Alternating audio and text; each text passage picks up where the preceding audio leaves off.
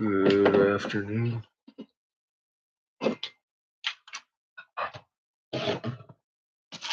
I'm almost to the dungeon. Uh-oh. I'll be back to y'all in a second. Oh, well, here, let's leave you listening to Josh Reeves.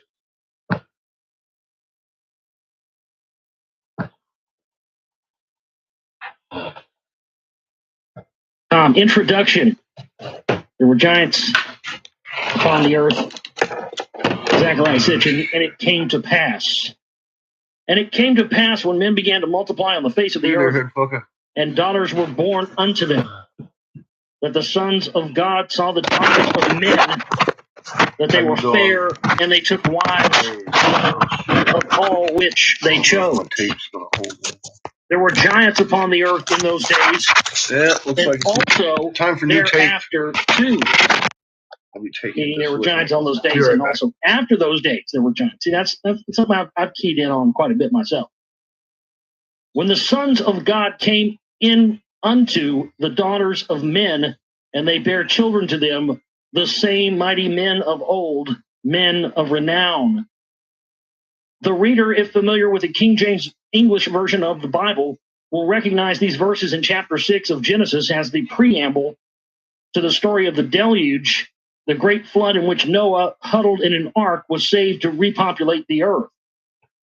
The reader, if familiar with my writings, will also recognize these verses as the reason why many decades ago, a schoolboy was prompted to ask his teacher why it is giants who are the subject of these verses, when the word in the original Hebrew Bible text is Nephilim, which, stemming from the Hebrew verb naphal, means to fall down, to be downed, or to come down, and in no way pertains to giants. The schoolboy was I. Instead of being congratulated on my linguistics acumen, I was harshly reprimanded. Sitchin, sit down, the teacher hissed with repressed anger. You don't question the Bible. I was deeply hurt that day, for I was not questioning the Bible. On the contrary, I was pointing out the need to understand it accurately. And that was what changed my life's direction to pursue the Nephilim. Who were they, and who were their mighty men descendants? The search for answers started with linguistics questions. The Hebrew text does not speak of men who began to multiply, but of Adam. Lens. The Adam, a generic term. Lens. A human species. It does not speak of the sons of God, but uses the term. Don't worry. We will continue listening to more Josh Reeves downstairs. I can't talk too much today because I have a definite sore fucking tongue and jaw. I don't even know how much I'm going to work today. I wouldn't count on too much. My fucking shit is sore.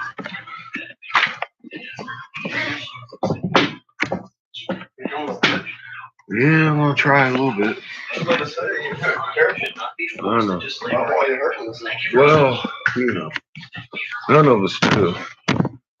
But I'm not going to sit around all day again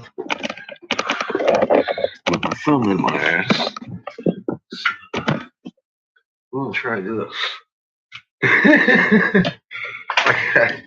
I'm just not one that sits very well and waits for things to happen. Even if those things mean not healed quite yet. But I'm not gonna work too much. They got me stitched on too. They took that whole side out. Oy. He was like, "We can fix this one." I said, "No, you can't. The motherfucker gonna be laying on your plate because I want it out too."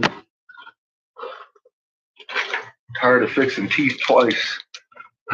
Doesn't work well.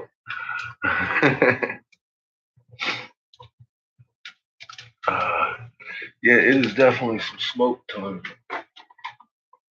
I haven't been smoking much either. They gave me some painkillers. I only took one. I needed some that day. I needed some within about an hour after leaving the dentist office. I was like, oh, maybe the little tough guy over here, me, ain't so tough. I was like, give me some fucking painkillers. I had never had 3 molars taken out in the same day, so that was a new experience for me. No, fuck no, and me. Why? Look, I just had him pull some shit out of there because I didn't want to ever have to revisit it again. I'm going to have him pull some more out of here so I don't ever have to revisit it again. I'm going to get myself a plate with teeth on it that when I go and I'm done eating, I can go and put them in a jar, walk like a fucking Egyptian because I ain't got no fucking tooth pain. That's my plans. So yeah, I know I'm pushing my luck with a dry socket, but I gotta go get my gauze and we're gonna take it easy today. I'm not out to get a dry socket. I'm just, well, I am properly motivated to get something fucking done today. That's all. I could get a dry socket sitting around puffing on bowls in my room by myself. It's been 48 hours now, though. So I asked him, I said, how long should I wait till I go back to work? And told him what I do. It's like I blow pipes. And he was like, God damn fucking hoodlums. 48 hours. I said, okay, cool. My tongue is swollen though from where I got them. They shot me up full of them Novocaines.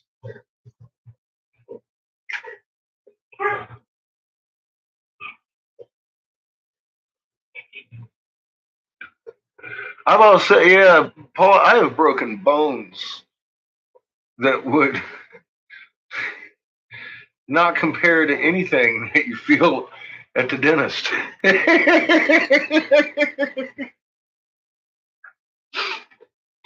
Oh boy. Homie grabbed hold of this third one.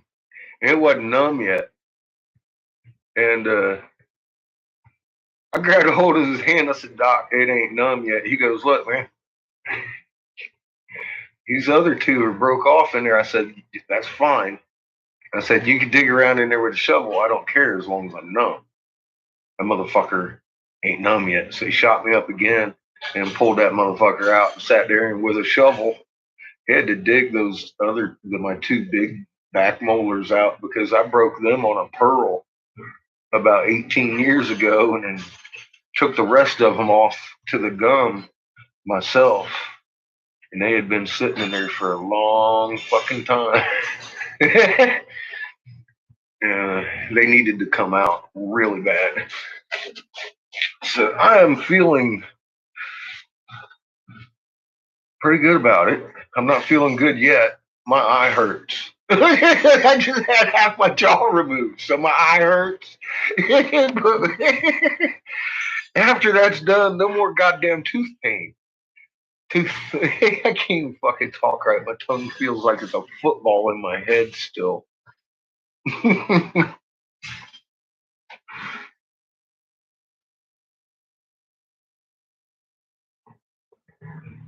Yeah, the pressure isn't so bad. Shit, I sat there and held my jaw steady so it didn't move. He said, if I can't get these out, I'm going to have to send you to a surgeon. I said, Doc, as long as I'm not, I don't care if you cut my gum right out of my head. Get the fucking tooth out of there. And I sat there and I held my shit for him. My son, he turned white and the doctor looks at him and says, You want to come over here? Sit down? He'd never seen Daddy in pain before. Then went home, he started reaching for them molars and they were going crack, snap. Boy, he just about hit it. He was like,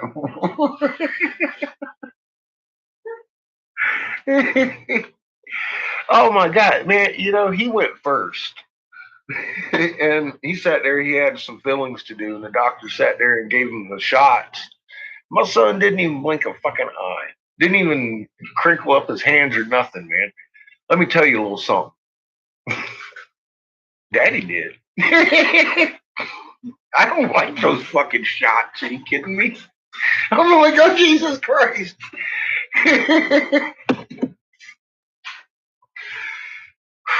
Gotta love it. I'm going back on Tuesday. What's up, bro? How you doing? Drive safe, brother. Quit typing to us.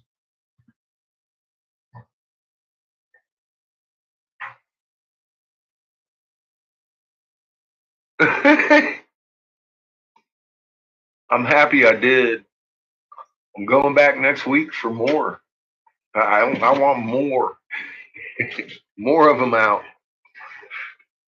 I am going to have a couple of them filled, but most of my molars are coming out of my fucking head.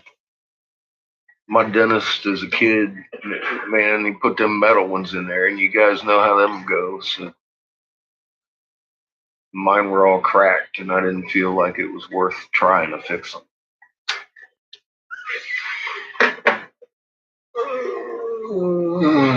Are you the one that was dinging me, John? I haven't checked that yet.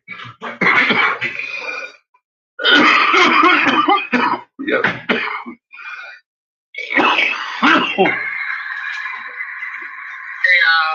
I'm getting your message. Sent me a channel that's repeatedly caught the same planet, one of Forrest's planets.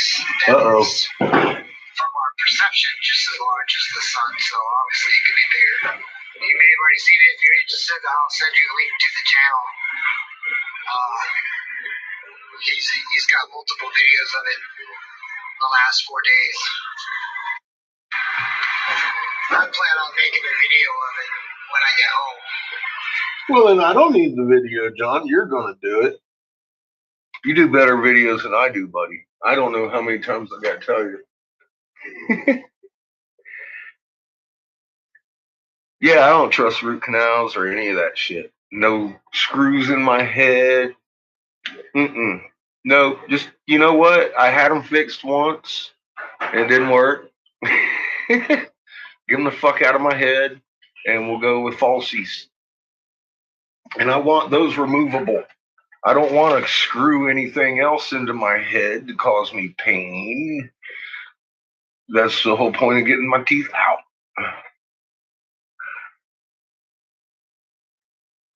And I really don't care. As long as I got something to chew with. I'll take them motherfuckers out every time I'm done with them. Put them in a little frame. Be like, them's my teeth, motherfuckers. Can't knock them out. They're framed over there.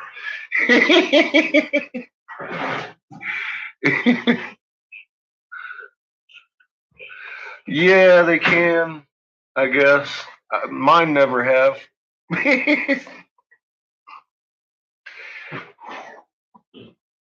Yeah, I had some bad luck with my teeth. What can I say? And I think my dentist as a kid he was definitely a masochist, man. He liked causing pain. He used to tell me all the time, Mom and Dad put me in there and they never went in there with me. I go in there with my kid every fucking time, man.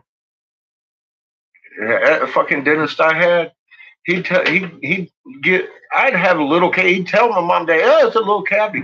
That motherfucker would end up drilling out most of my fucking tooth and pumping with the little fucking mallet and shit and doing it without any Novocaine at all. When I was a kid, okay? So, dentists, I'm not okay with. In any way, shape, or form. I have nightmares about them. But I'm 50 fucking one. I gotta grow up at some point. So I went and had my fucking teeth pulled.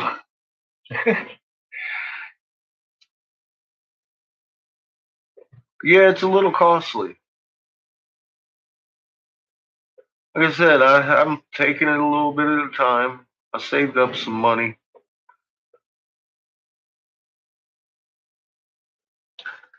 Yeah, fluoride. You can over fluoridate, and yes, it will pull the cat. But my problem was, as a child, they thought I had TB, and turned out I was actually just allergic to fucking feather pillows. And they put me on this fucking experimental cough medicine that was made out of codeine and shit. And for some people, it completely disintegrated their teeth before they ever came in. For me, they were weak and yellow. It looked like I was a smoker at fucking 10 years old. But it was from my cough medicine that have really fucked up my teeth. And even a dentist, when 2 days ago, when he was in there, he's doing that deep cleaning. He's like, "Man, your teeth are fucking clean. They're tore back." I was like, "Yeah, I told you I cleaned my teeth. It's just I had a bad start at it, and I want them out of my head." And he looks at me and says, "I can tell, and I understand." So he's with me. He wants to help me get my teeth out of my head, and he's giving me a good price break. So I'm taking Seamus and shit. So I might actually get some. And I'm going for the cheaper dentures. Like I said, I don't give a fuck. As long as they fit in my head and they chew. I don't care how they fit. They chew the fucking food. I can take them out and I'm done. So yeah, I do all that. I take care of my teeth really good. It just I've had shitty teeth all my life.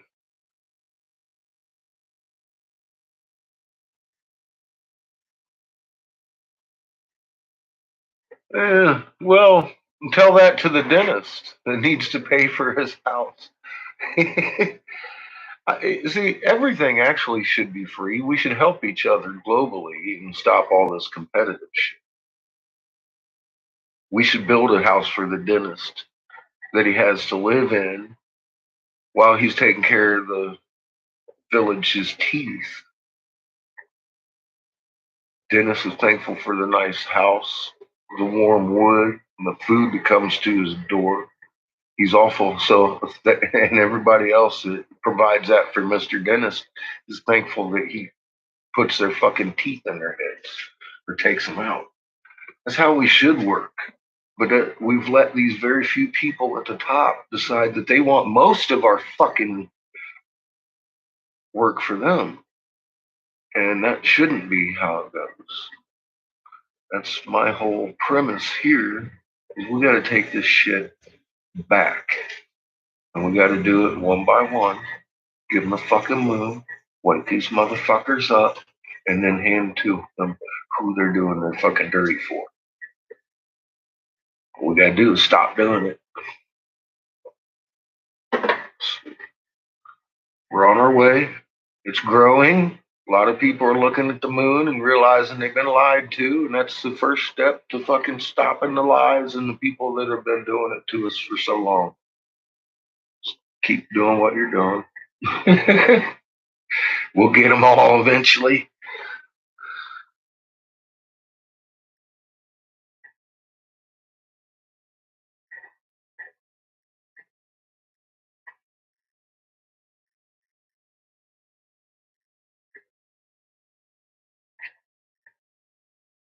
A swindling dentist.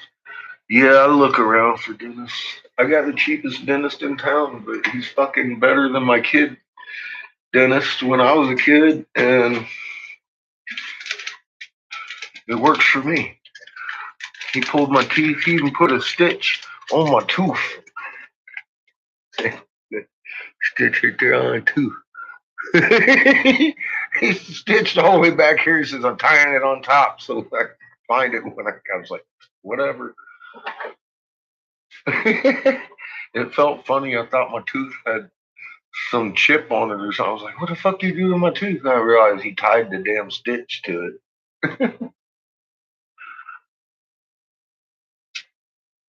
Hey there, Kate.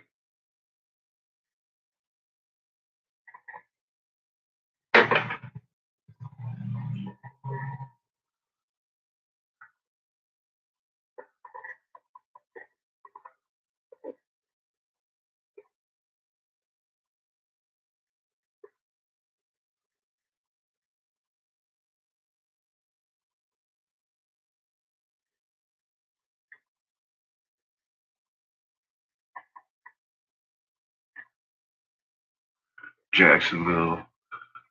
I was married in Jacksonville. What up, CH?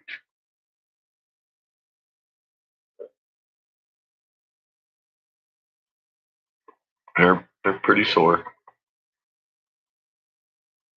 My tongue swelled up, so I might lisp a little bit. But that happens.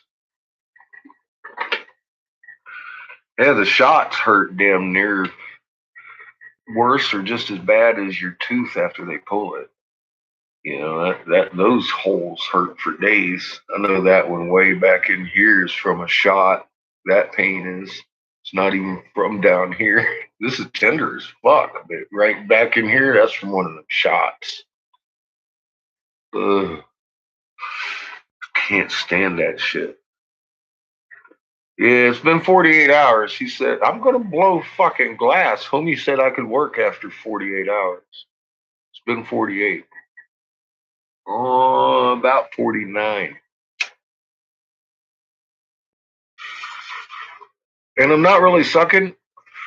I'm kind of inhaling. Be very careful. Very, very careful.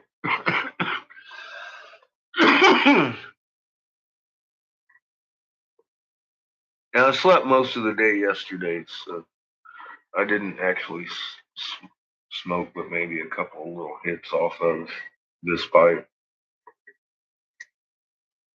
All I ate yesterday was a shake, milkshake. Had some donuts today. I'm hungry, but ugh.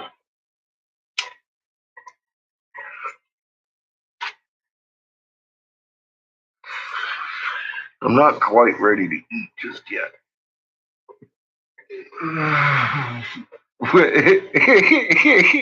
Yeah, I'm taking after the Clinton.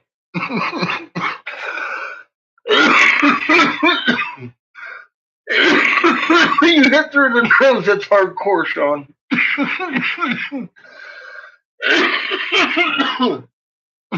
That's some hardcore shit. I know. See, if I was thinking, Kate, I made soup last week.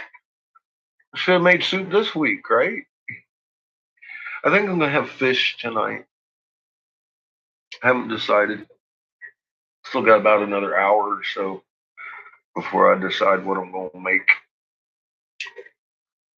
But I think it's gonna be some sort of fish because fish is generally something you ain't gotta chew. You can just kind of roll it around with your tongue and it falls apart and you swallow that shit.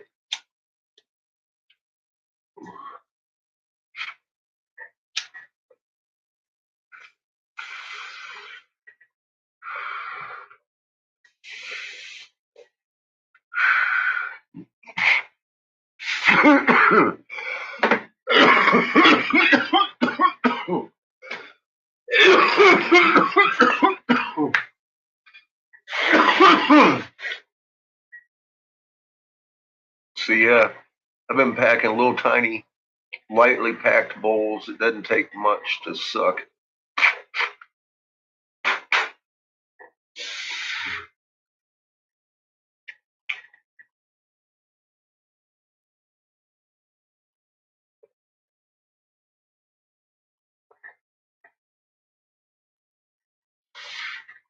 So I had a dry socket once. I went to work the same day I went to the dentist and had one of my wisdom teeth pulled out. That motherfucker still got a hole. That was 3 fucking years ago.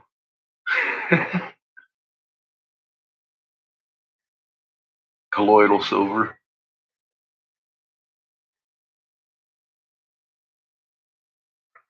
Yeah, the royalty don't know any borders. That's right. They got 180 of them under fucking lock and key, and we just kind of let them do it. Yeah, I had some of that colloidal silver on this fucking finger. I could see the gristle in the knuckle in there when I burned it.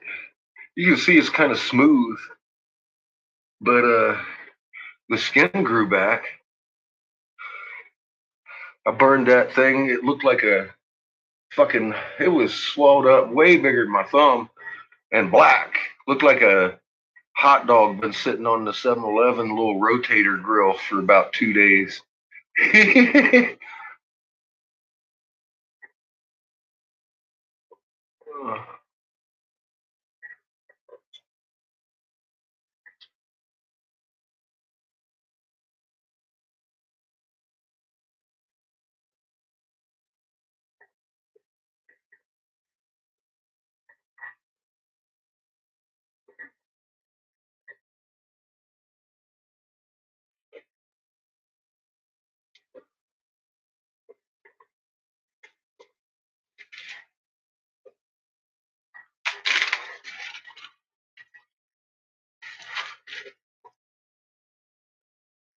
Well, if you're peaceful and happy in your heart,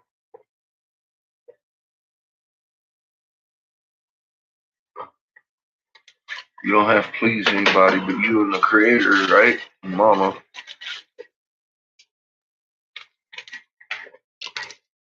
That's why I don't take it too personal when people call me an asshole. Because I am. Give a fuck. I ain't out to impress nobody. I'm just out here trying to fucking show everybody what's going on. Share what I know. You know what I mean?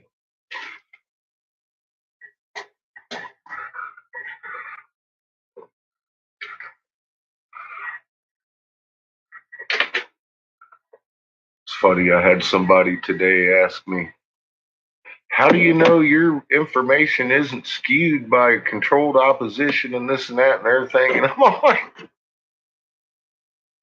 because my information came from me. I fucking went and looked it up. So have you ever read a hieroglyph? You know, I said, you must be new. So he comes back at me. How does that answer my question in any way, shape, or form? I was like, because I don't get my information from fuck nut YouTube videos like you do.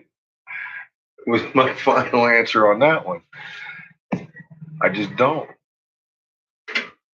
Simple as that. And I don't expect y'all to. I know a lot of you don't.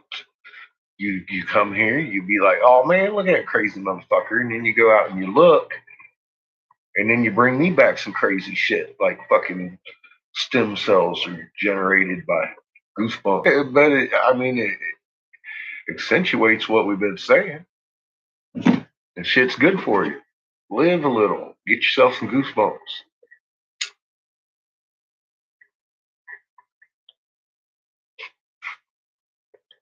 But yeah, somebody brings me like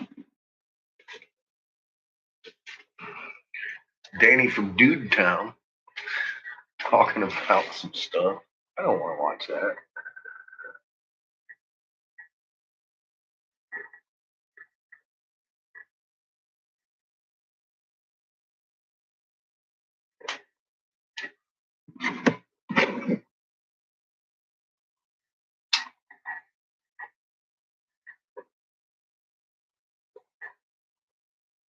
Because I had somebody tell me this morning, I know how you hate links, but here's a link to Danny Dude Ranch over here, and he's got a video to show you. And I was like, I clicked on it, and I was like, I've named this motherfucker out so many times, I just can't take it. And this person has already been warned a couple times. Has sent now. I didn't mind the Iron Maiden link, but don't send me Danny Dude Ranch over here talking about some shit because he's on the dole, and I've already gone over that. So she got silenced, although not on this channel. We'll hope she doesn't spread any more Danny Dude Ranch over here. To be remain nameless, because she didn't really piss me off, all other than, well, I know you hate links, but here's another one. Like after putting 50 of them on there, I'm like, that's just one too many.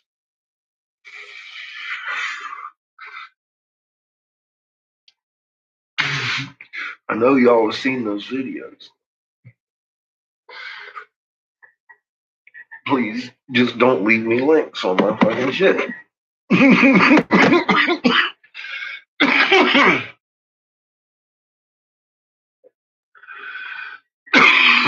John knows better. He sent me a thing, says, "Hey man, I got this, but I'm gonna make a movie of it." And I'm all like,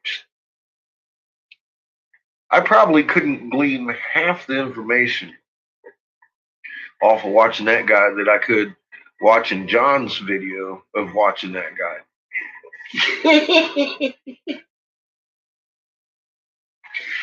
Damn it. And if I like the guy that John's on there, then it's my choice to go to his channel and be like, "Hey dude, I really like your shit. I'm gonna sub you." I like doing that. Yeah, that's what I think too, CH. The only honest to God link I really want ain't coming. I've been looking for it for a long time. I just don't have any hope for anybody to ever find it. But that $1,000 price tag will get a person or two to look. And that's a person or two that didn't look for free. You know what I mean? I do what I can for you and your families. That shit ain't for me. If you're having somebody be all like, well, give them that one. I'm not nice in it, am I? But I put it down to them. If you can't fucking prove it, then shut the fuck up.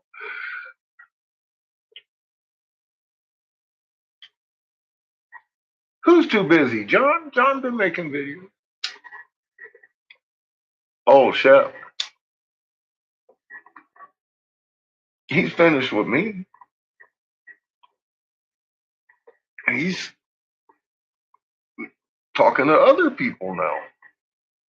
I said it's going to be a movie, not just a movie of me. Might have a short piece in it. After all that, I don't know what's going to show up after the cutting room floor. I hope he ties it into the truth and this whole big scheme, because it's pretty self-evident. I know he hasn't gone over my material, or he hadn't before he came here. He hadn't seen the moon yet. So those are a few things that he should look at, hopefully, before he edits the thing. Because once you do see the moon, you understand a little bit better that, holy shit, okay, well, there is something definitely big going on that nobody's talking about.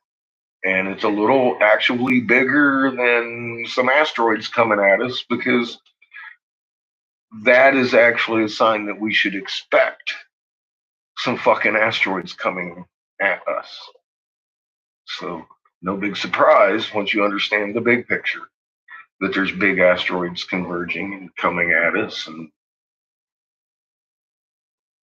everything else has been going on. And it's definitely not a big mystery as to why the government is doing what they're fucking doing right in front of our faces.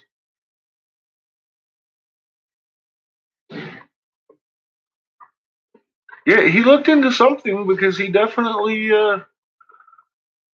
came to talk to me for a couple of days there. I mean, he didn't just drop in and shoot a picture of the crazy guy and leave. Which, I mean, I gave that a 50-50 shot. I was willing to go for it. Why not?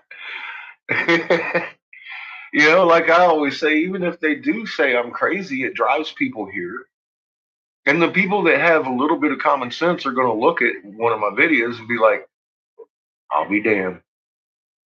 Maybe the guy that sent me here is crazy. But this guy's definitely fucking got a feral cell. I learned something. But see, that's the thing. Look, people, which of us haven't been looking for answers for at least 10 years and been finding bullshit? Bullshit and lies. Well, what happens when you see the fucking something that makes sense?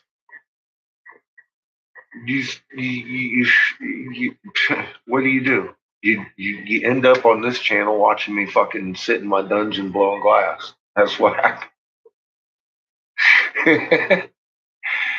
Because you can tell when the truth is the truth, and you guys go out and you start fucking learning more truth than I knew. Like I said, this is like a big fucking snowball at work here. I'm learning too. Does that mean I gotta have patience for a bunch of fucktards? No. I made those videos. It ain't my fault they ain't going back there looking at them. So expect me to be just as harsh on them as I was you when you first came here.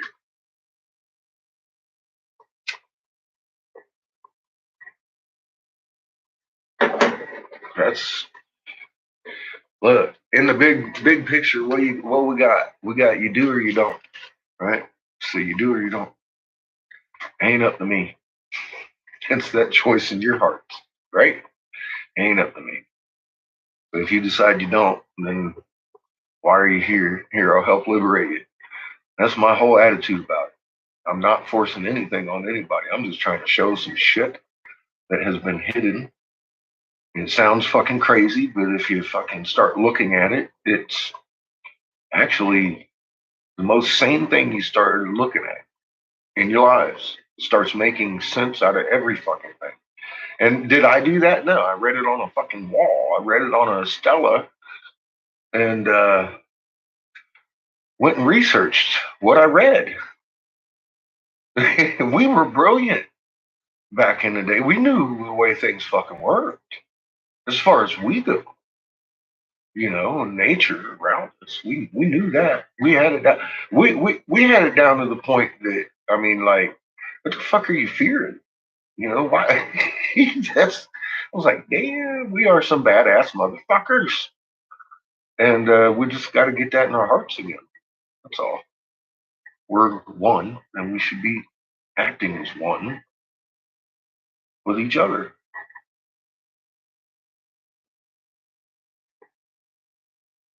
And yeah, there is that, Kate.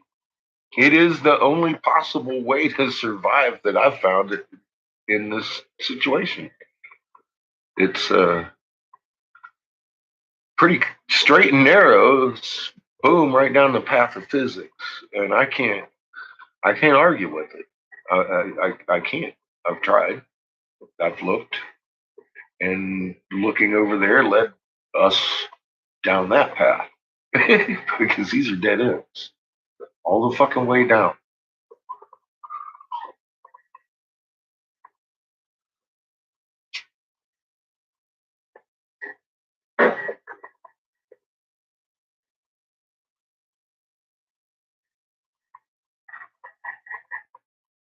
Yeah, I'm buffering too.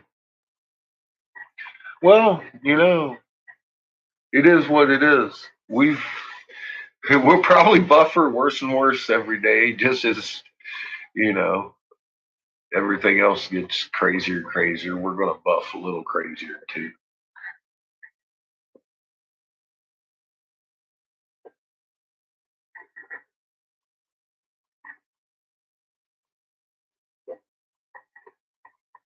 I agree. Also, Desert. The wiser I get, the less I know.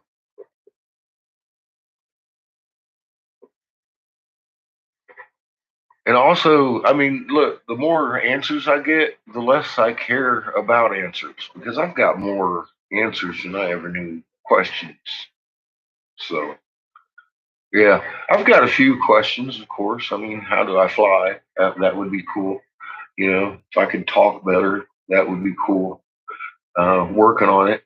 If I could read better, that would be also cool because I'm still just a little kindergartner reading these fucking rock walls, and I haven't even looked at hardly any of them. You know, they're hard to find the fucking pictures of these things. You know, so you just gotta look. Sometimes you look and look and look, and you just keep seeing the same pictures, and it's like, what pictures aren't they showing us? Because I mean, there's a whole fucking temple, like the Temple of Dendera. You know, fucking find pictures of that. There's just a couple. That's it. You know, there's whole roofs and columns and everything else. But, you know, here's the couple of little fucking pictures hidden out of the way. And, you know, it's so I'm like, man, I wish I had paid attention and taken, but, you know, we can all wish and shit in one hand and get that one full first. But I'd like to find a Egyptologist and teach them this shit. So I'm looking. Uh, Boy, that would be really cool. You know, because they've already seen the temples and the fucking columns and shit, and they can make sense out of what they've seen, and that'd be a hell of a lot more wealth than what I have and what I've seen, because I've never ever looked at Egypt before. However, I have found the connection between everybody global that I've looked at so far. And that would be India, China, fucking South America, the Native Americans, all that in the drawings and the technical. Like we got Birkeland clefts on these fucking positive and negative fucking suns just 10 miles down the street from me, drawn on a cavern wall. We were definitely speaking the same fucking language globally, right down to the fucking scratchers. We were scratching that shit on, and it was still technical.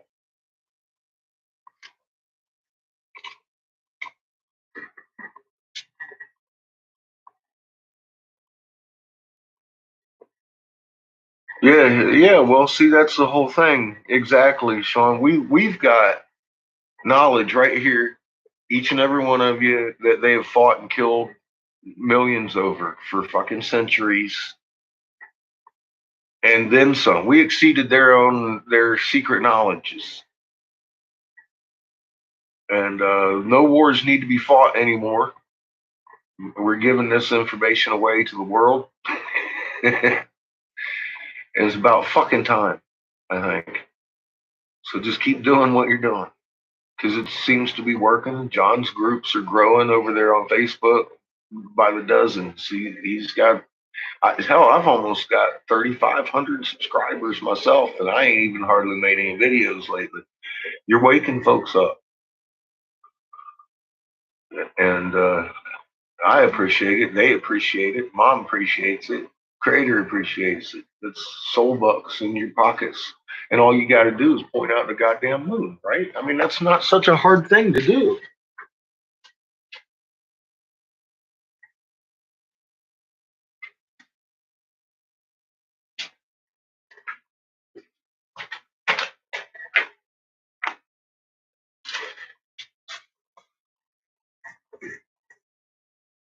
Especially now that we've got so many collaborations. I mean, look, most of the time I've been online, I've never made a video until starting last year, and since then, how many correlations we got that the fucking moon's turning over and over? You, everybody, all these videos, John and me, and fucking dude, it's happening. We even got Eric Briggs over here, the government fucking paid troll, telling us it's just an illusion, but he's not actually denying that it's happening, because it is. something you can fucking watch. But is he going to have people believing that it's a field rotation camera setting causing it? Yeah. I've seen it. I've seen it actually happen. Oh, it's you making funky noises. I'm like, what the fuck is that? All right. Gotcha. Picking up on the RF coming off of my kiln. Yeah. Solved that one, didn't they?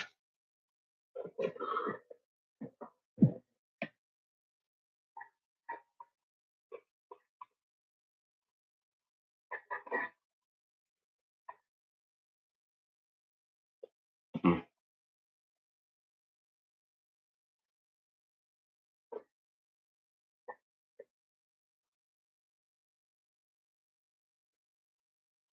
Yeah, the knowledge is in us. You just got to go in and talk to your gatekeeper.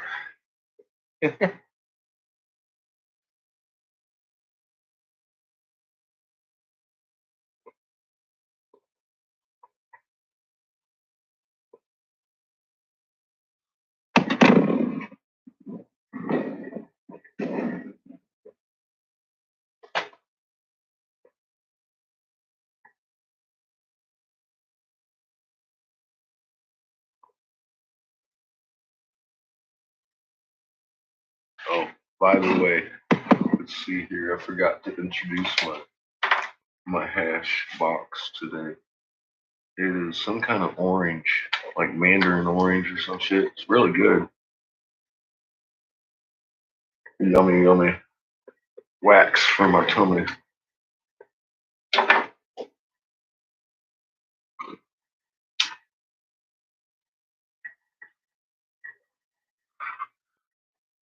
Hey there, Glenn. How you doing? Oh, very, very orangey. I like it. Ow! I just bit down. I'm okay.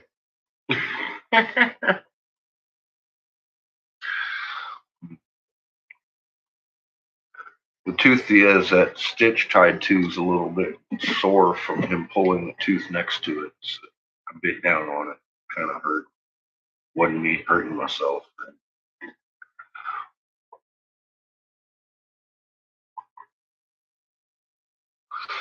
All right, cool. Yeah, I've been watching my end. It's coming through pretty clear. I've only buffered twice in 40 minutes, which is actually not bad.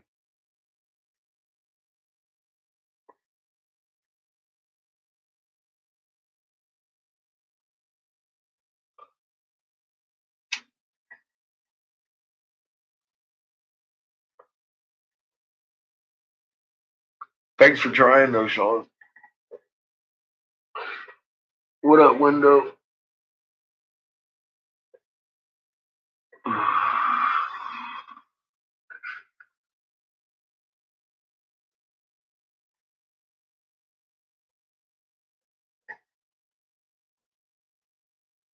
Found Roberts. Robert. Who's Robert? Is Robert missing? I guess I missed the conversation.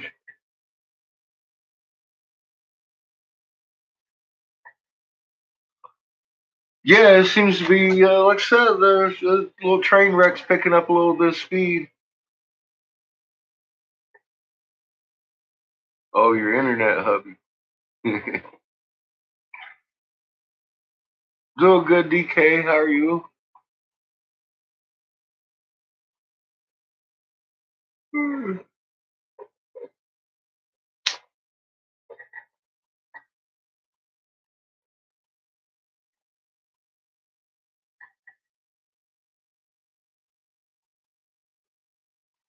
Oh, boy.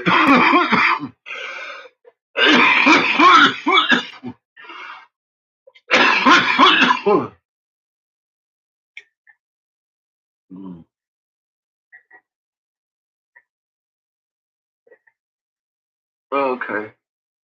Yeah, he might be doing work with Shut Back East. I don't know. I know he had one stop to do in Arizona, and then he was heading back east to finish up his interviews. So, and has people back there. He came out here and did this leg by himself. Yeah, I'm doing pretty good. I can go turn on my oxygen here pretty soon. My kiln's acting like it might want to heat up. I've been having problems with my thermocouple. What's new? I'm gonna have to get a new one of these days. Oh yeah, I'm whooped. I slept a lot yesterday, but I still feel like I could sleep today.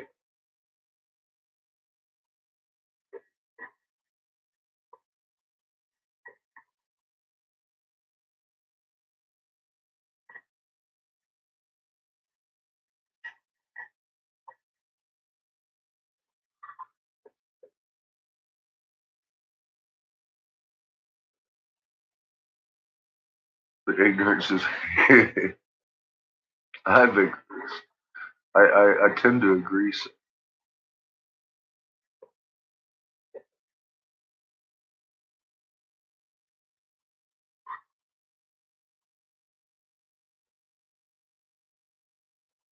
Yeah, compression showing through pretty damn good today, Glenn. We got crinkles all over the place. Front, back, side, up, top, below. It's kind of showing through. They NASA, man, they coming up with all kinds of, there's tears, there's rips, there's holes, there's shit in the magnetic field. There's a zip. What was that called? Some kind of fucking engine design, some kind of zip engine.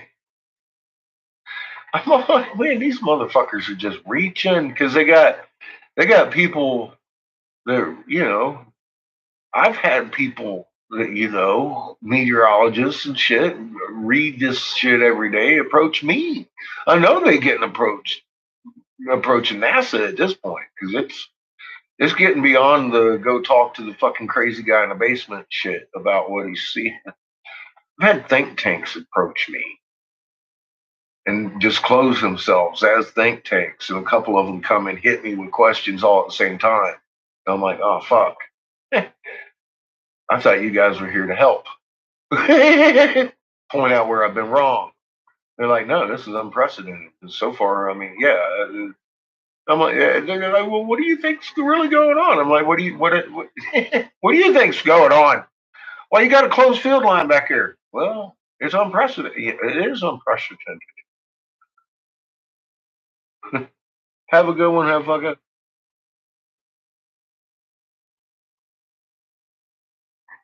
You too, DK. Sleep well.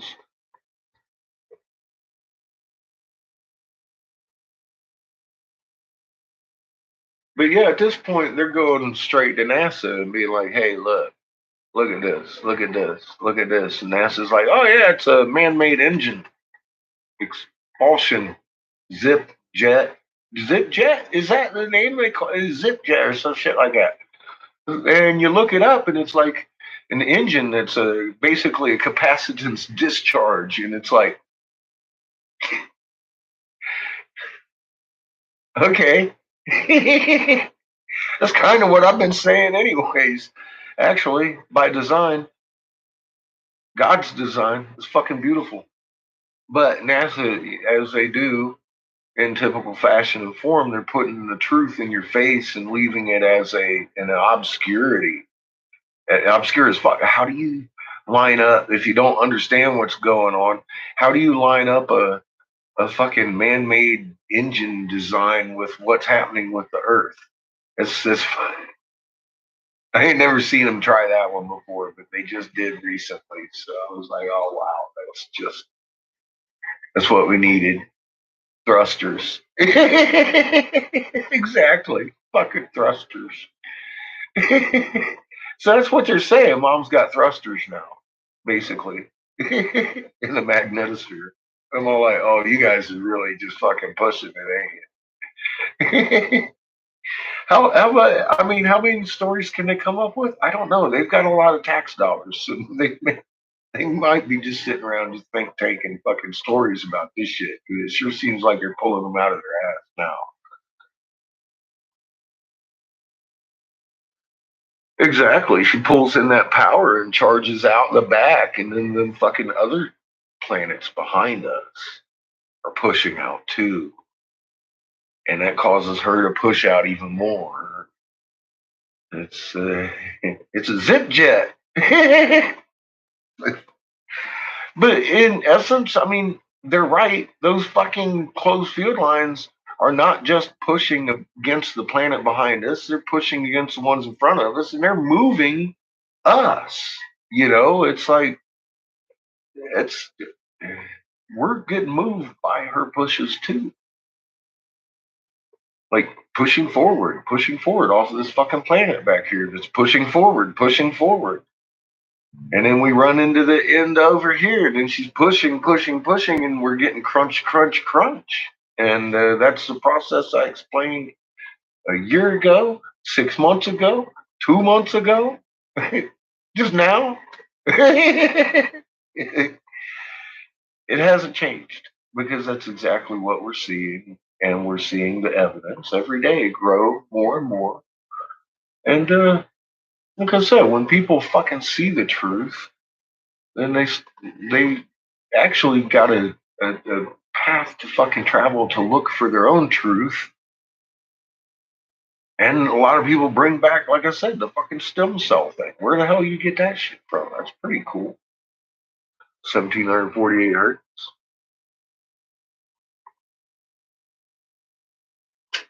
Um,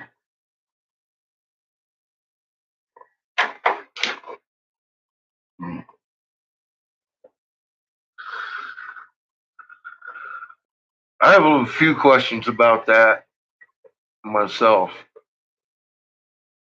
About when we flip, will we? Mom says she has 4 poles, just like every other magnet. Just relax ours and you'll be okay.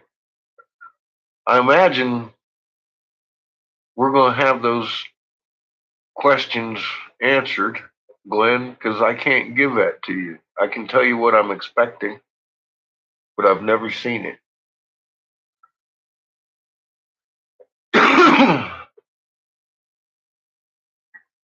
As far as the other planets and the suns and all that go, I gave a little bit of a demonstration today off of some of the previous videos that I've made about it.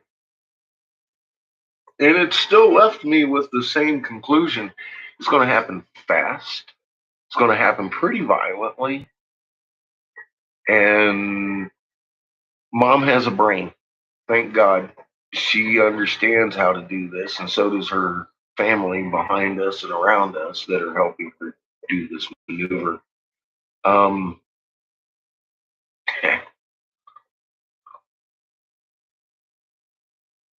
Gonna be fun finding out, ain't it, Glenn?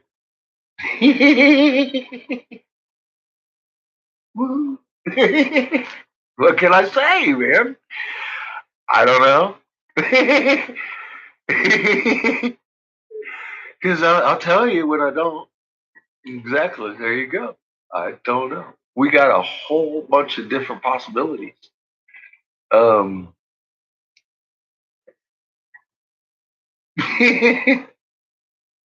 just hold on, relax your magnet, let Mama hold you. Just relax your fucking magnet. She keeps saying, "Just relax it, let me have it." I'm like, "All right," because she got 4 poles. She's really, really, really good at being a planet and holding everything down. Everything's still here, even through the Cretaceous. I mean, there was still 6 of us. She was asleep then. They knocked her out. We read that. It was out of her control. This one's they're actually doing on purpose. So I'm expecting better results. Just put it that way. But I'll go back on the if you're getting strong dreams, you might want to relocate. You might want to relocate. If you're living in LA, get the fuck out of LA. San Francisco, I'd get the hell out. You can take a fucking bus. They're cheap. I mean, I really don't know what to tell you. I'd get the fuck out. Everybody's got options, I'm sure. I was full custody dad of a 6-year-old when I moved. And I've been driving around in a little 200,000-300,000 mile cars since then. You just do what you gotta do. I just wouldn't stay in a lava bed right now. That's your choice.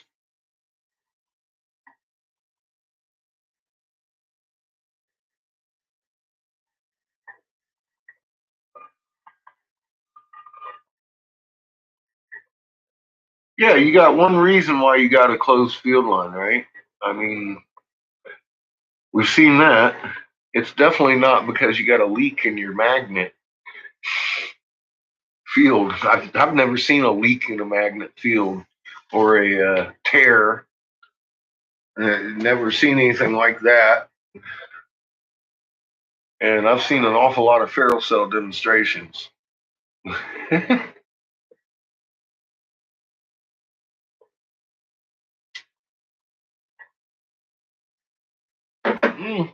Yeah, I mean, shut off all your lights and close all your curtains and everything, and or even shut yourself in the bathroom and you take in this little tiny flame like that, and the whole fucking room lights up. That's what we're dealing with here, and that's why, like I said, when you've been looking for truth for at least a decade, and then you run into shit like this, it gives you an avenue to go further. You actually have, oh my God, look at that. Let's go look over here. And that's what's happening. Simple as that. You guys were just wise enough to see it first. Now you're helping wake up your families and your friends and your neighbors, and they're starting to fucking help them wake up their families and friends and neighbors because you're all giving them the moon. And it's for the first time in a woke person's life, they see the fucking moon. They're like, holy shit, now I'm really awake. Have a good one, Kate. Did she take off already? Yeah, she. Oh, there she is.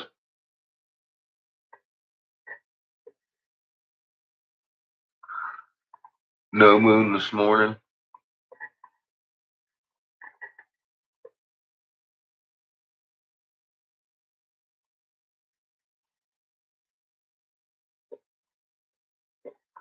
Yeah, vigorous, it's coming.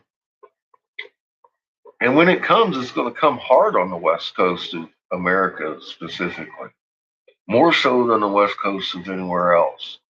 Because, well, South America too. Those west coasts down there are fucking riddled with volcanoes that are fucking exploding and catching everything on fire. Especially South America right now. I mean, look. I just NASA says we're slowing down. That we're on the ball. NASA said we're slowing down. No, I don't trust fucking NASA, but you know what?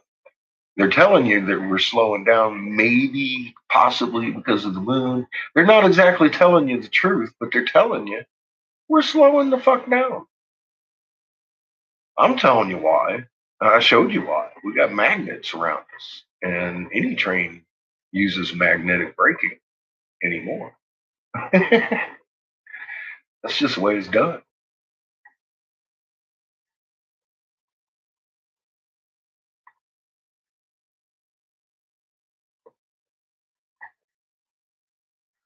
Yeah, I know, vigorous. So,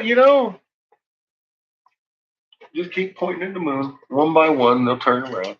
They actually talk about it in the high school up here because my son and his friends talked about it. The teacher started looking and realized, oh my God. So they're talking about it to some of these kids that really normally couldn't give a fuck because nobody told them to, mainly. And, you know, sometimes we realize that's definitely not our job to do. Somebody else needs to tell them. But occasionally you run into the one that'll fucking be the one that wakes them up because it's one of their friends or something.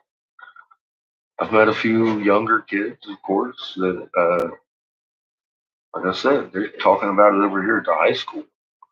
And just years and years of persistence and getting better at it makes people look a little easier. Not much. But the ones we don't reach are going to get reached by mom and dad anyways. Even the deaf. We've read that. I know. I understand that now. I'm all like, oh damn, she got her alpha wave. You don't need no ears.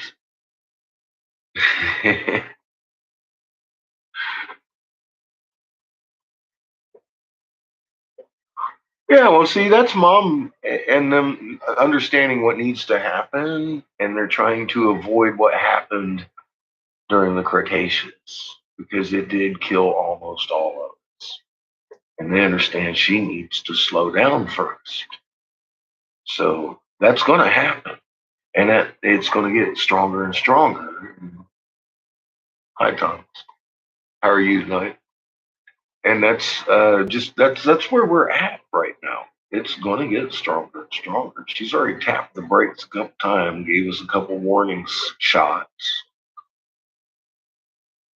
Do I expect another warning shot? Yeah, it's probably going to be bigger than the first two. People might get hurt. I just hope you don't.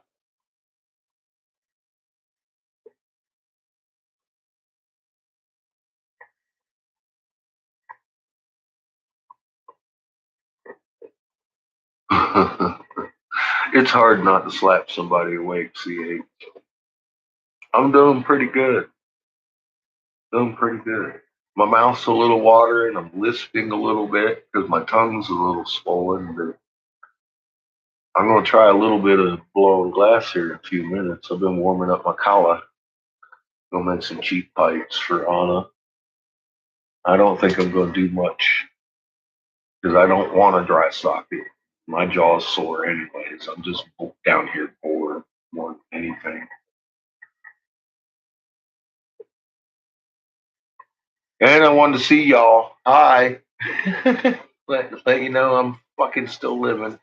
Although you could see me this morning on my videos. Somebody might have had a gun to my head making me do it. Right? Yeah, I'm just kidding. I don't think anybody gives a fuck at this.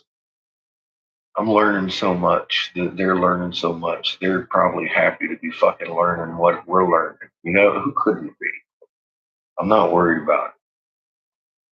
Mama's got my back and my ass covered. I know that. And like I said, man, she's shown me, fuck, man. I mean, there's been several times that my magnet is what saved my ass, and I'm not the one that used it.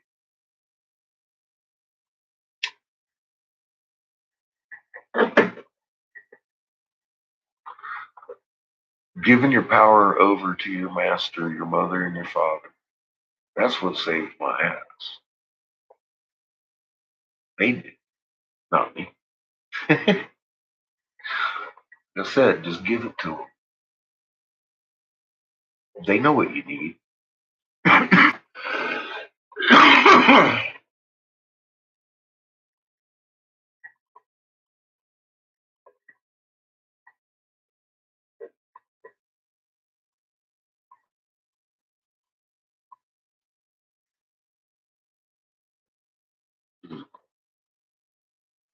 You may, Thomas. I expect by my birthday us to be in full martial law. I'd imagine 180 nations. I didn't see it coming, but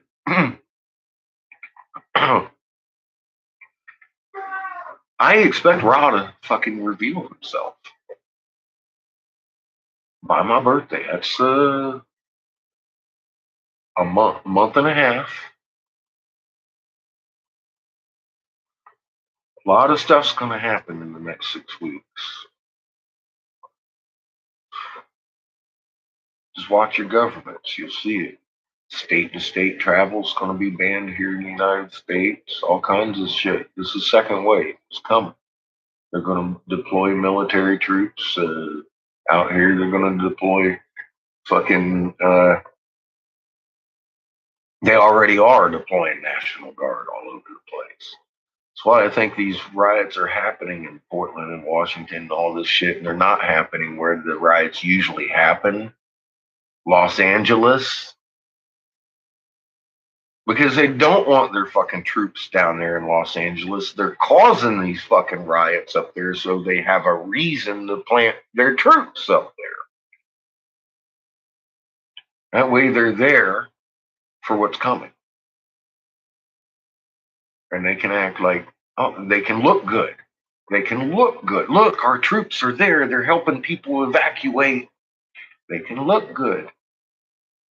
That's what's going on right now. You're watching a setup so they can look good when it blows. They've already got the medical shit set up over here for the evacuations. They got your masks and they got the fucking troops in place. And it was because we had to control all y'all fuckers anyways. You know, and dude, when it starts to slow down, that fucking poof, you're going to see it move all at once.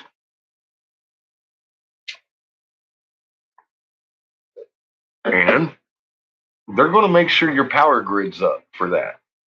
So they look good.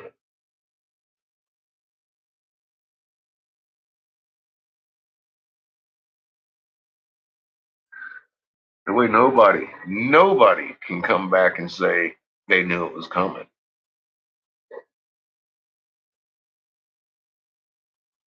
They're going to look good.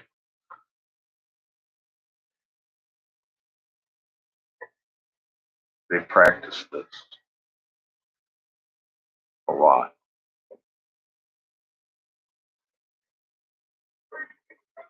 Eatable. Yes, I agree, CH. Every one of these fucking politicians can eat a bowl of dildos.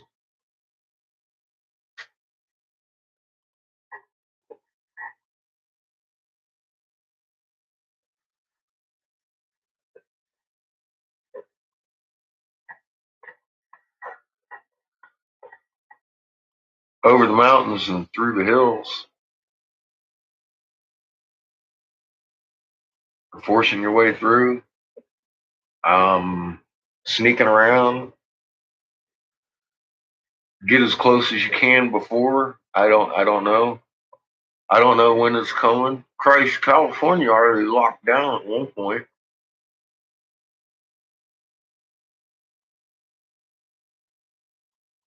A lot of the states out here put in travel bans. I'm expecting much the same, but worse in wave 2.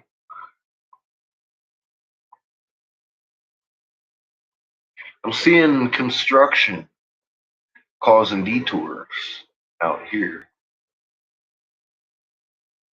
that just don't make much sense as to why they've been sitting so long and so extensive and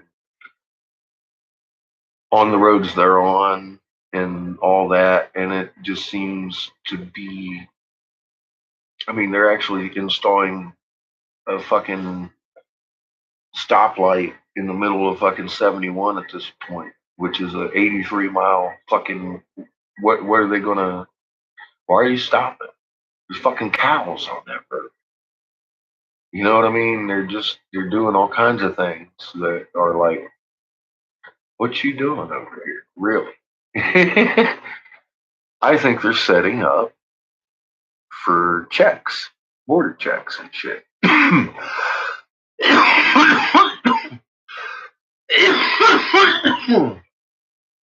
As in, you'll have to have taken their vaccination to get your fucking travel pass.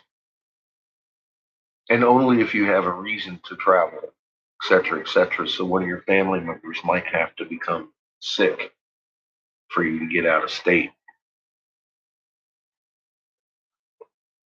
As in, I got to go take care of my long lost aunt in North Dakota.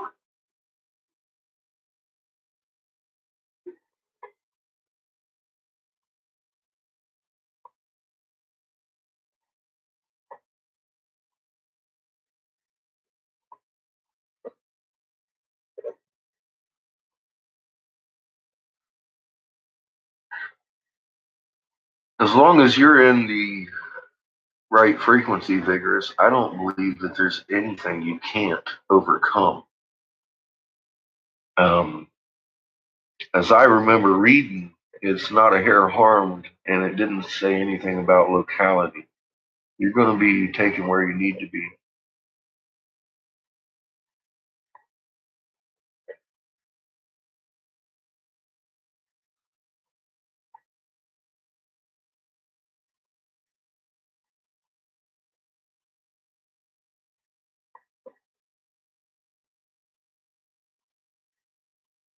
You and me both, CH. They're going to have to kill me before they vaccinate. That's just where I stand on that bullshit. I'm sitting here, my kiln is almost hot enough I can justify popping this purple out and finishing these purple pieces. Let's see what other colors I've got. I've got that purple blue, a dark blue, and an amber to do. That's it. That's 38. Oh,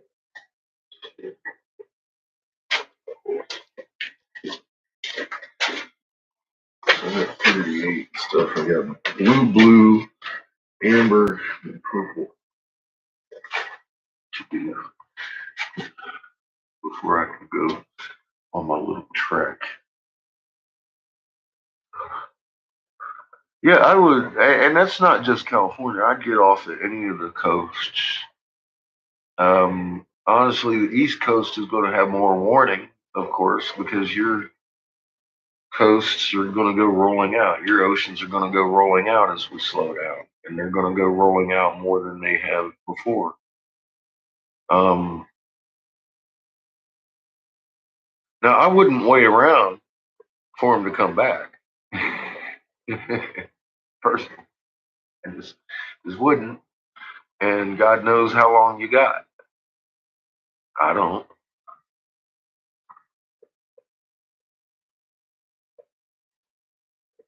Yeah, there's little faults everywhere. Hey, if you can make it onto that Creton, get on it. You know what I mean? That thing's just sitting there right in the middle of the country. Hardly anybody's sitting on it. That's the funny thing. The most sturdy part of the earth, no one's sitting on it. That's what you get when you just listen to the establishment. I mean, it's not an accident where 3/4 of us are sitting on a coastline. It's not a. It's that is not an accident. You got to know they did that shit on purpose. What up, Jason? How you doing, man?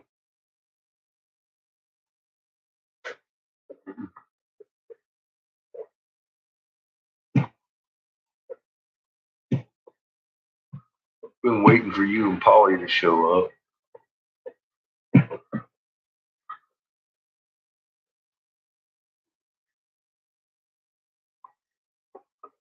Neighbor fighting neighbor. Yeah, they're trying to get neighbor fighting neighbor everywhere at the moment. Like I said, I don't know what the hell they're gonna or how they're gonna pull off this fucking election shit. We're under martial law. There is no president. Emergency act. There's a leader of FEMA. But to keep the show up, they might throw in a fucking fucked up election with fucked up results and just fucking, oh my god, dude, they got one person saying one thing and another person saying another thing about the results, and then they got to go to the fucking courts, and the courts are undecided because one guy's saying one thing and the other guy's saying another thing about the fucking election. And they just gonna have us fucking fighting. I'm telling you, man, it's silly.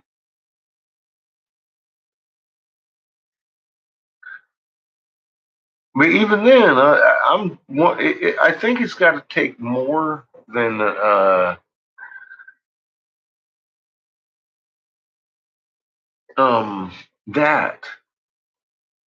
I'm convinced they're going to take Donnie out of the public eye for about 3 days after they blow his fucking body double's head off and bring him back, and he's going to save your ass. He's going to bring in that one world religion and all that shit. I think that's the guy you're looking at, the orange one. I don't know. We'll see what happens. We understand we got the Messiah in Israel already. We heard that from the Hebrews this week or last week.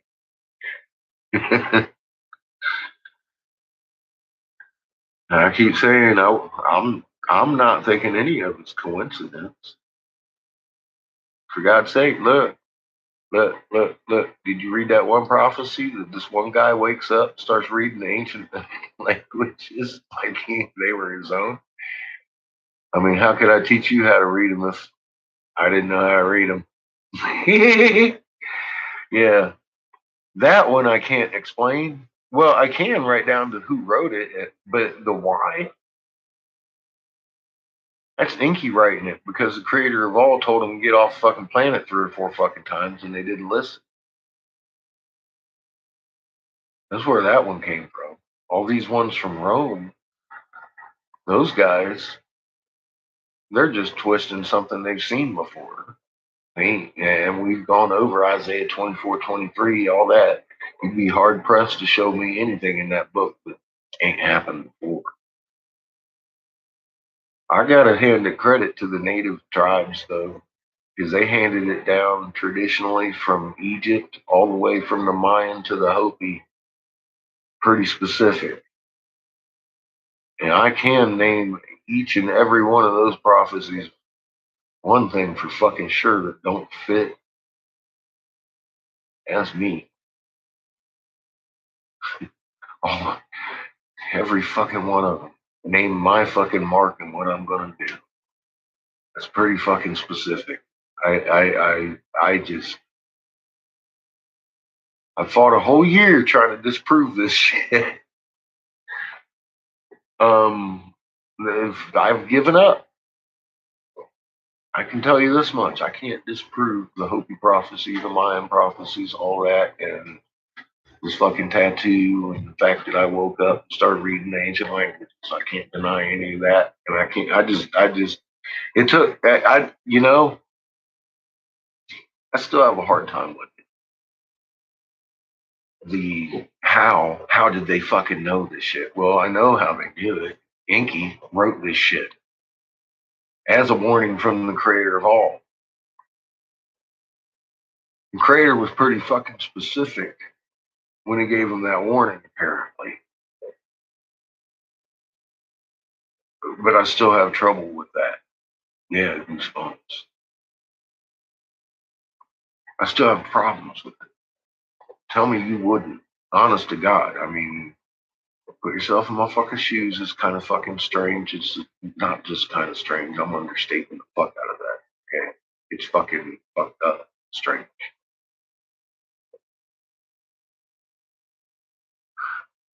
I still hope one day to prove how in the hell. I know how they knew. I know how they knew. Creator of all gave it to them. And they handed down tradition like they do tradition. They got to tell a story for years before they can be a tradition master. And then that tradition is held, and the fucking mark made it all the way through. And so did reading the hieroglyphs.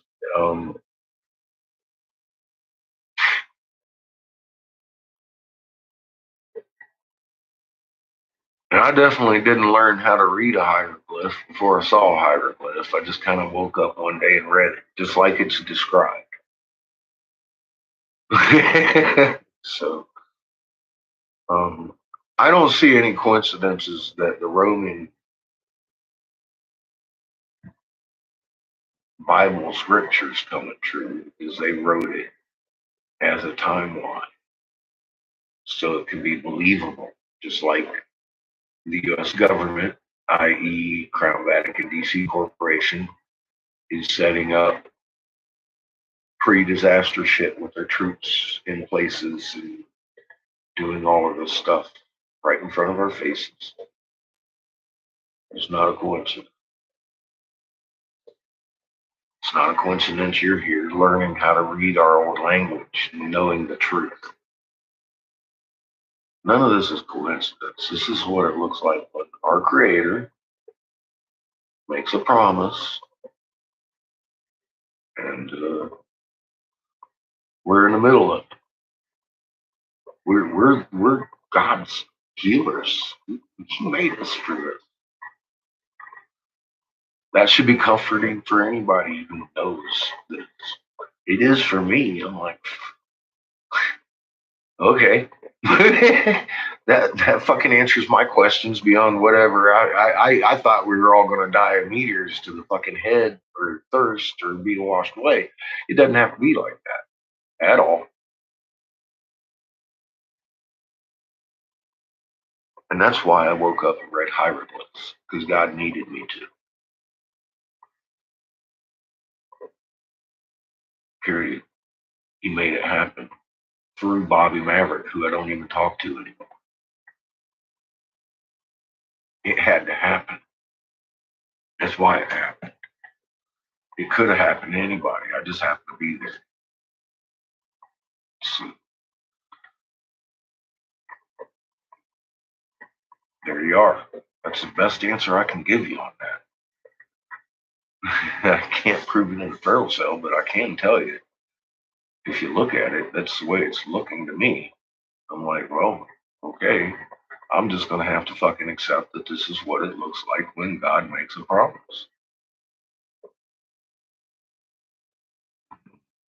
I can't even call that faith. That's knowing that this is going on. And that's the answer for it. I might not like it. See, there's where the problem is. I don't like the answer. Although it's a great answer, I just don't care to be, man, I can't.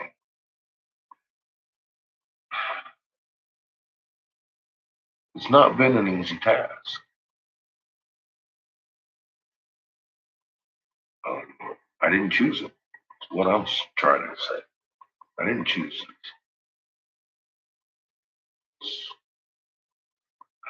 I'm not going to refuse it either. That's for fucking sure.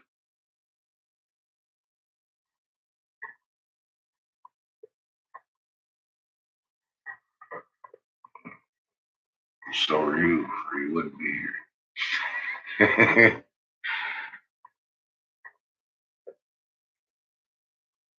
Yeah, don't kill the messenger. They tried. They tried to kill the messenger, but it didn't work. It just inflamed the messenger and mom and dad, and they were like, you know what? Here, let's talk to this motherfucker and let him know what's going on. It took me long enough, didn't it? And like I said, I don't like the answer. I'm still kind of looking for a different answer, but that's the best answer I've got so far is what it looks like when God says that's enough. That's enough. Here we are on in the betweens. We got to wake up our watch, and it's not that hard. When you're waking them up with truth, they might resist you. I resisted. I didn't like it. I had to look it up. I would hope they would. They'd let go and look instead of believing anybody. It was like, I mean, how many times I got to say, you can't believe this shit. You got to know it. You got to know it here, man. You got to know it like, that's my thumbprint. You got to know it. Not that I know my thumbprint, I just know that's my thumbprint. That's what I'm saying. I know that. It's on my fucking thumb. You know, God exists in every fucking atom in creation. See, I know that too, like that. I proved it. I didn't read it in a book. Somebody asking me where my information, how you know it's not skewed, because I took the mechanics of it and broke it down and proved it. That's how. I didn't. I don't I don't know how anybody else researches. I go to a source and I break it down in the smallest components I can and I research it. That's all I got for you. I looked at magnet principles and brought that to here. And I was like, that's what fit because I got a magnet. And I went to surgeon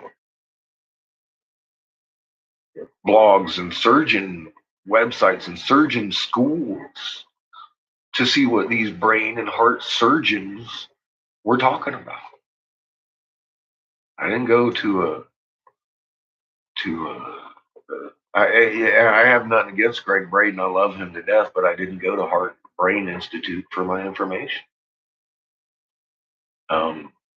I went to surgeons and shit and saw what they do. I found one of the first things I found was they actually a common practice will schedule their surgeries around the Schumann frequency because it affects the outcome of their surgeries sometimes to a great extent.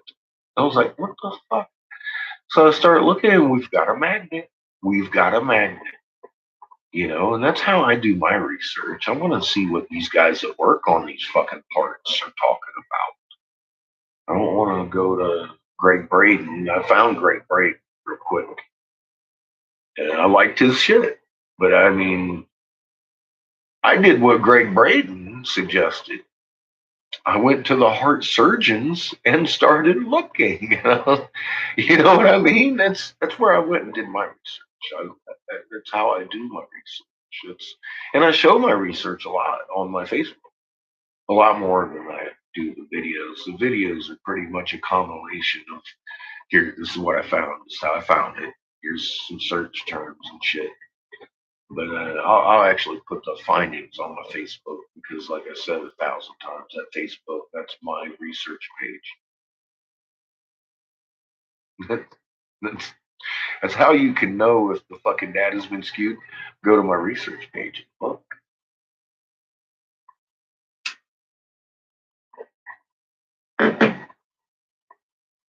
I'm the one that did the actual research. I'm the one that did it. I didn't look at a report. I went and made my own report. So that's how I've always done it. I get to root this shit like that, man. Because like they can tell you like there's X, Y, or Z, but if you go and look, there's actually X, Y, and Z that make up A/B that you're not telling you about. Because the A/B is the thing they're fucking trying to get out of the X, Y, Z, and they don't want you to fucking see it. Kind of like quantum theory, for example. Well, we've got this theory, and we've found that particles are actually reacting faster than the speed of light, and we just can't figure it out. I did. I figured it the fuck out, and I made a video, didn't I? See, that's because I researched what they were doing, and I was like, and then I read it on a hieroglyph that they're full of shit because it happens at 1748 hertz in each and every atom in existence, and each and every atom in existence is exhibiting a toric field. Therefore, everything's a magnet. Action at a fucking distance instantaneously starts to make a lot of sense. So there you go. Example. Perfect example, actually.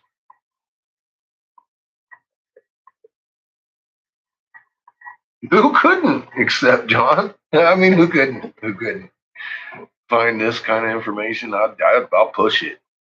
It's okay. Let's do this. I'm ready. I swore my soul right down to the crusty barbecue leftover if that's what it takes. Give a fuck, man. Let's do this. Let's write things. I'm on board. And that's, you know what? That's Meek. That's what Meek is. I don't have any other way to explain it. It ain't what a lot of people might think it means.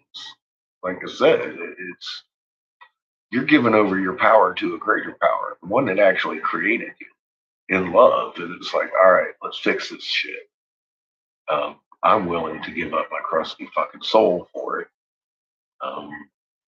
100%. And knowing I'm not going to have to. I mean, my soul will survive this. It's my flesh that might not. Big fucking deal. Trust me, I've used this flesh enough to not give a fuck.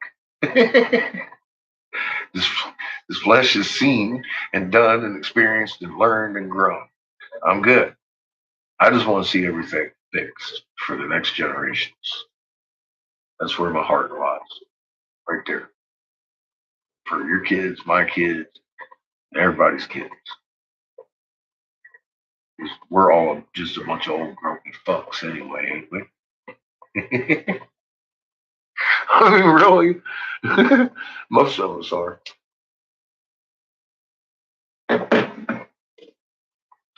Most of us.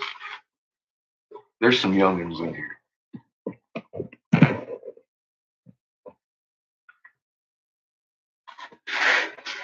We're going to be listening to There Were Giants. Not for long. Actually, you know, how about we do cooking with catfish first? Because it is, I'm hungry. I haven't been eating because my jaw hurts. But I think I could do fish with some green butter. And I've been thinking about fish, green butter. Hey, kid. How you doing? That's good. I'm coming up to cook your dinner, boy. How's that sound? You hungry? Getting there?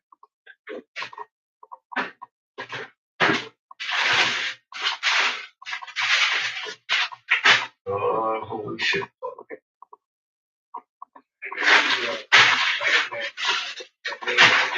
Okay, change of plans then. I thought I had fish in here, but I don't. I got shrimp. Shrimp. Not gonna do good. So what am I gonna do? I'm gonna make spaghetti instead, maybe, and hope that the red sauce don't kill me. Because I have an absolutely large gaping wound in my jaw still. But we'll see what happens, I guess. Because I can't chew. God damn it. I'm gonna have to go get me some fish tomorrow. I didn't realize I was out of fish. Because my kiln wasn't already hot. I'd rather get some, but it's hot.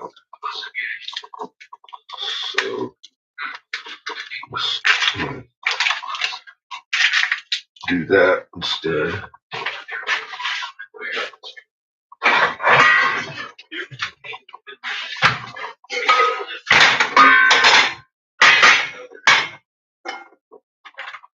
Oh, make sure I got some canned goods. I do. Get him!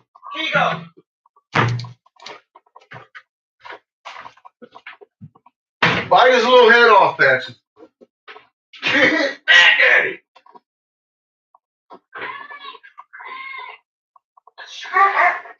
Chico.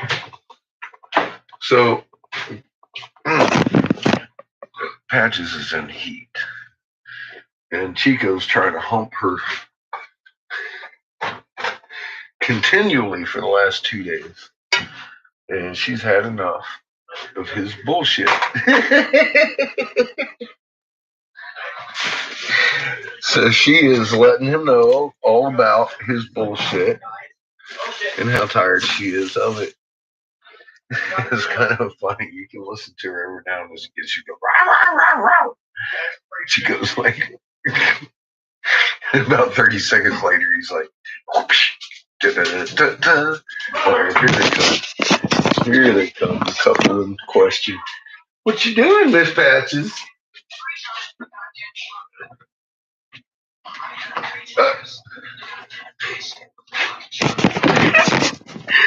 She's like, I need some help. She goes over there, she gets herself some leg. Get it, Chico. What are you doing, boy?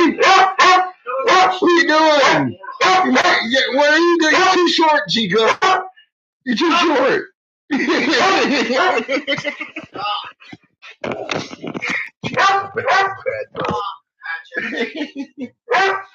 She's getting her leg humped clean off. Go lay down. You can't get your leg that way.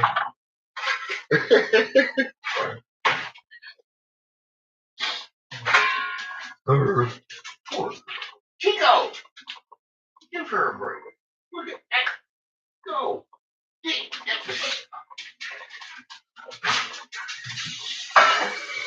ain't letting go of that shit. He's attached to her leg going. She's just walking through the living room.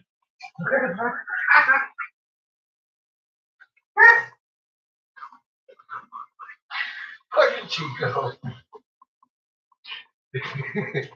He's a bad dog. There ain't no stopping that little shit.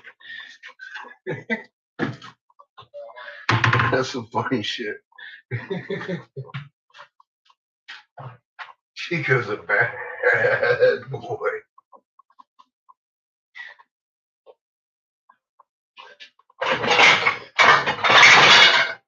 Poor little Miss Patches. Oh yeah, I'm gonna make me some buns or some biscuit in the oven. So yeah, shit.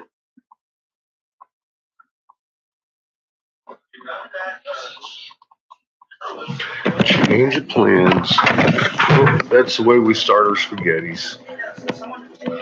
I'm gonna be adding mushroom and garlic sauce to that there shit. Like I said, I hope it doesn't set my jaw on fire. I'll find out. Bite number one, I guess. Oh shit, fuck.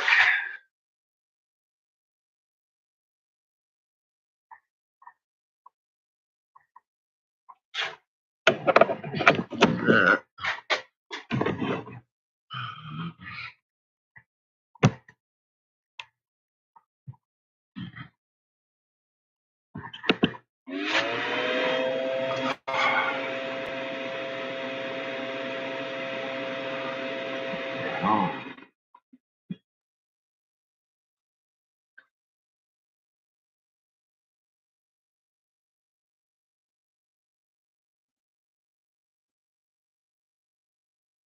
Have a good night, Polly. Well, thank you.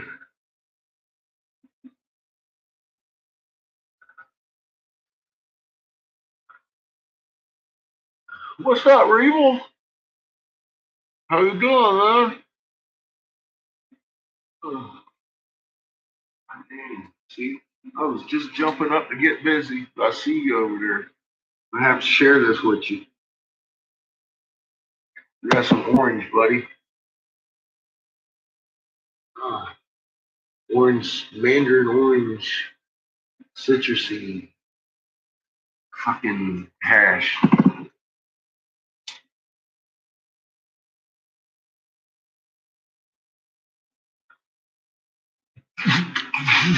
Fuck.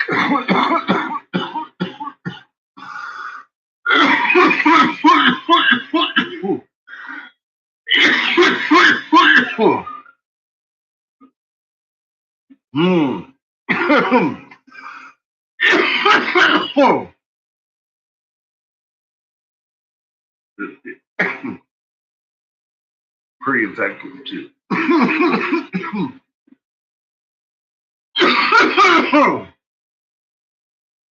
Opens the bronchial tubes pretty good. But, fuck. I'm drooling and lisping today, so forgive me.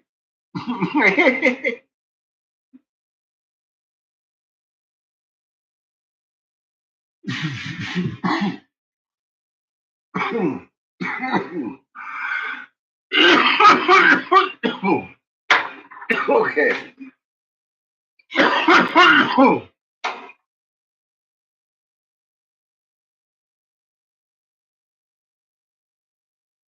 So let's make a pipe. The sons, the plural of the Elohim, a plural term taken to mean God.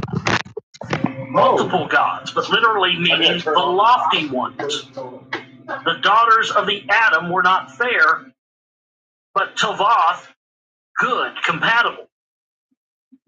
And unavoidably, we find ourselves confronting issues of origins. How did mankind happen to be on this planet?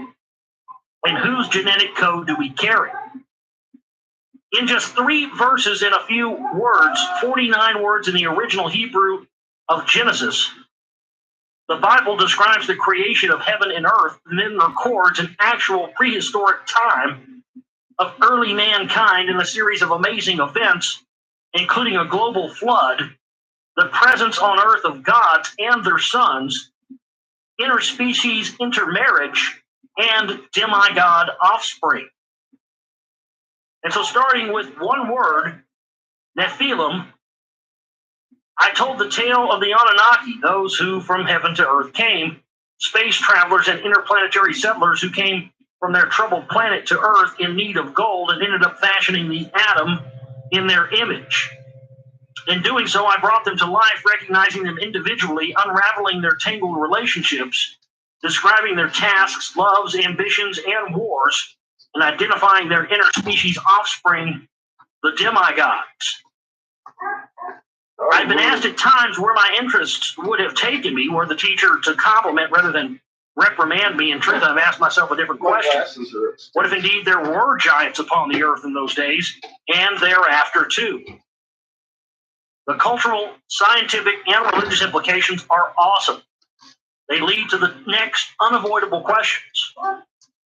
Why did the compilers of the Hebrew Bible, which is totally devoted to monotheism, include the bombshell verses in the prehistoric record, and what were their sources? I believe that I have found the answer, deciphering the enigma of the demigods, the famed Gilgamesh among them. I conclude in this book, my crowning au revoir, that compelling physical evidence for the past alien presence on Earth has been buried in an ancient tomb. It is a tale that has immense implications for our genetic origins, a key to unlocking the secrets of health, longevity, life, and death. It is a mystery whose unraveling will take the reader on a unique adventure and finally reveal what was held back from Adam in the Garden of Eden. That's the end of the introduction there. Chapter 1, Alexander's Quest for Immortality.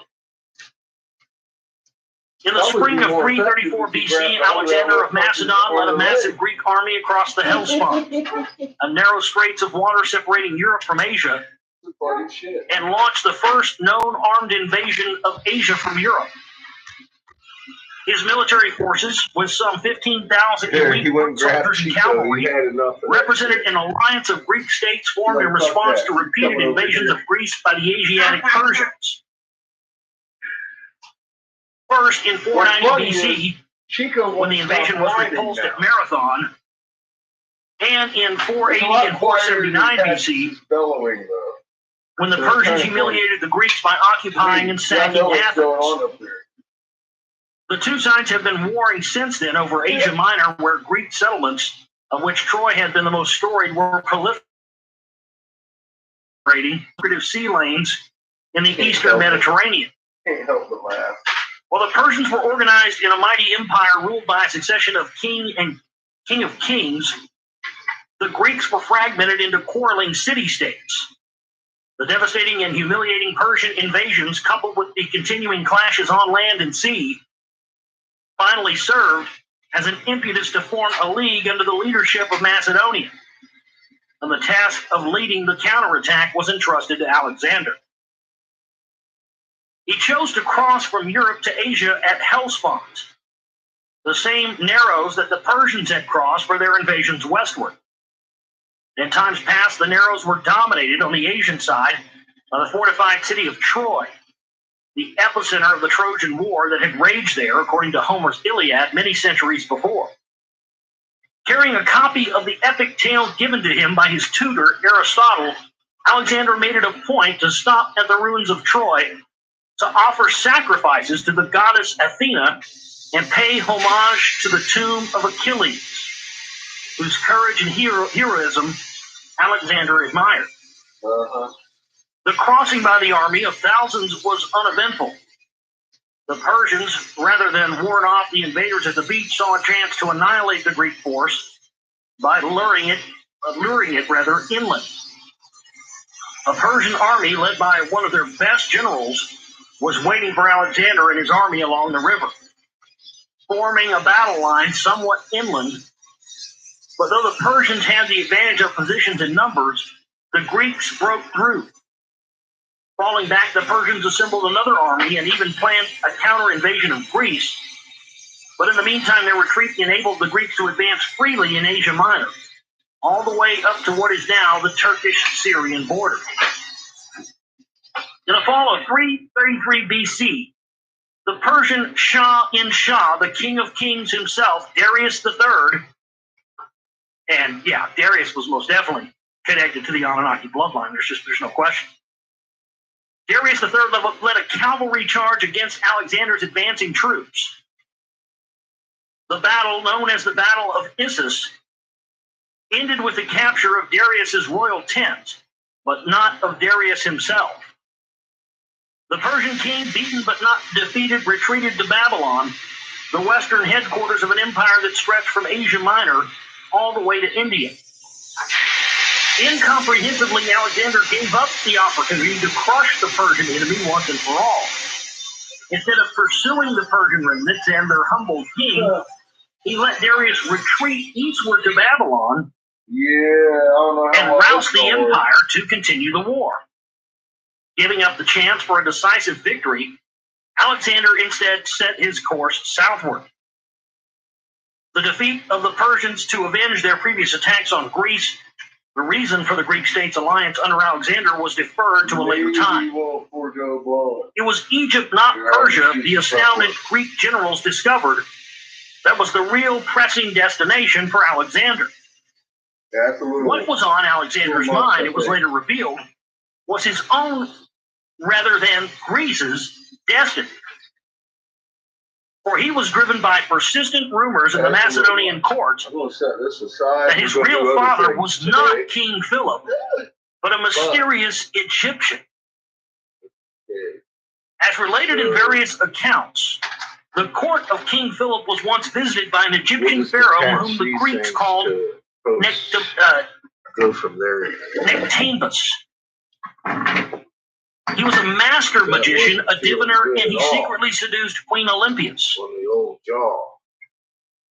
who was Philip's wife. Thus, though it was assumed when she gave birth to Alexander that it was King Philip who was the father, Alexander's true father was an Egyptian visitor. These persistent rumors, which soured the relations between King Philip and the Queen, gained credibility when Philip, some said in order to clear his way to marry a young daughter of a Macedonian nobleman, publicly accused Olympias of adultery, a step that cast doubt on Alexander's status as crown prince. It was perhaps then, but certainly not later, that when the king's new wife was with child, that the story took another twist.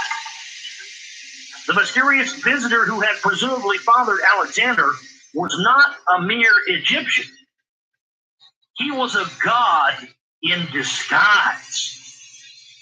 The Egyptian god Amun. Wow, this is amazing. I've never heard this story. Amun-Ra, the monotheistic sun god of the 13th dynasty of Egypt, was actually the secret. He knocked up Queen Olympias. Oh, that's fucking righteous. So here you go. I mean, we just now started chapter 1 already. Some pouring's going on, baby. These motherfuckers can't keep it in their pants.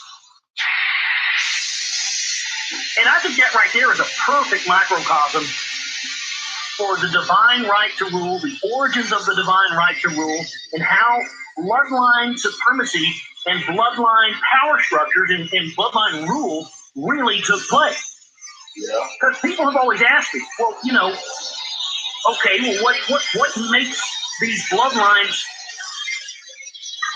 so special? Why is it that these people interbreed and they keep their bloodlines pure through time? Why is it so important that they do that? Aha, that question just got answered right there. Because, as in the case of Alexander, and probably in more cases than that, I'm sure, you had some person who entered into the royal bloodline and the ascendancy to the throne and did so by interjecting these gods, such as Ammon and their bloodline, into those royal bloodlines. That's why you see the symbology used by the royals to this day that go back to ancient Sumeria, ancient Babylon, ancient Egypt. That's pretty rad. Straight out of the gates, I actually didn't know that. The mysterious visitor who had presumably fathered Alexander was not a mere Egyptian. He was a god in disguise.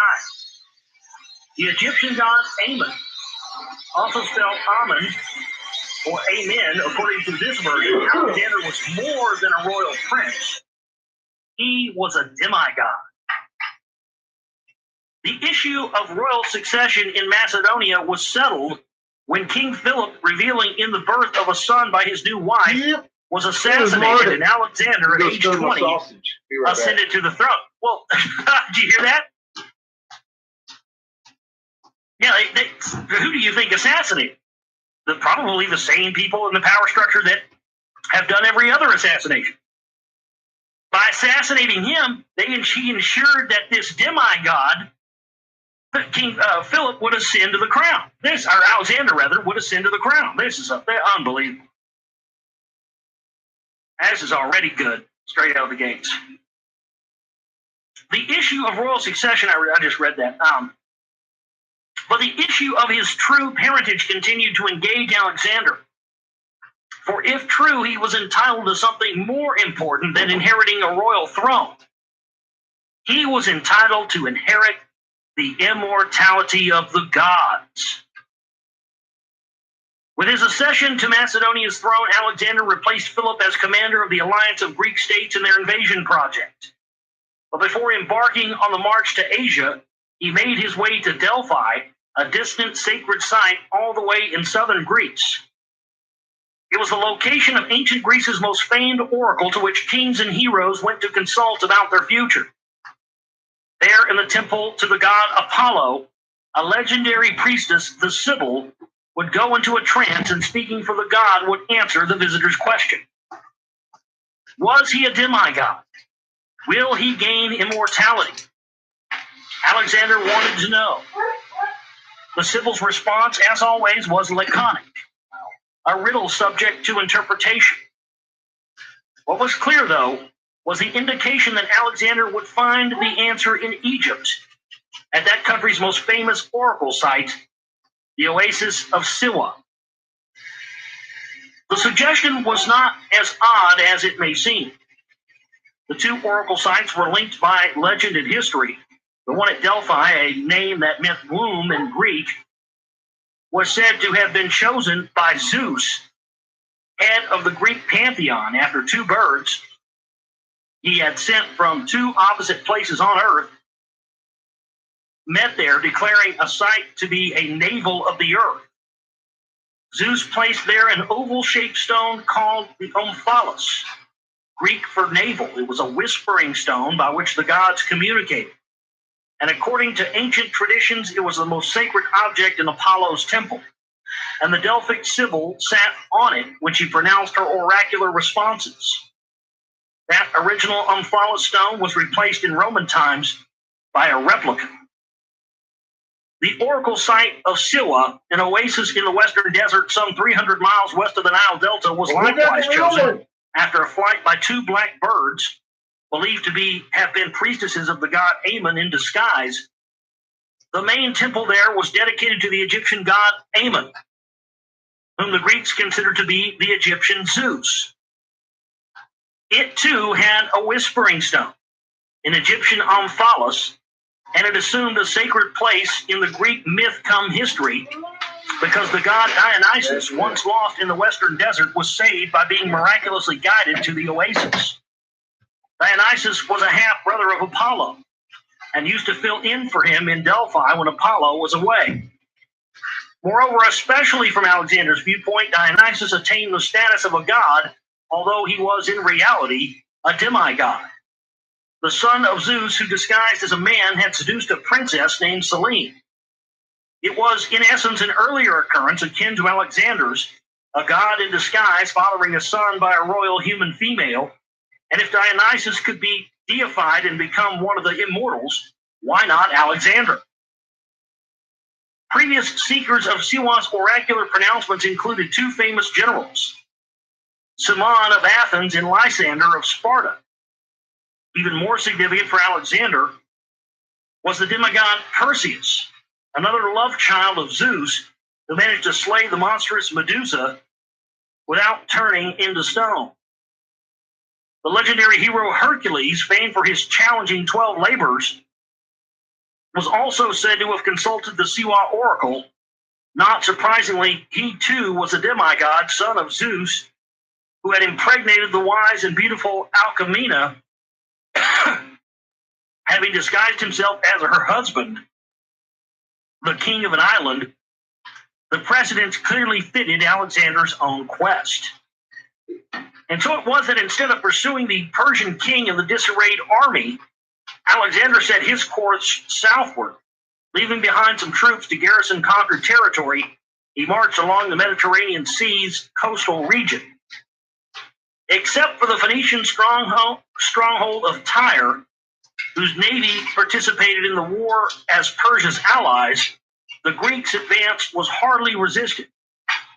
Alexander, by and large, was welcomed as a liberator from a detested Persian rule. In Egypt, the Persian garrison surrendered without a fight, and Alexander was given more than a liberator's welcome by the Egyptians themselves. In Memphis, the capital, the Egyptian priests were already ready to accept Alexander's rumored divine parentage by the Egyptian god Ammon, and they suggested that Alexander travel to Thebes in Upper Egypt, the site of ancient Egypt's immense temple of Ammon, to pay homage to the god and to be crowned a pharaoh. But Alexander insisted on fulfilling the directive of the Delphi oracle and embarked on the dangerous 3-week desert trek to Siwa. He needed to hear the verdict about his immortality. What had transpired at Siwa during the strictly private oracular session, no one really knows. One version is that when it was over, Alexander said to his companions that he received the answer that his heart desired, and that he had learned the secrets to things that he would have not known otherwise. Another version reported that his divine parentage, though not a physical immortality, was confirmed, leading Alexander to henceforth pay his troops with silver coins bearing his image with horns, in the likeness of the horned god Ammon.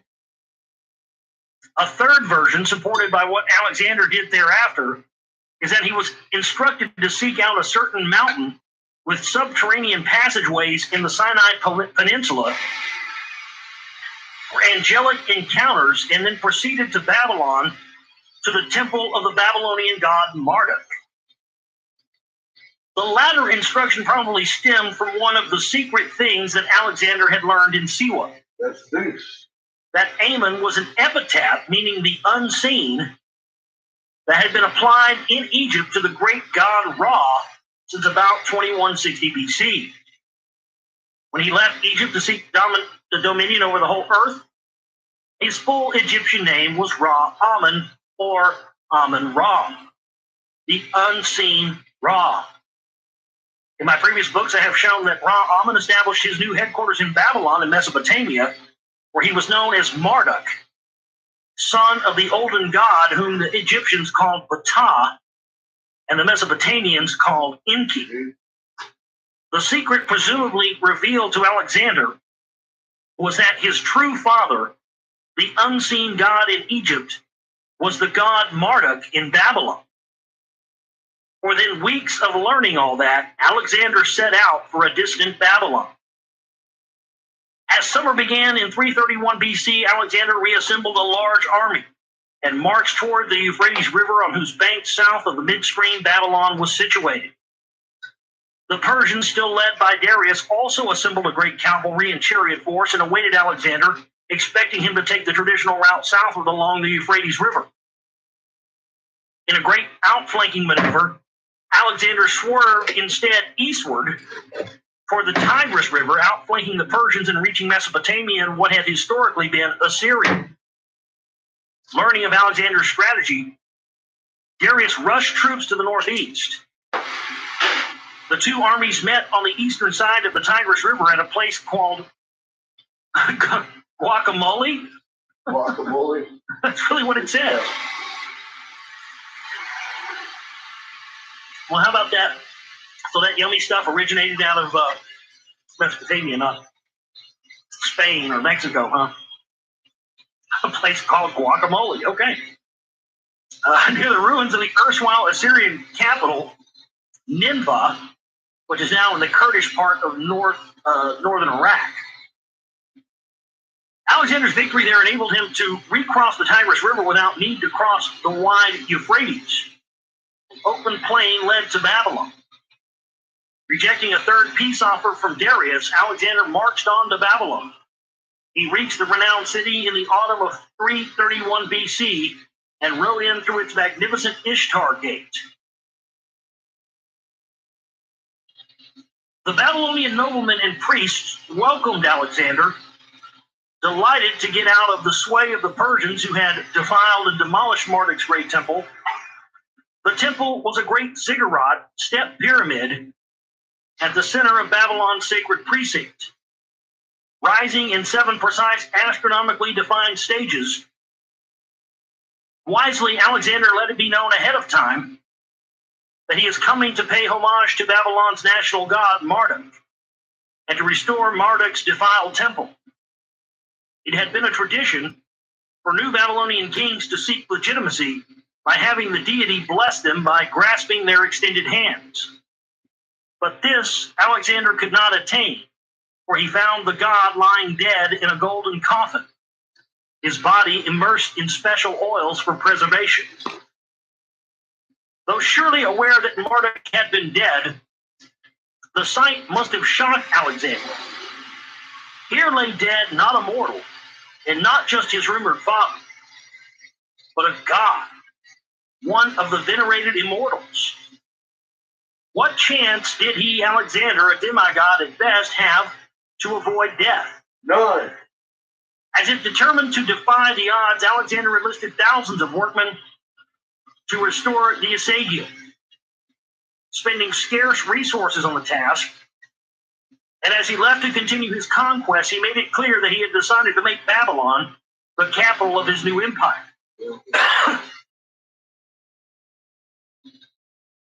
In 323 BC, Alexander, by then master of the Persian Empire from Egypt to India, returned to Babylon, but Babylonia omen priests warned him not to re-enter the city, for he would die if he did. Bad omens which occurred soon after Alexander's first stay in Babylon continued although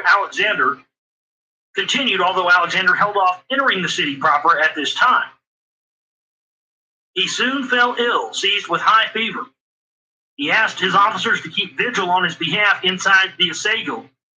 By the morning of what we now know as the date of June 10th, 323 BC, Alexander was dead, attaining immortality not physically, but by being remembered ever since. The tale of Alexander the Great's birth, life, and death has been the subject of books, studies, movies, college courses, and whatever else for generations.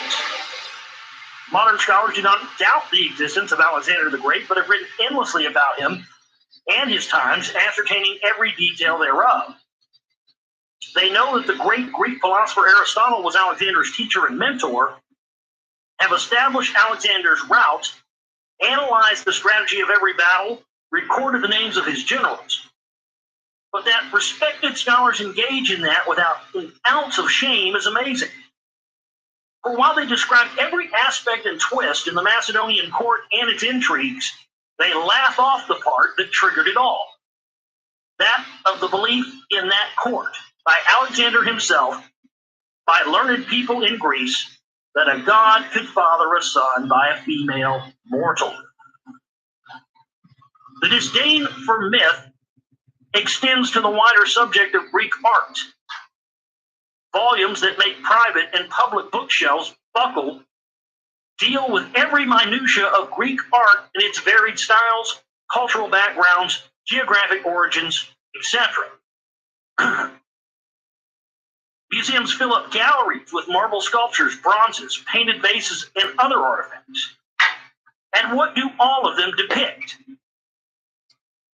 Invariably, anthropomorphic gods, heroic demigods, and episodes from the so-called mythical tales, as this depiction of the god Apollo, blah, blah, blah. For reasons that defy understanding, it is the norm in scholarly circles to classify the records of ancient civilization thus. If the ancient tale or text deals with kings, it is considered part of the royal annals. If it deals with heroic personalities, it is an epic. But if the subject is gods, it is classified as myth. For who in his right scientific mind would believe, as the ancient Greeks or Egyptians or Babylonians did, that the gods were actual beings, omnipotent, sky-roaming, engaged in battles, scheming trials and tribulations for heroes, and even fathering those heroes by having sex with human females? So it is ironic that the saga of Alexander the Great is treated as historical fact, although his birth, oracular visits, itineraries, and end in Babylon could not have taken place without including such mythical gods as Amun-Ra, Apollo, Zeus, and Marduk, or such demigods as Dionysus, Perseus, Hercules, and possibly Alexander himself. We now know that the lores of all ancient people were replete with tales and depictions of gods who, though they looked like us, were different, even seemingly immortal. The tales were essentially the same all over the globe. And though the revered beings were named differently in different lands, the names in the diverse languages had, by and large, the same meaning. An epitaph denoting a particular aspect of the named deity. Thus, the Roman gods called Jupiter and Neptune were the earlier Greek gods Zeus and Poseidon. Indra, the great Hindu god of storms, attained supremacy by battling rival gods with exploding thunderbolts, just as Zeus had done. And his name, spelled syllabically, well, that's a difficult word to say, syllabically. When you're talking about syllables, you have to say it syllabically. Indra, a little Ra thrown in there, tripanthean name, and was found in god lists of the Hittites in Asia Minor. It was another name for the Hittite chief deity Tesha, the god of thunders and lightnings. Adad to the Assyrians and Babylonians, Hadad to the Canaanites, and even in the Americas, where as the god Viracocha, he was depicted on the gate of the sun in Tiwanaku. It is a list that can go on. And how could that be? And why was it so? Advancing through Asia Minor, the Greeks passed imposing Hittite monuments. In northern Mesopotamia, they came across the ruins of Assyria's great cities, desolate but not yet buried by the sands of time. Everywhere, not only the deities' names, but also the iconography, the symbols, all of it were all the same, dominated by the sign of the winged disc, which they encountered in Egypt and everywhere else, even on the monuments of Persian kings, as their supreme symbol. What did it represent? What did it all mean? Soon after Alexander's death, the conquered lands were split between two of the generals. For his rightful heirs, his 4-year-old son and his guardian, Alexander's brother, were murdered. Ptolemy and his successors headquartered in Egypt seized the African domains. Seleucus and his successors, based in Syria, ruled Anatolia, Mesopotamia, and the distant Asian lands. Both new rulers embarked on efforts to learn the full story of the gods and lands now under their control. The Ptolemies, who were also established in the famed Library of Alexandria, chose an Egyptian priest known as Mantheo to write down in Greek Egypt's dynastic history and divine prehistory. The Seleucids retained a Greek-speaking Babylonian priest known as Berossus to compile for them the history and prehistory of mankind and its gods according to Mesopotamian knowledge. In both instances, the motives were more than mere curiosity, as later events showed. The new rulers sought acceptance by suggesting that their reigns were a legitimate continuation of dynastic kingships that stretched all the way back to the gods. What we know of the writings of those two savants transports us to the very prehistoric times and events of the intriguing Genesis 6 verses. It takes us beyond the issue of whether myths might somehow be true. A collective memory of past events and catapults us to the discovery that they are versions of actual records, some of which are purported to be from the days before the flood. And there you go. There's just some information on Babylon and Marduk, just kind of sides up. That's the end of chapter 1. We'll start on chapter 2 tomorrow, in the days before the flood.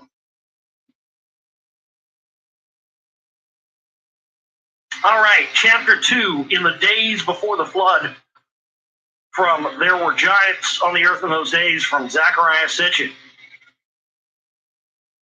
Enlisted by King Ptolemy Philadelphus, circa 270 BC, Mantheo,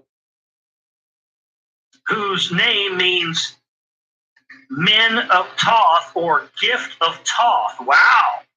So Mantheo's name means Gift of Thoth. That's interesting. Almost like he was, the gift of Thoth, meaning, seeded from his bloodline or something. That's interesting. Mantheo, or Gift of Thoth, compiled the history and the prehistory of ancient Egypt in 3 volumes. The original manuscript, known as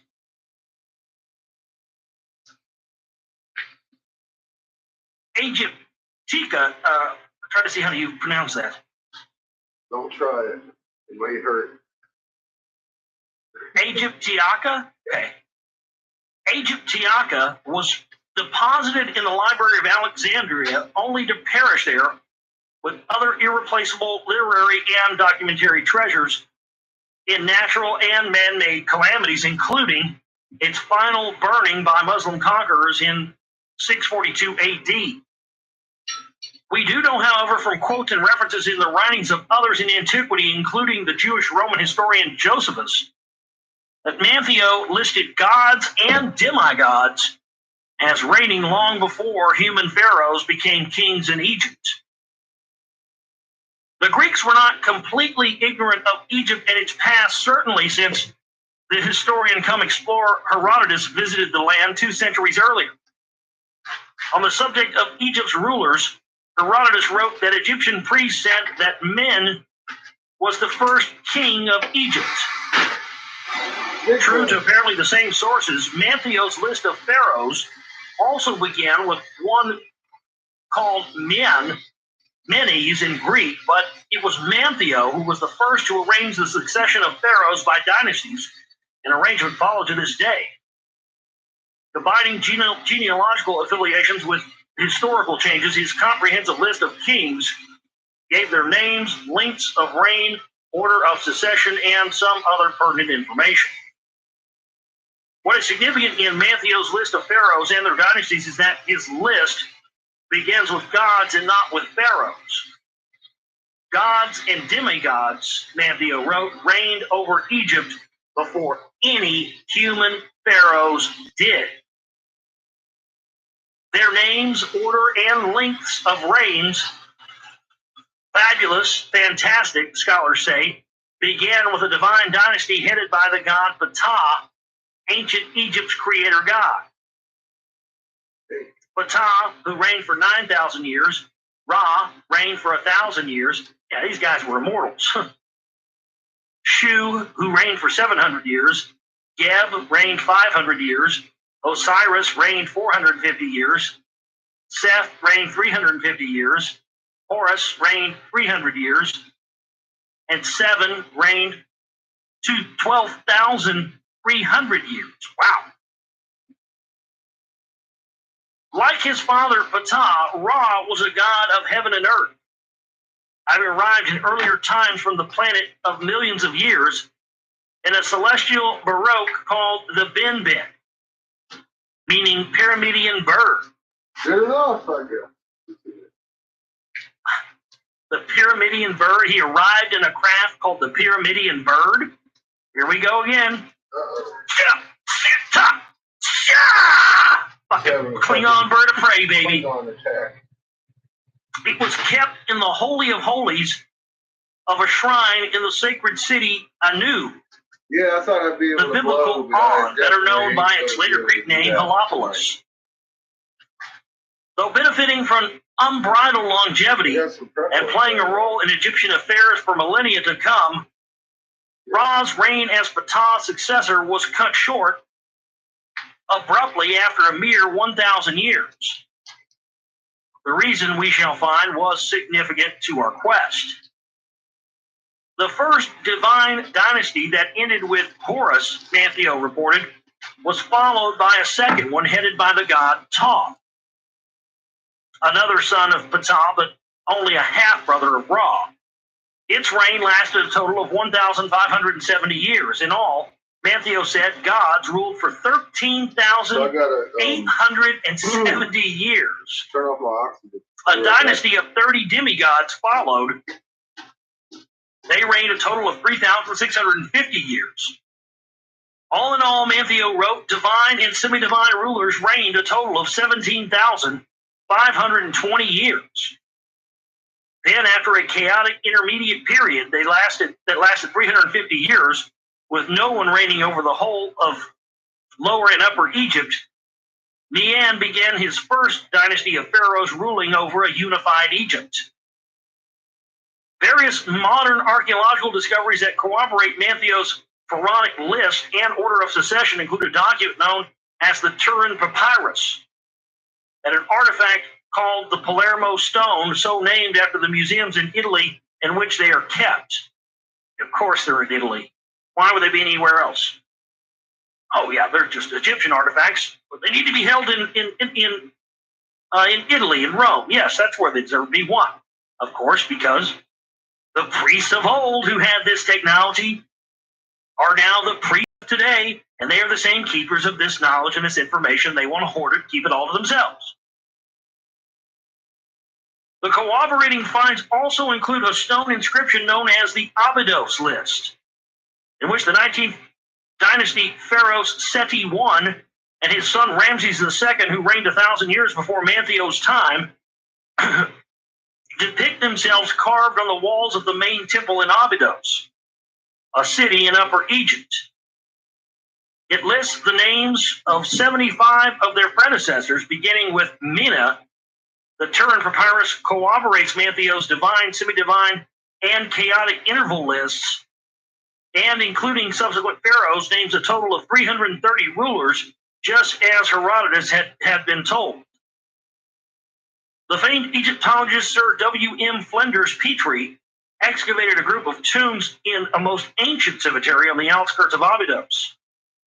Stelas that served as tombstones and other inscriptions identified the place, located beside a purported tomb of Osiris, as the burial grounds of First and Second Dynasty pharaohs.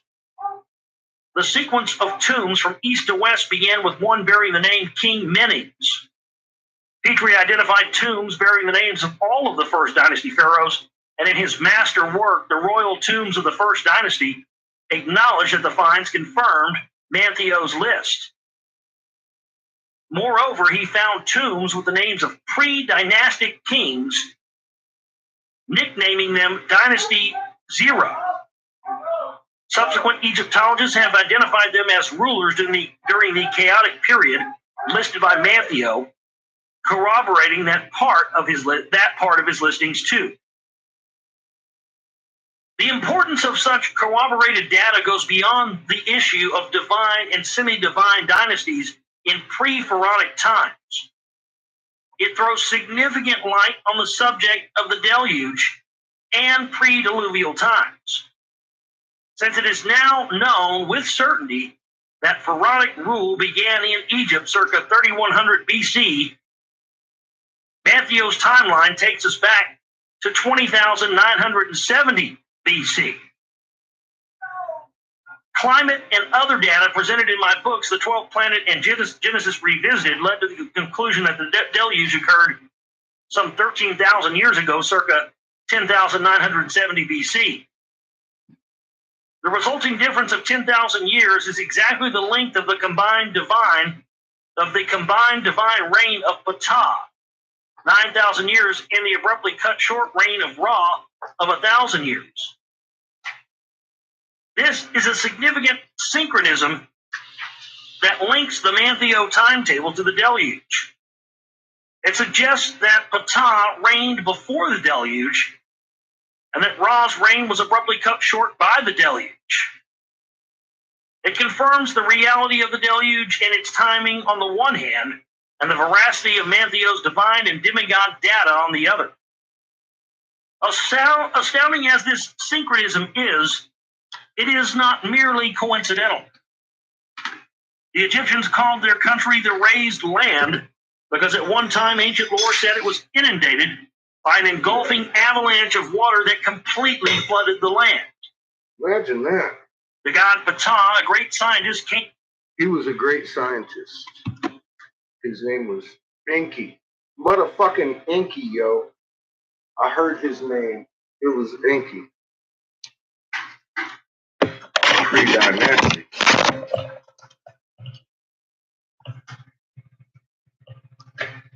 They write about those cats too. That was us. Pre-dynastic. Dynasties. Nintendo dynasties.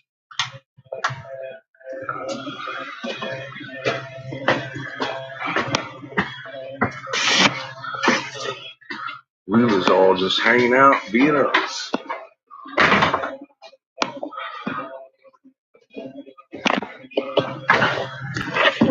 So here we are in the kitchen again.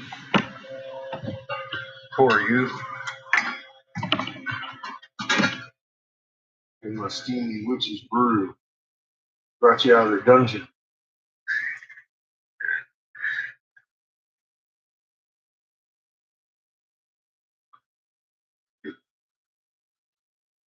Yeah, they do. Dogs are good people.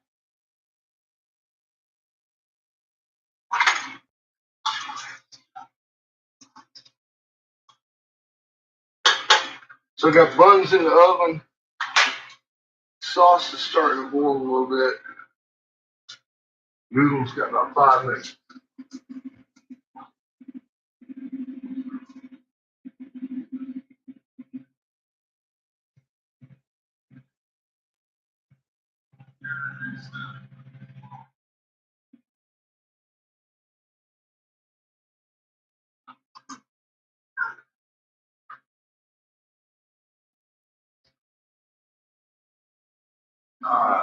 I just hope this goes over okay with my fucking sliced up jaw. I ain't even liking the looks of it, really. Making my mouth water, thinking about what the fuck are you thinking, dumbass? I'm fucking hungry, that's what I'm thinking. I'm fucking hungry.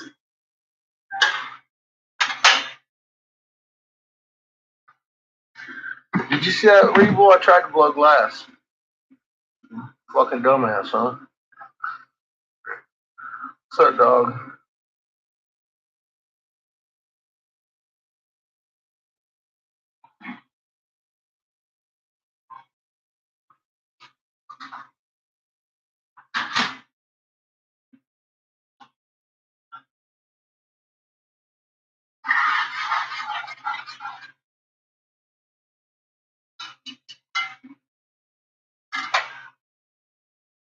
Maybe making myself a cheeseburger. I don't know.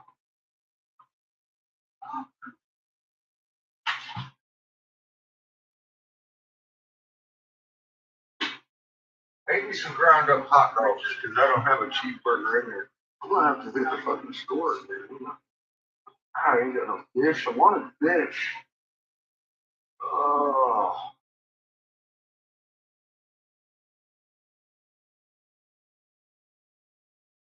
that little bit of blowing that I did do, fucking definitely let me know.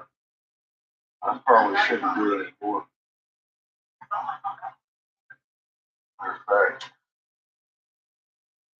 take one of these amoxicillins. My dog does feel a little bit swelled up. Try not to take these either. They gave me these for pain. Tramadol. Tramadol says take one every 6 or 8 hours. Says don't do nothing while you take them. They'll fuck you up. So I'm gonna leave them over here untaken. But I am drinking myself fucking milk.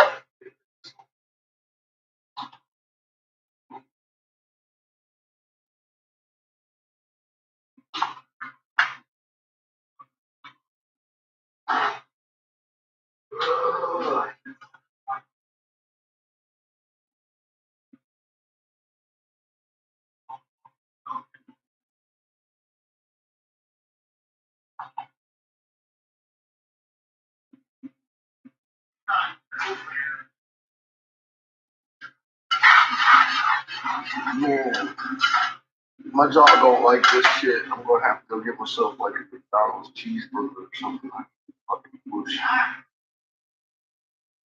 I am not gonna go without dinner tonight. I've done that for this is what, 2 nights now. It ain't setting well with me. I'm fucking hungry.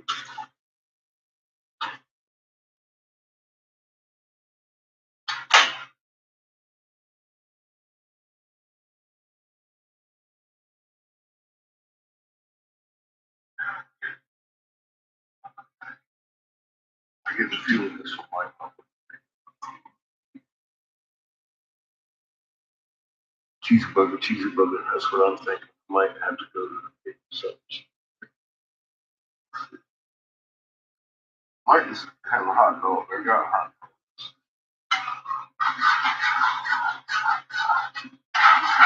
Should have had hot dogs and beans. Hot dogs and beans. No, here I am making fucking red sauce spaghetti. I'm not thinking that's going to go over well.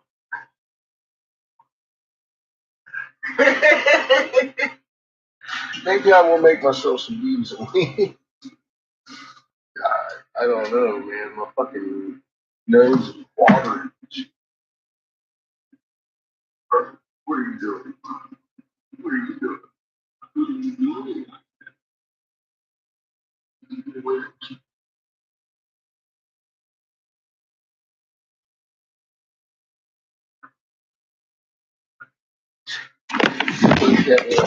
Please help me. Chico keeps following her around and wearing that kneecap out. Way too short for what he wants to do.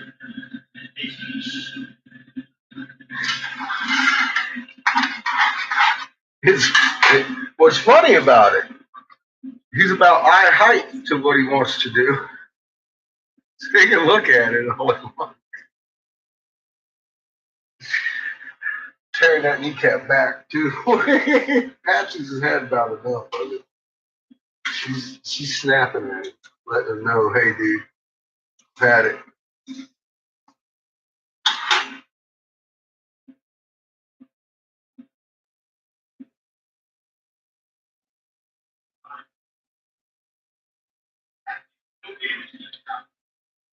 Boy.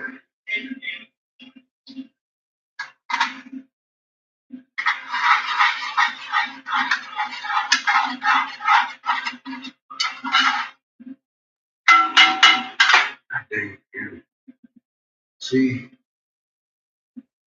Just a little bite off the noodle was a chore.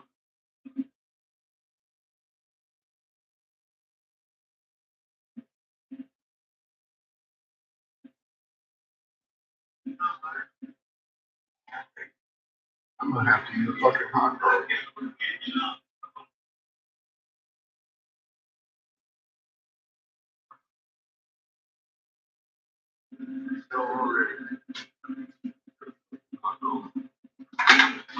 This looks like some good spaghetti too.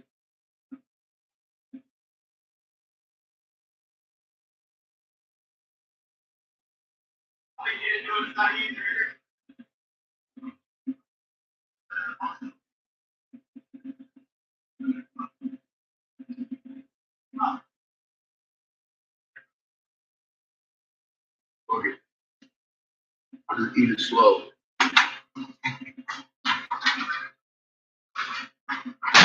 Biscuits, baby.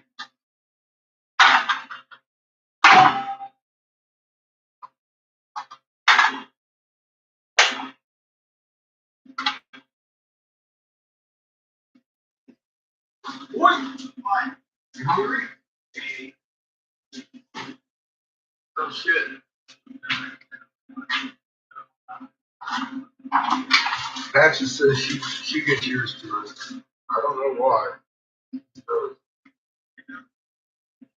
Are you hungry? Yeah. Oh.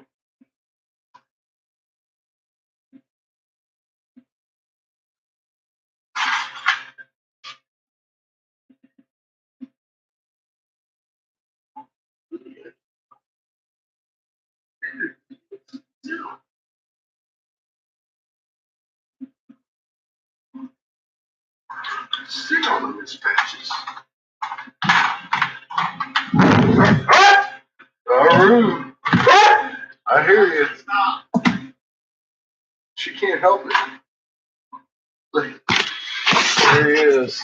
See, that's why she's barking. That guy. Look, he done wore himself out. He can't walk. He can't walk, Chico. Something wrong with Chico. Look at him. He's so happy. I got me some kneecap. Hey, none of that barking is needed.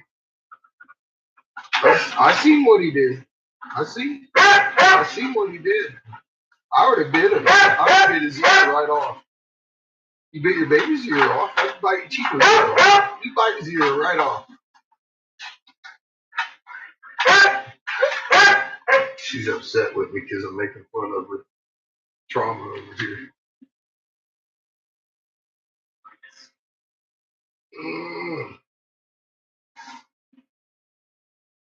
I'm scooping in some green butter. Green butter! Into my biscuits.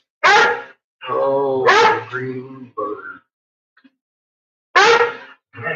And being as how I can't blow glass, yeah, I'm doubling down on my green butter. Because I'm already feeling drowsy. I might as well just sleep the rest of the fucking night. Maybe I'll be worse something tomorrow. Let my jaw heal another day. It's been 28 or 48 hours. I feel like I should be able to blow glass, but the doctor said I should probably try it at 48 hours. I did. It hurt. And I was like, well, let's not do that. My son's going to have to put his own butter on there. You hear me, boy? No. I didn't think so.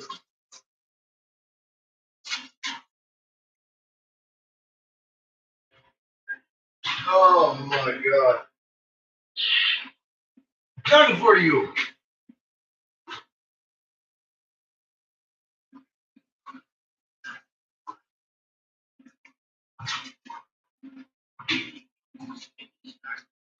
Excuse me.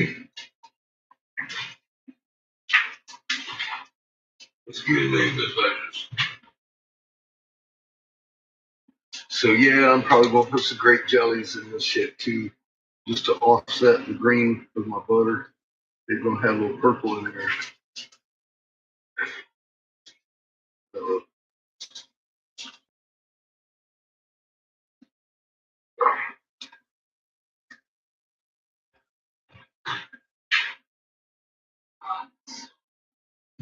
That there might be most of my dinner tonight. I don't know. We'll see. My jaw's already sore. Eating that spaghetti, the little bit I had. I guess Patches will like it.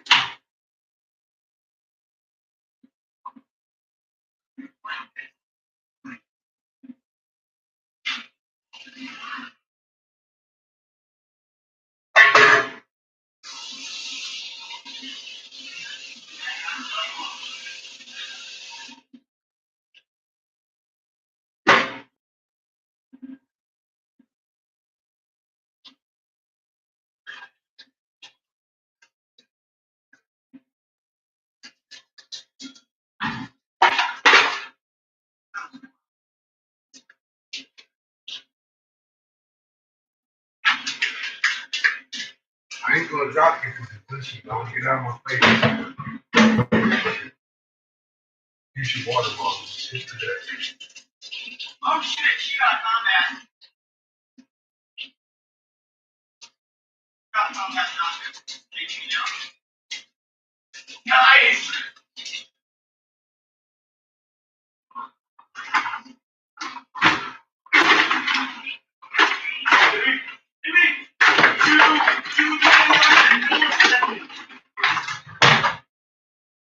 Secret weapon for Sketty. The fork spoon. Fork spoon dipper with a hole in the middle. It ain't really a dipper. Don't let it fool you. Ain't dipping much with that shit.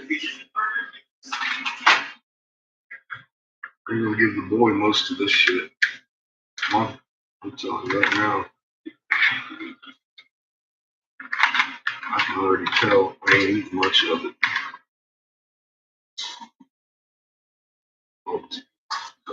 Things are scary.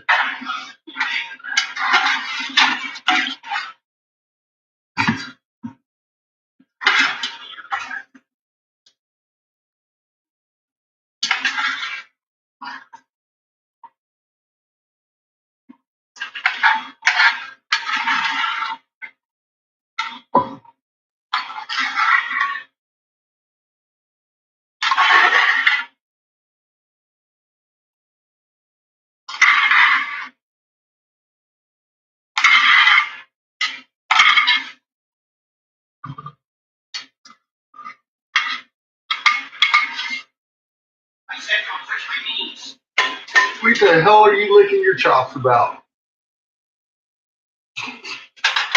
She's looking at me like, what the fuck you think I'm licking my chops about? Bitch, give me my skin. Fucking Patches ain't got no love. She's just all about the what you got for me. Look at it. Look at it. Hey, what you got? What you got in there? What you got in there? What is that? Didn't you just have some? You didn't have enough. Let's see.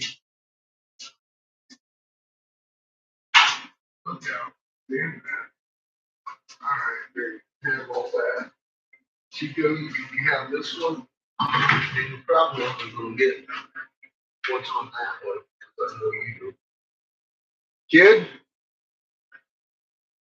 if you want stuff to eat, you might want to grab it before Patches does.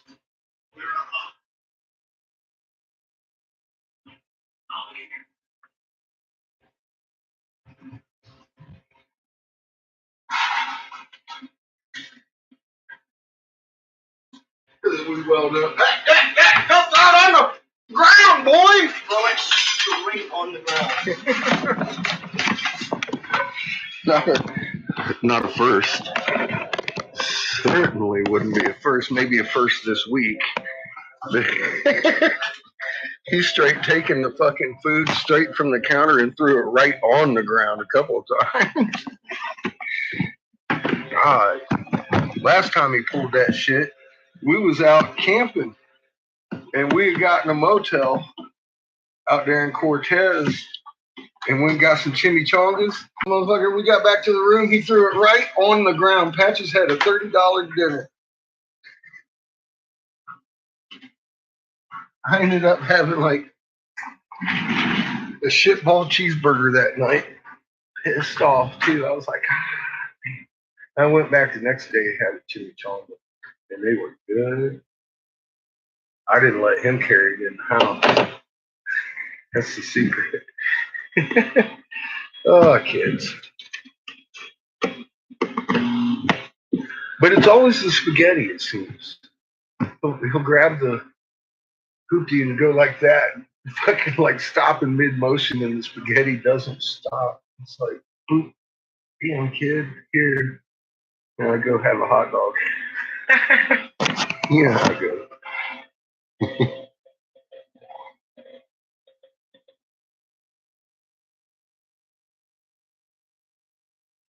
Yeah, it's pretty much a new moon, too. It's hard to see. That's right, John. It is hard to see rising that early in the morning. Like somebody was asking me why they don't see the Southern Cross if we're upside down. I'm like, well, because by the time we're seeing the Southern Cross, the sun's coming up.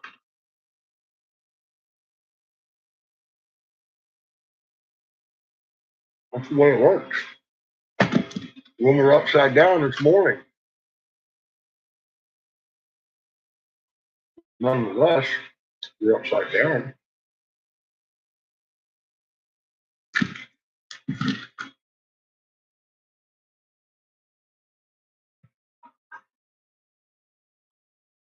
I should give you a clue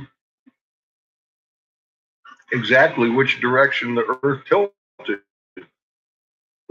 That way, coming up in the morning.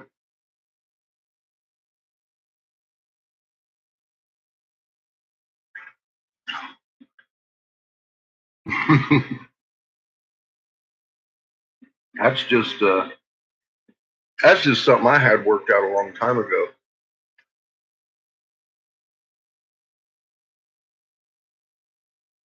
I don't get into the description though, because fuck me, it's something you can see with your own eyes, right?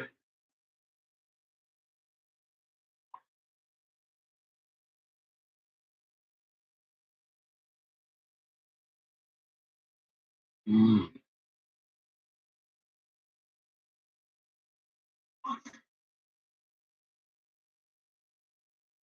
No. Yeah, it's going to be another week or two before, a couple weeks before you be able to share that with it too well.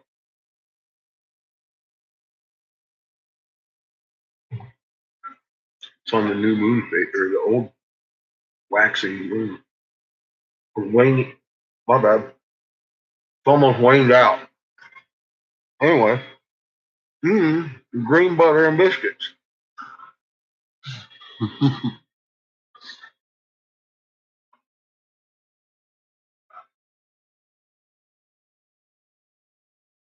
Mm-hmm. And if it's a ride share, about a week you'll be seeing it in the morning too. Maybe. Depends on visibility. But we're not going to see it for long enough to really do any effect for a week or two.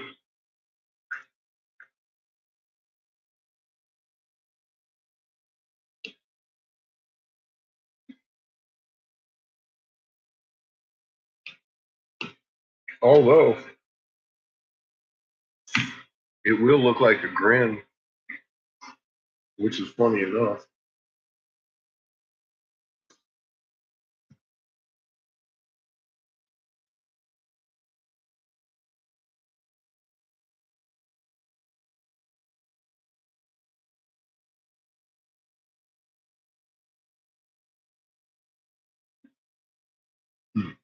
Vibration of 7.7 degrees. And that's out the window after the first hour.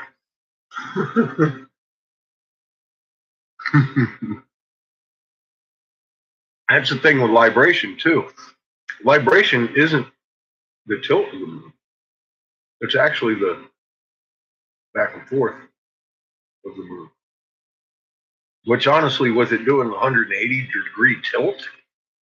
I can't even see libration anymore. You can't even track that. There's just, it's fucking nuts.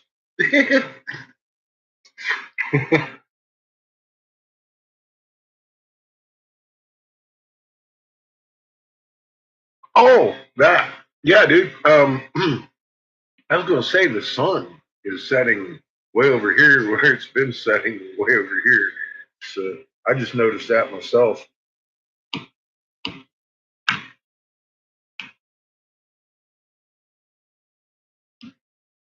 We definitely took a shift, my friend. Thank you for reminding me. It was a big, good one. Hmm.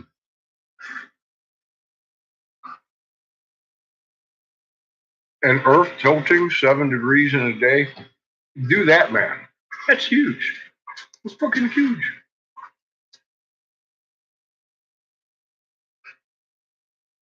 When the fuck ever has the Earth ever tilted 7 degrees in one day? I am.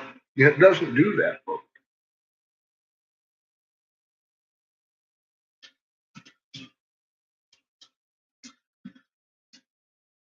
Oh, I know you do, John. That's one of the things I love about you.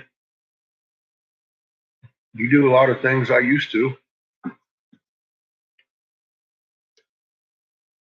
I was proving to myself. I'm the hardest guy, I think, to prove to that this shit's going on. Oh, fuck me. So I figured, I'll watch it and figure it out. I'll give a couple working models once I do, which I did. And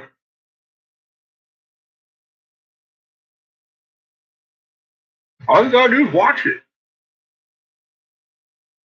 And come up with the same conclusion. We're tilting, rocking, doing things that they never told us about in school in general.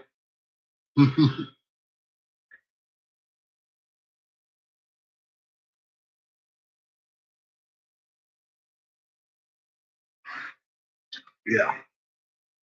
12 degrees is half a fucking axle tilt in one day.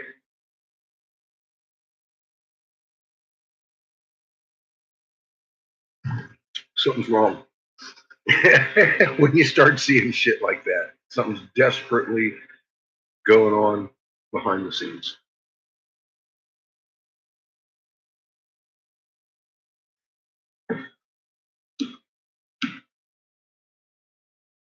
As I suspected, the green butter biscuits might be the only thing I actually finish eating. Although I'm working on the meat sauce pretty good.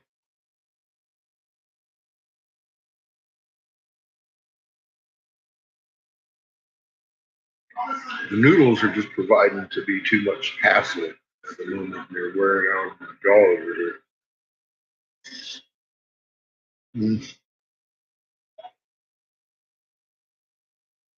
Pretty good shit.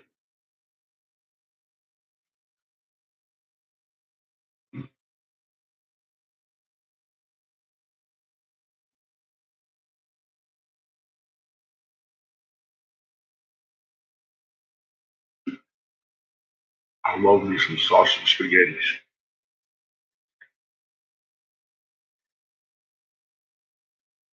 So let's kick on some Josh who came to the rescue. On the Nile River's island Abu, also called Elephantine for its shape, near the river's first cataract in Upper Egypt, Fatah formed a cavern in the mighty rocks and installed in it sluices that controlled the river's flow, enabling the ground downstream to dry out. Literally, in Egyptian eyes, raising the land from under the waters. The feat was depicted in Egyptian art. The modern Great Dam at Aswan is located at the same site near the first cataract. These events may well offer an explanation why the god who then assumed reign over Egypt was called Shu, whose name, dryness, bespoke the end of the watery catastrophe.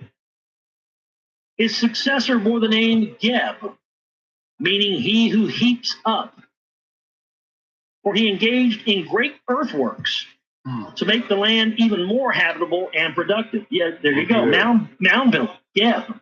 He who heaps up. He's heaping up the land to make earthworks to make the land habitable. There. Early mound builders. Like pieces in a jigsaw puzzle, all these diverse facts add up to an Egyptian record of a deluge, a great flood, circa 10,970 BC. Split up again. To these tidbits of Egyptian prehistory concerning the deluge, the fuckery going on in front of the planet was fucking awesome. That as a way to unify Egypt, Mian emulated Ptah by creating an artificial island in the Nile where it began to branch out into a delta. That's crazy. And built there a new capital dedicated to the god Ptah. He named it Men Nefer, the good place of Mian, Memphis in Greek. Like Greek history and art, the history and prehistory of ancient Egypt cannot be divorced from the active presence and physical existence of its gods.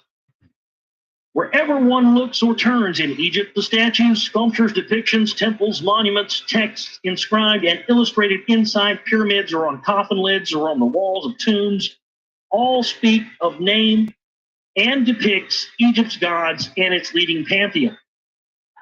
Whatever had been recorded and depicted before Manetho's days and discovered after his time corroborates his list of pharaonic dynasties. Wow, charge.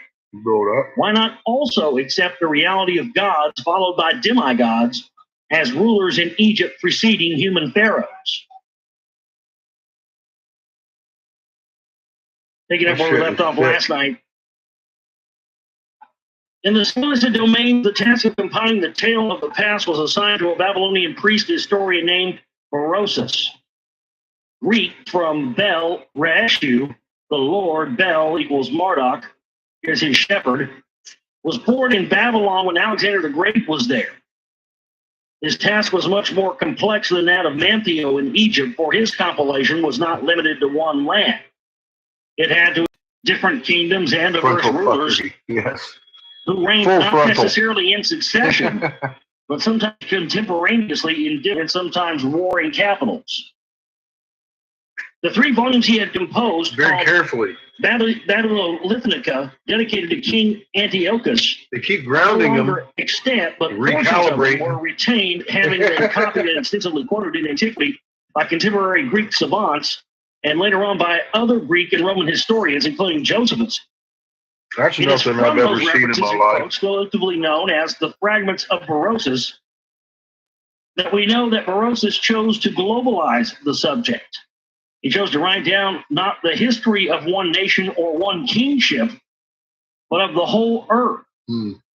Not of one group of gods, but of all the gods, of mankind in general, of how it all, gods, demigods, kingship, kings, human beings, civilization, had come to be. A comprehensive history from the beginning to Alexander's time. It is from those fragments that we know that Berosus divided the past into a time before a great flood and the eras after the flood, and asserted that before there were men, gods alone ruled the earth.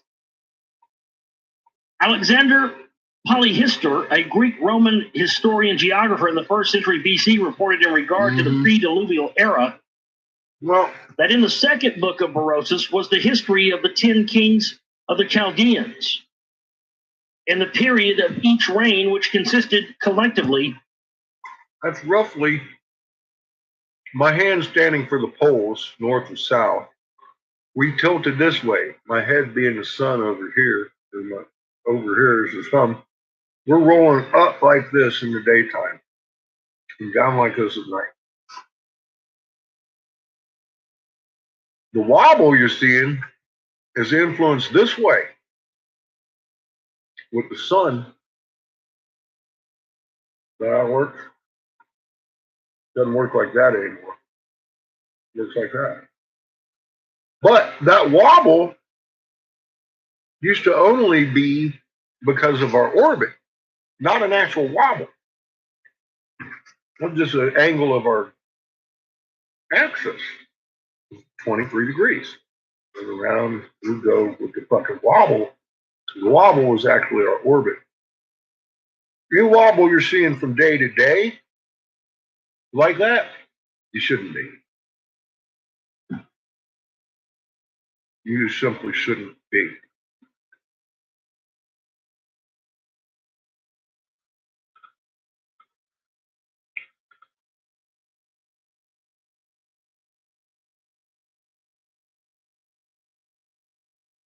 Very good. How you doing, Whistle Tits? Always good to see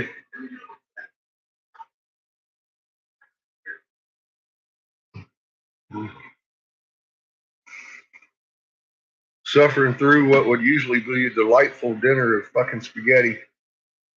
Tell you what, this is some good stuff, but I'm not eating all my noodles. I don't care. Mama can spank me. I ain't cleaning my plate pie. I thought I could work. I tried. That just did not work. I gotta give it another day.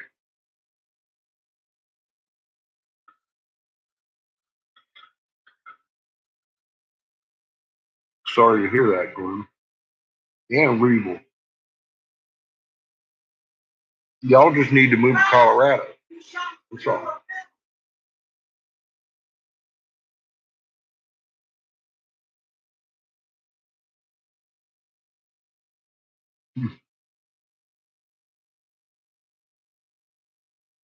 Well, I took one of the antibiotics.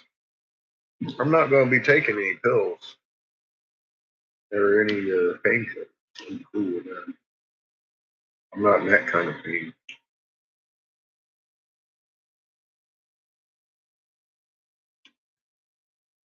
I was about 1 hour after the procedure. I took a pill. Then I took a half of one later. And I still got 18 and a half of them.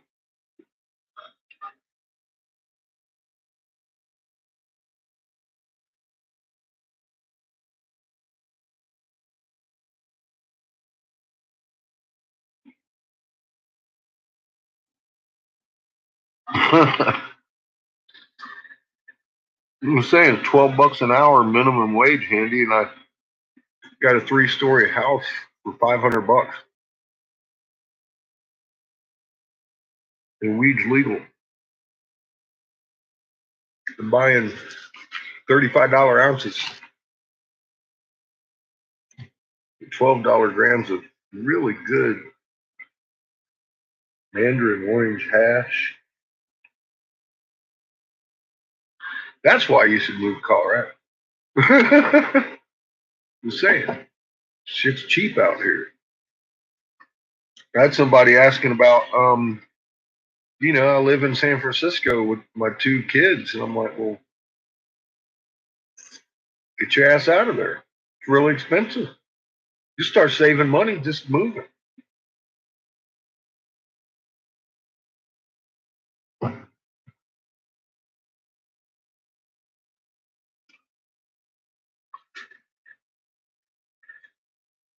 Yeah, taxes are rough out in California for land.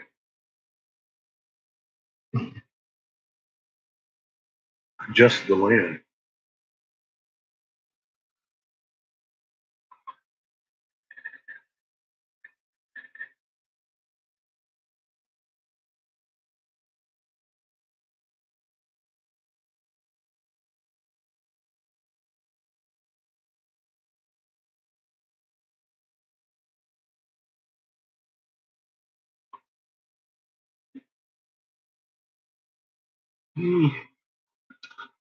There's been a few minutes off for me,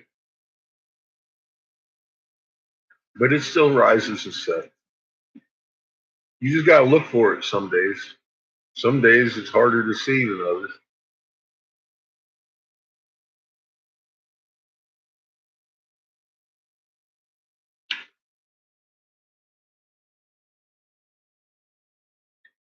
I figure a good week. I'm not going to see it because it's so close to. It's so close to the sun. It's setting quick by the time you can see it.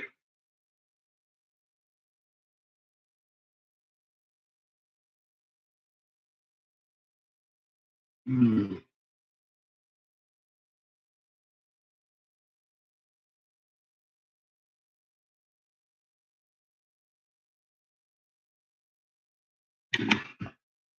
Of 120 shars, or 432,000 years. Read the time of the deluge. Chaldeans was a term used to describe the astronomically savvy residents of ancient Mesopotamia. The grand total of 432,000 years comprised the combined reigns of the 10 listed rulers, whose individual reigns lasted anywhere from 10,800 to 64,800 years. Back in here, I'm like, the Greek historians who quoted Berosus explained that the great lengths of those rulers' reigns were actually number units called shar. Each shar, or saros in Greek, being equal to 3,600. The Greek historian Agadeus, a disciple of Aristotle who quoted Berosus, made clear that these 10 rulers and their cities were all in ancient Mesopotamia and explained how their reign periods were rendered. It is said that the first king of the earth was Aloros. He reigned 10 shars. Now a shar is estimated to be 3,600 years. 3,600 years. 3,600 years. After him, Alopras reigned 3 shars. To him succeeded Amaryllis from the city of Pontibiblon, who reigned 13 shars.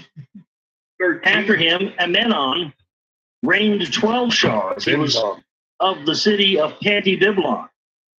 Then Megalurus of the same place ruled 18 shars. Then Deos, the shepherd, governed for the space of 10 shars. Afterward reigned Anodalphus and Eudortius. There were afterward other rulers, and the last of Sisythus, so that in the whole their number amount to 10 kings, and the term of their reigns to 120 shars.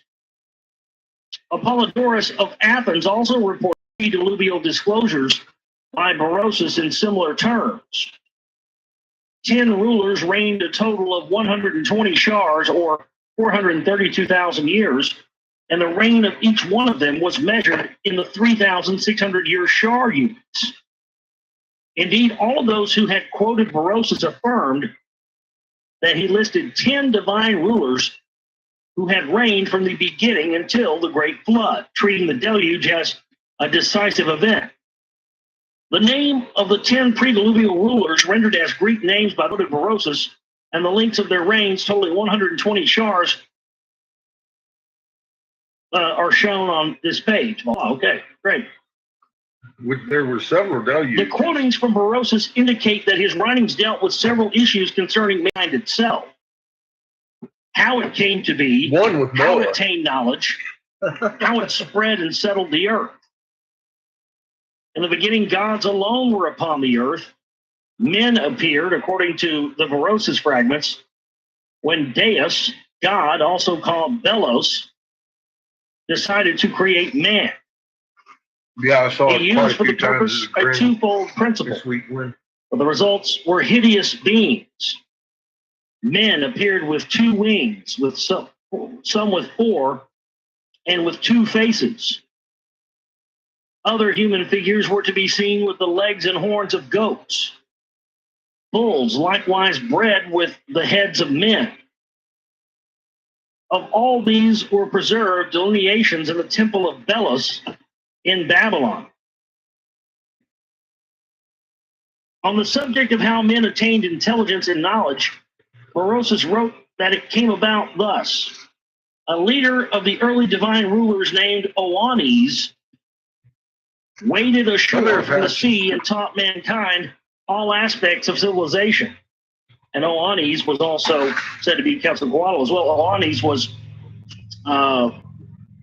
escaped in some sort of, some people say it was a suit, basically like a fish suit. That's why he's depicted as, you see these fish people and these mermen things. Big name it. And Oannes anytime you see the fish suit, was one of the,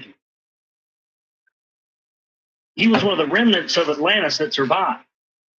And he showed up on the shores of Mesopotamia, and he's depicted, you can look him up, Oannes, and he's depicted as a fish, and he brought some of this knowledge that was left over from Atlantis and taught it to the indigenous humans in the areas where he landed.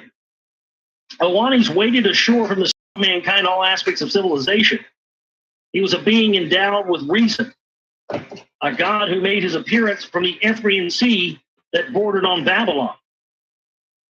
Berosus reported that although Oannes looked like a fish, he had a human head under the fish's head, and had feet like a man under the fish's tail. Yeah, exactly. It was a suit. That's what Malin P. Hall describes that as well, basically like a self-contained. His human body would fit inside a fish-like suit, so he could swim and survive in the seas like a fish, and not be out while going through the oceans. His voice, too, and language were articulate. He held onto that leg the whole time she was turning around. This Oannes used to converse with men. He gave them insight into letters and sciences in every kind of art.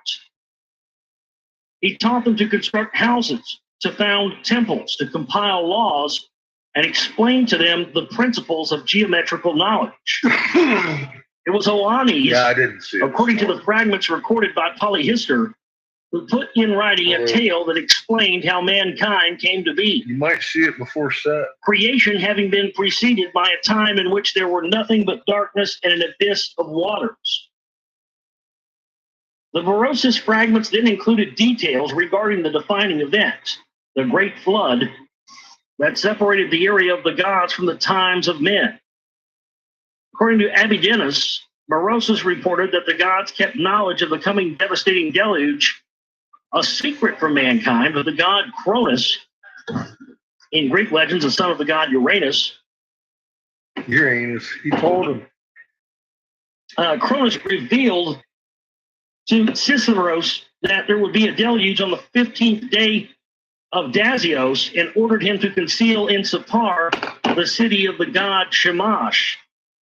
Every available writing, Ciceros accomplished all these things and sailed immediately to Armenia, and thereupon what the god had announced did happen. To find out whether the deluge had ended, according to the Abydenus quotes, Ciceros released birds to see if they would find dry land. When the boat reached Armenia, Ciceros made sacrifices to the gods. He instructed the people who were with him in the boat to go back to Babylonia. As for himself, he was taken by the gods to spend the rest of his life with them. So he was raptured up or ascended up in some spacecraft, huh? In a whirlwind. Polyhistor's account was longer and more detailed, reporting that after the death of Ardates, or Obartes, his son Xizithros ruled for 18 shars, and in his time the Great Flood occurred. Polyhistor rendered the Chaldean account of it as this. The deity Cronus appeared to him in vision and gave him notice that on the 15th day of the month, Dasos, there would be a flood by which mankind would be destroyed. He enjoined him to commit to writing a history of the beginnings, middles, and ends of all things, down to the present term, and to bury those accounts securely in the city of the sun god in Sippar, and to build a vessel and to take it with him, his kinsfolk and his friends. He was to stow food and water and put birds and animals on board and sail away when he had everything ready. Yeah. Long before Noah's Ark there, buddy. Following these instructions, Zithros built a boat 5 shades long and 2 shades wide, anticipating some raised eyebrows from other townspeople. Zithros was instructed by his god to just say he was sailing to the gods and to pray for blessings on men. He then put on board his wife and children and closest friends. When the flood subsided, Zithros let out some of the birds, which, finding no food, came back to the vessel. On the third try, the birds did not return, and Zithros inferred that land had appeared. After his boat ran aground, Zithros, his wife, his daughter, and his pilot went ashore and were never seen again, for they were taken to dwell with the gods.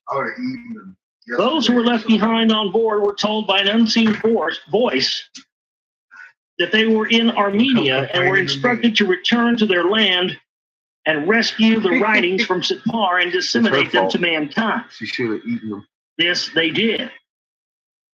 They came back to Babylon, they dug up the writings from Sitpar, found many cities, set up shrines, and once again established Babylon.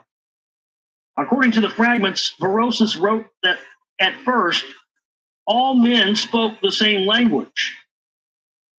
Then some among them undertook to erect a large and lofty tower, that they might climb up to heaven. Chico needs himself a leash. But Belus, sending forth a whirlwind, confounded their designs and gave each tribe a particular language of their own.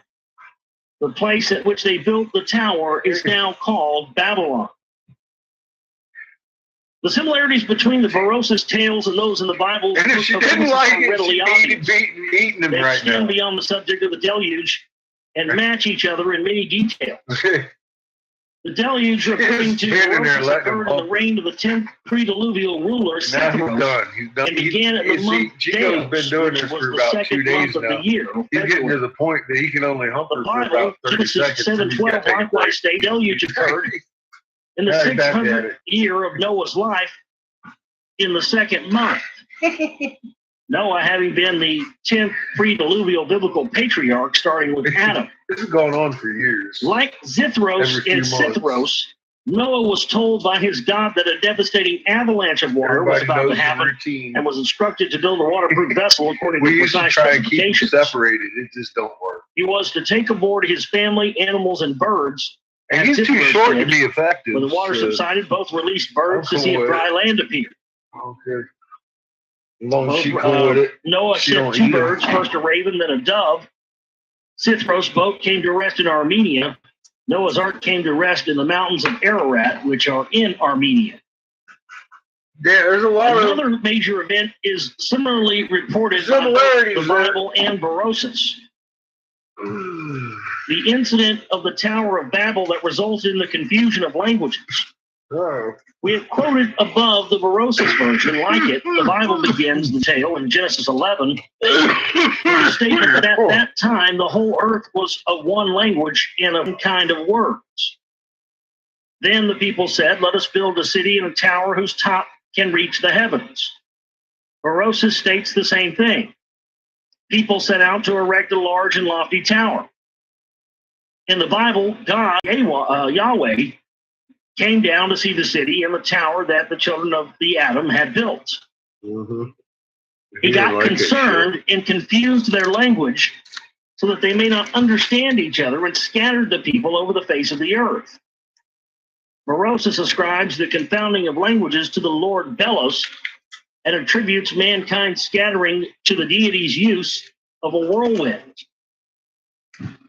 Do such similarities mean that the opening chapters of Genesis are one large fragment of Berosus that the compilers of the Hebrew Bible copied from Berosus? Not likely, for the whole Torah part of the Hebrew Bible, its first 5 books from Genesis to Deuteronomy, was already sealed, canonized in a final version, unchanged since then, long before the time of Berosus. That's again, here's some more contradictory bullshit. He gives you some. I mean, he did this in the last reading. Remember? You did, yeah. Come on. Well, it was. We've already established this was long before the Bible. Because Berosus is a fucking second or third telling of the story. That's why we heard it was Susidra. Susidra. Anyway, that guy. That's who Berosus, his story is taken from. So yes, the canon version was actually already there. I don't know if it was canonized because that happened. I mean, what was Berosus? Berosus BC. So it's kind of bullshit, but he's not wrong, Sitchin. So he just stated it wrongly, I think. I don't know if it was on purpose or not, but because the guy's fucking language wasn't English. Bible, but Sitchin's trying to say, oh no, well, the Bible versions were already sealed and it's no. a lot of Cherenkov radiation right now too. Another example of Sitchin's gatekeeping at its finest right there. It is a historical fact that the Hebrew Bible was already in its sealed version when the 5 Torah books and the rest of the Bible were translated in Egypt into Greek by order of the same Ptolemy Philadelphus, who had engaged Mantheo to write Egypt's history. Philadelphia. The translation still extant and available is known as the Septuagint because it was carried out by a group of 70 scholars. A comparison of its Greek text with the Hebrew Bible leaves no doubt that these savants had already in front of them the canonized version of the Noah today. A Bible that was already in its final form before the time of Berosus and Mantheo. Did then Berosus use the Hebrew Bible as his source? Exactly. See, the Torah was taken from the cuneiform. Sitchin's totally right. That too is unlikely, apart from his references to pagan gods, Cronus, Belos, Oannes, Shamash, were absent in the monotheistic Bible. Many particulars in his writings are not found in the biblical version, so his sources had to be other than the Bible. The most significant difference occurs in the creation of Mantel, with its terrifying mishaps in the Berosus version, in contrast to the smooth let us fashion the Adam version in the Bible. There are detailed differences even where the two versions dovetail, as in the deluge story, in regard to the size of the ship, and more importantly, as to who was taken on board to be saved. Some of the differences are not insignificant. According to Berosus, there were on board, beside the immediate family of Noah, also several of his friends, as well as a skilled pilot. Not so in the Bible that listed just Noah, his wife, and their 3 sons and their wives. Exactly. That's coming from It is not a minor matter. If true, from the Sumerian then post-diluvial mankind, genetically and genealogically, does not stem solely from one Noah and his 3 sons. It does. See, this is where Sitchin's wrong, because Berosus' story with the pilot, the and the friends with Noah's and all that, that's the original Susidra version. He had the whole fucking city help him and some of his friends and carpenters and fucking everything loaded on that bitch and took off. That is the fucking beginning version of the Hebrew, also. It's a Sumerian fucking version. So the Hebrews being slaves of Sumer since the day they were created in Sumer. Because all of these writings are about the Hebrew and Native American people. Sons of Cain. That's the whole fucking story is about. That's how I know who wrote the Mayan tale. It was Enki.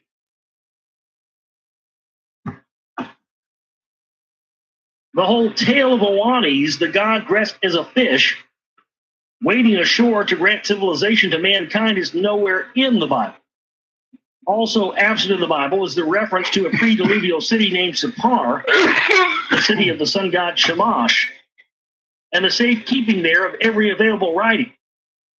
By claiming that pre-diluvial records of the beginnings, middles, and ends not only had once existed, but were hidden for safekeeping and were retrieved after Babylon was resettled. Berosus could have sought legitimacy for his version of prehistoric events, but he also suggested that those records of the past contain clues to the future, what the Bible and we nowadays call the end of days. Though the theme of linking the future to the past is part of biblical prophecy, in the Bible it is first mentioned in respect to Jacob long after the deluge. The logical conclusion that both the compilers of Genesis and then Berosus had access to the same or similar source material, which each used selectively, has been borne out by archaeology. But in such a conclusion, both similarities and differences take us back to our starting point. The enigmatic verses in Genesis 6. Who were the Nephilim? Who were the sons of God? And who indeed was Noah? Sisudra. In the Sumerian text, the ship of Zisidra was termed Ma-gur-gur, a ship and tumble and turn. See there? In the Akkadian text, it was referred to as Polly? How you doing? Tibitu, with a hard T, meaning a submersible ship. The biblical redactor rendered it with a soft T, a tiba, a box, hence the ark in translations. In all versions, it was hermetically sealed with bitumen, but had one openable aperture. According to the Epic of Gilgamesh, the ship which Untashapin, God, that's a terrible word to say. My foot. Utnapishtim. What? The ship which Utnapishtim, the name of the Hebrew of the deluge in Akkadian, was instructed to build was 300 cubits, about 520 feet, 25 they feet don't love long, me. and I get up to 210 about feet wide 20 at the top, viewers and had and a kick me down to bulwark about 10. of about 120 cubits divided by 6 decks into We're 7 levels. listening to 1/3 of her was above the waterline. Giant stuff.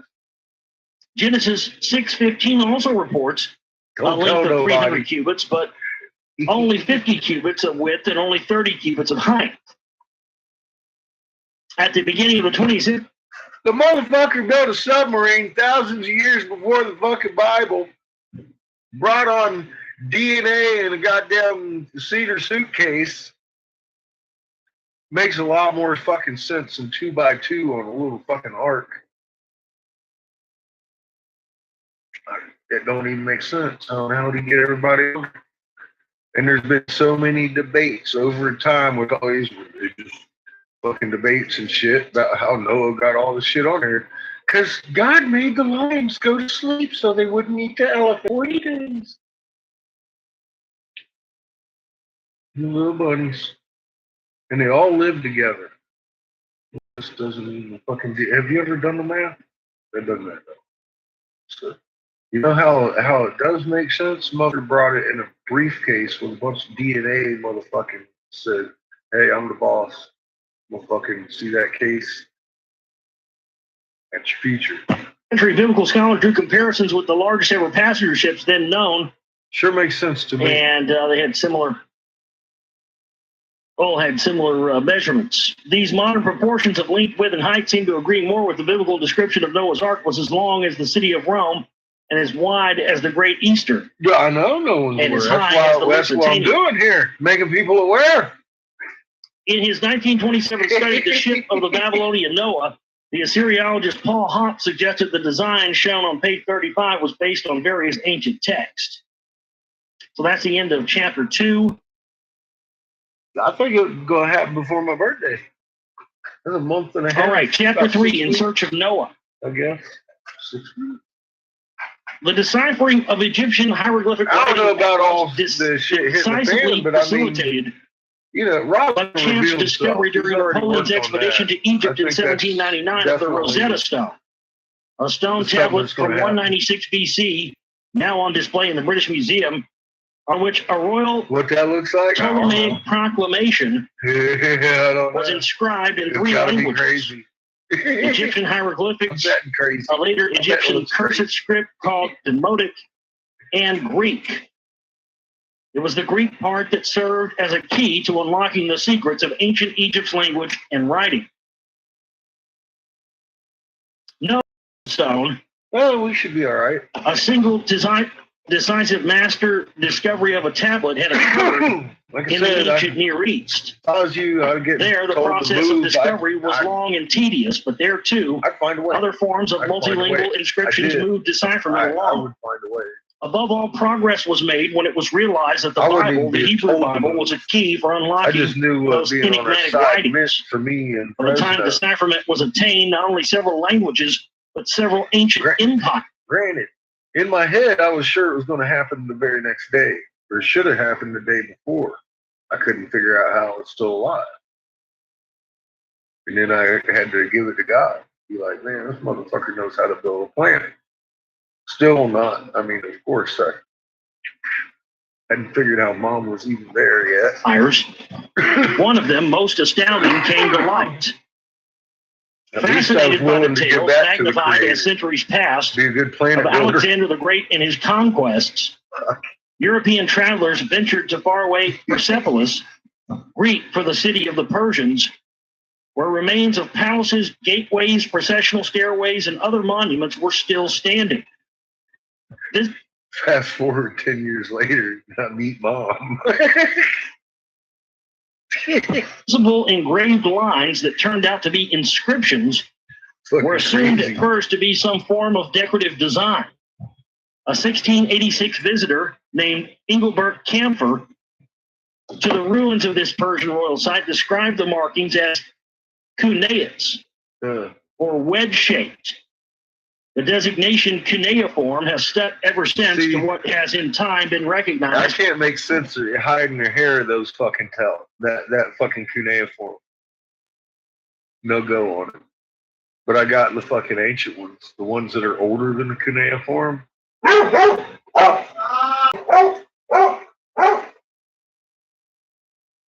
Somebody must be walking by the house. As a lingual Catches script. it. Cuneiform script variations on some monuments gave rise to the idea, as bad as the case in Egypt, royal Persian proclamations in an empire that encompassed many diverse peoples could also be multilingual. Disparate reports by travelers increasingly focused attention on some of the multilingual Persian inscriptions. The most important and complex of them was discovered at a site in what is now northern Iran. Of course, because that's where King Darius and the Winged the Behistun inscription. Yeah, I'm sure that's what he's talking about here. Yeah. And bear that in mind when you hear all the Iran warmonger drums being beaten. Bear this information in mind. It was in 1835 that traveling in remote Near Eastern areas that were once dominated by Persian kings, the Briton Henry Rawlinson came across a carving upon forbidding rocks at a place called Behistun. There you go. The name meant the place of the gods. And the huge carving commemorating a royal victory was dominated by a god hovering within the ubiquitous winged disc. The depiction was accompanied by long inscriptions that turned out to be a trilingual record by the Persian king Darius I, a predecessor by a century and a half of King Darius III, who fought Alexander. In time, it was realized that one of the Behistun languages, dubbed Old Persian, resembled Sanskrit, the Indo-European mother language. There was a finding that opened the way to the decipherment of Old Persian. Taking it from there, the identity and meaning of the two other languages followed. One was later identified as Elamite, whose use in antiquity was limited to the southern parts of what is now Iran. The third matched the writings found in Babylonia, classified as Semitic, belonging to a group that also included Assyrian and Canaanite, whose mother tongue is called Akkadian. What was common to all three Behistun languages was the use of the same cuneiform script, in which each sign expresses a whole syllable and not just a single letter. Here in one monument was an example of the confusion of languages. Hebrew, the language of the Bible, belonged to a group of Semitic languages that stemmed from Akkadian. The fact that Hebrew uniquely has remained a spoken, read, and written language throughout the ages was the unlocking key there. So much so that early scholarly studies of Babylonian and Assyrian, two Akkadian languages, provided word lists that gave their similar Hebrew meanings and compared cuneiform sign lists to their equivalents in traditional Hebrew script. Word of the intriguing ruins in the Great Plain between the Euphrates and Tigris rivers, hence the name Mesopotamia, the land between two rivers, has been brought back to Europe, has been brought back to Europe by varied 17th and 18th century travelers.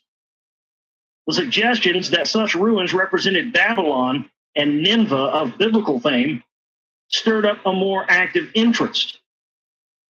The realization that 19th century AD people were able to read inscriptions of people from a time before Greece and Persia, inscriptions from the time of the Bible, shifted interest geographically to the lands of the Bible and chronologically to much earlier centuries. In some of those ruins, inscriptions in cuneiform script were found on flat tablets that were man-made of hardened clay, mostly but not always square or oblong in shape, into which the wedge-like signs were incised when the clay was still wet and soft.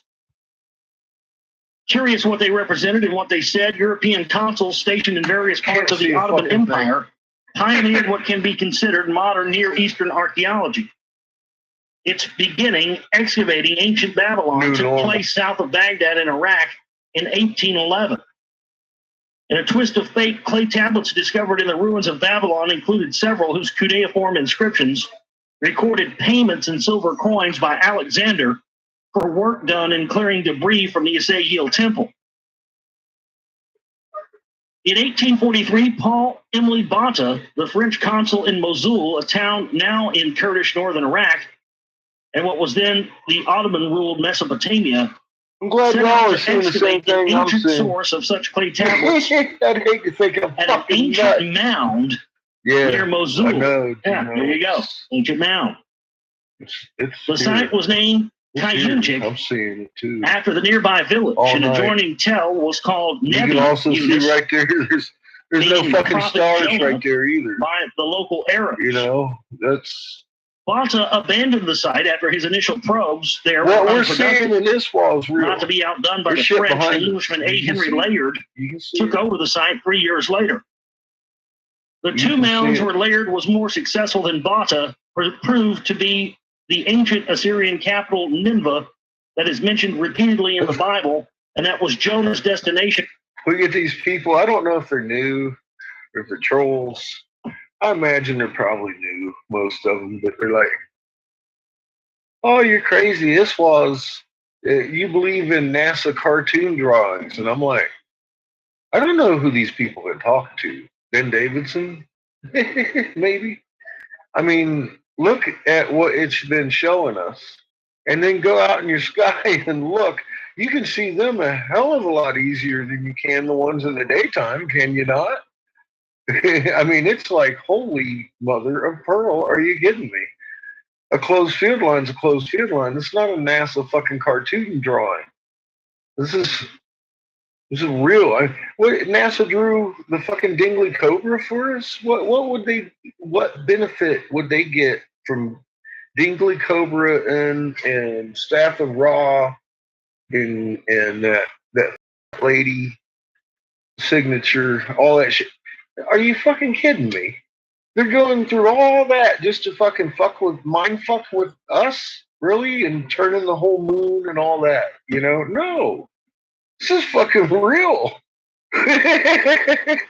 This is fucking real. They didn't exactly count on us fucking seeing this, and they were giving us a hard time. They kept shutting down this wall.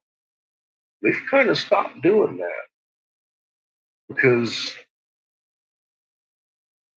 John, motherfucking homebrew, he'd get over there on their Twitter feed with Ra and be all like Dingley Cobra and right there on NASA and making fools of them. So they click that shit back on pretty quick.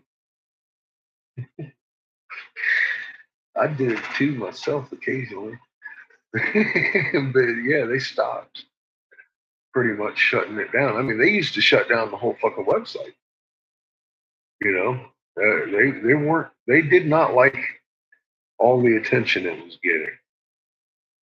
And then when it came back up, everyone's like, "Are we sure that it's right?" And we've correlated it enough to it's it's right. But what they've done is they've started taking 20 to 40-minute sections out of it, which, of course, as we know, is probably the most exciting 20 to 40 minutes out of that hour. But at least they're letting us watch it.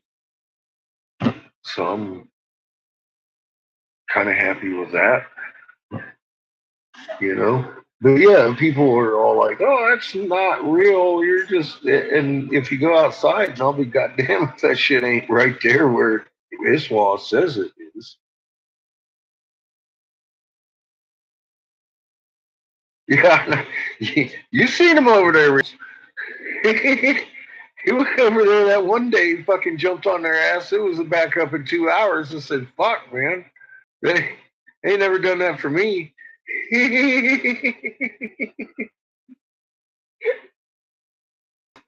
What do you want, this thing? Where'd your appendage go? Where'd your appendage?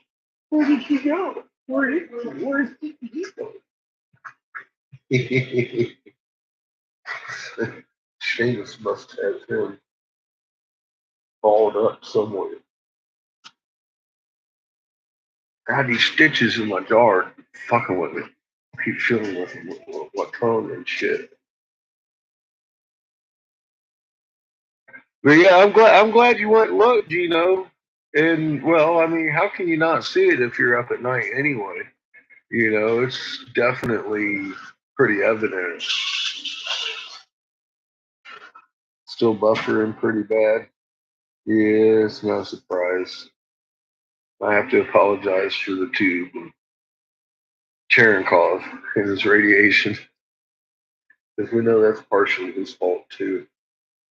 Oh, I feel like just swishing with some peroxide, but I know that's exactly the wrong thing to do right now.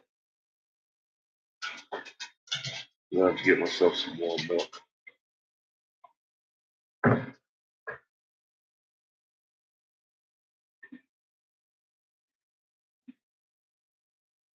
What are you doing, dog?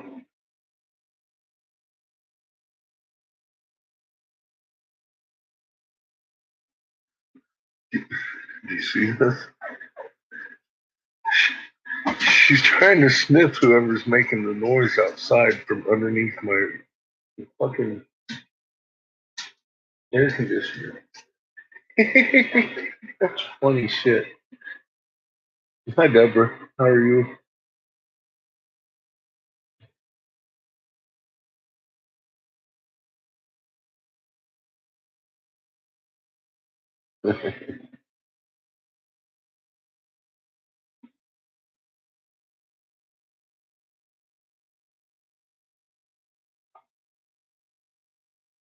Good. You know, that's good. So that's good. I mean, that's real good. See, that's it's good. I'm glad you've got somebody woke up next to you.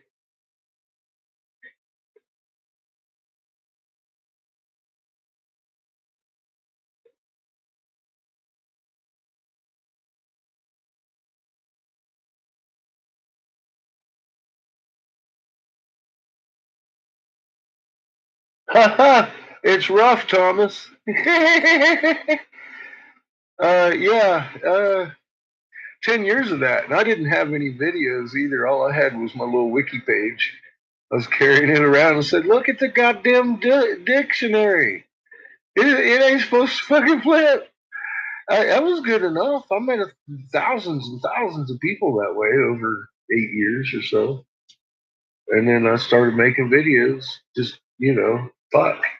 I couldn't find anybody else to do it. Couldn't find anybody else to do it.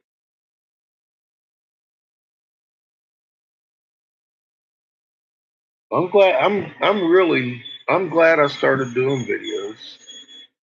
And I'm glad y'all started paying attention, looking at the moon. Fuck. Look at all the shit we have discovered this year. Well, I can't do anything for you, Patches. I can't do anything. I can't. Oh, Chico, I definitely can't help you. You're well beyond that. Look, he even got quieter. He's like, oh, look at these two. Chico don't even know why he's barking. He's just sitting there wagging his little tail barking. He's like, as soon as she stops barking, I'm going to get some of that kneecap. I'm going to get that kneecap. I'm going to get it. There you go. What are you doing, Chico? Where are you? He doesn't even know what he's doing. Patches, stop barking at me. No, I said stop barking at me. My tooth ain't going to tolerate it much more. Get over here. Come here. Come here.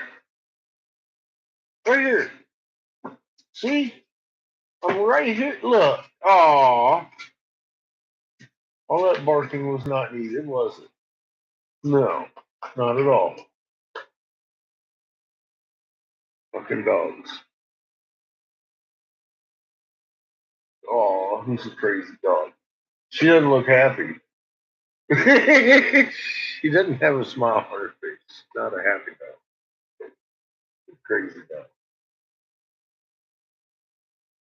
Oh my God, there's slobber all over you from where Chico's been hanging out on your side there. Chico, don't start your shit on my leg.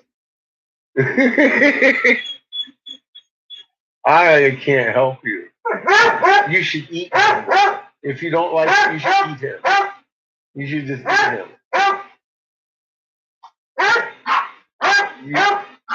You Chico, yes. She should eat you. Don't complain to me. Hey! Hey! Go lay down. I've had enough. Go lay down. Lay down. Don't make me stand up. Okay, well, come over here. Shut your mouth then. You get petted. Let's just sit down. Sit. Sit on your ass. Sit. Sit. Sit. Sit. Sit. Sit. She ain't listening. Sit. Sit. Sit. Sit. Get the fuck out of here there. Well, sit. Sit. Okay. She got attitude. It's like, fuck you. Sit. Sit. Sit. Sit. Sit. Sit. Sit. Have a seat. Sit down. Sit. Sit on your ass. Sit down, dog. She listens like a good girl. Sit. Sit. Sit. Oh, where's a good girl sit? Where's a good girl sit? Chico. Chico's mad. I took his girlfriend. He's very upset with me right now. You want to fight? Do you? Do you want to fight? You want to fight, Chico? Yeah. Would you like to fight, Chico? Get out of there! You ain't gonna start that shit with. No, not you, dumbass. Sit. Sit. Sit. Sit. Sit. Sit. Sit. Sit, dog. Fucking sit. Sit. On your ass. Sit. Sit. Chico. You wanna fight? You wanna fight? He's like, yeah, I wanna fight.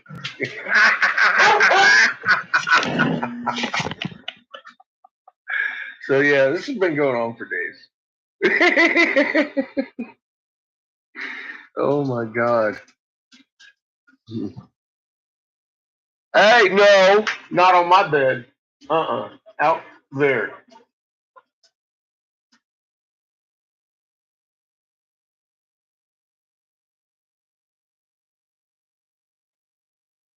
Permanently attached to that ass for at least another day.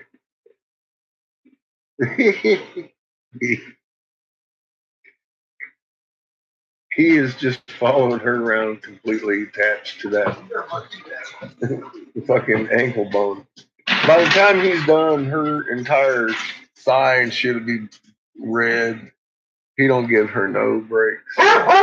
No breaks for you. Oh, she'll just give you love. Until she loves that. Hold him tightly. She's feeling frisky. Look at her. Don't take that shit. He's trying to give you love. How dare I?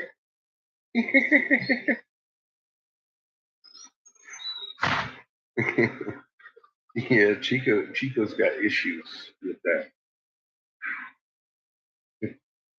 He's hard to handle right about now. Traditionally.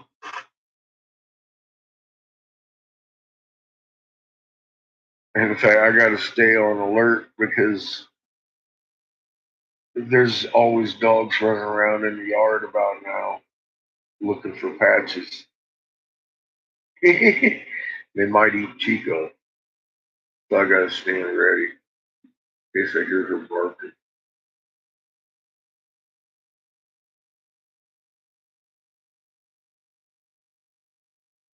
But yeah, Chico is completely out of control. If I was Patches, I'd have already done eating the little shit, man. He's crazy. He's fucking neurotic.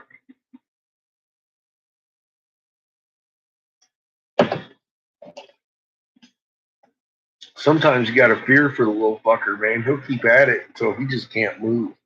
He can't move.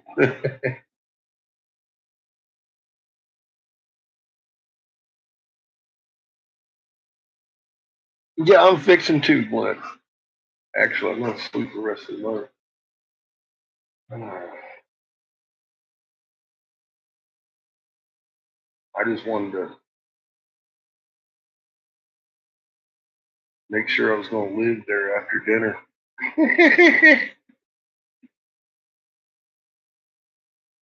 I'm going to have myself a shake at the bed, I think. I'm going to fill it with a whole bunch of. That's what I did last night. Fucking made a milkshake and made it with like fucking half a cup of hemp seed. Just swallowed that shit. I think I'm going to do that again tonight. But I didn't eat much spaghetti. I'm still kind of hungry. I'm just not feeling good. I took an antibiotic. Those things fuck with me enough.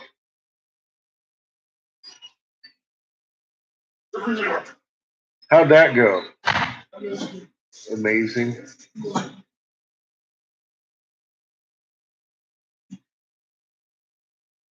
Besides, I've got this to contend with. John, you need to make some videos. You're home now. No excuses, buddy.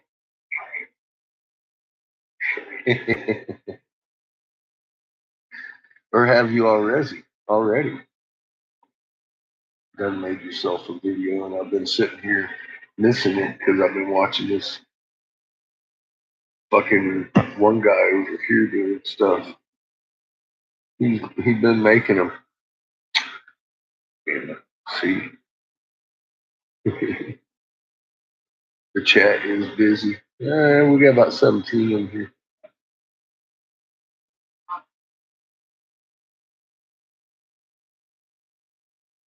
Well, hi, Thesis.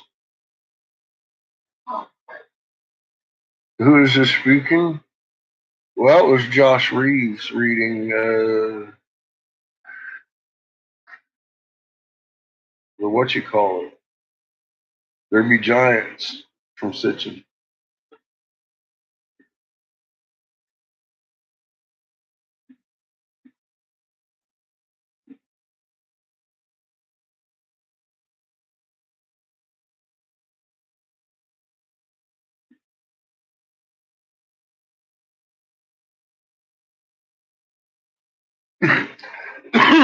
Yeah, a lot of those sunside pictures, like I said, John, you and I confirmed alone, I mean, months ago, that shit we're seeing in this walls back there behind us is pretty easy to see.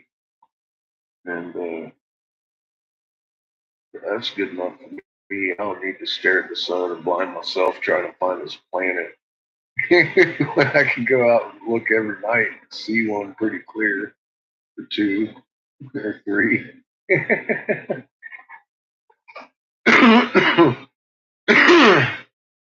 But that's just further testimony to the accuracy of fucking Islam. If they were faking that shit, they definitely wouldn't be faking it with fucking closed field lines. I mean, I wouldn't be able to make much sense of a conglomerated mess, which we've been having a lot of conglomerated mess coming up. Now it's starting to even define the IMF lines and all that stuff, and the closed field line's been progressively getting stronger and stronger. You know, so it's actually going on a timeline I would expect it to. You know, and the fact that NASA has closed field lines on their graph kind of goes a long way to. I mean,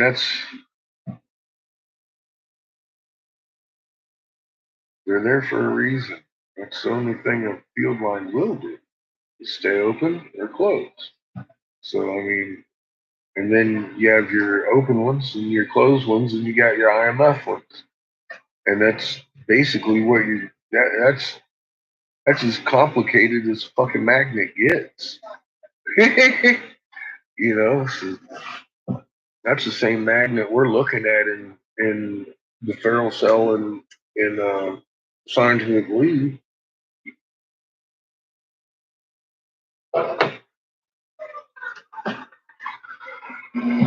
So yeah, I'm glad. Like I said, Gino was saying, you know, I mean, out at night and he's seeing the definite light source in the northeast all night, which definitely been getting brighter and brighter. So, and it's fully lighting up the fucking northern sky. It just is, and those planets are out there hiding the stars back there. That's something we can all see, just like the moon doing cartwheels. As a matter of fact, that's something you can see every fucking night, as long as you got a clear sky. It don't have to be a moon. You can see that better on a moonless night, actually. It's much more discernible that, yeah, that's not the fucking moonlight. That's something else. We've only got two lights in the sky, as far as I knew, and only one of them shines itself. The other one reflects the other one shining. It's usually not lighting up the night, and on a moonless night, you definitely shouldn't have shadows. There are definitely shadows on everything on moonless nights now. That's something I've been seeing for some time. I mean, shadows at night in the first place are kind of rare. Full moon shit, you know, and only like during the recent full moons that I don't remember shadows at night like that.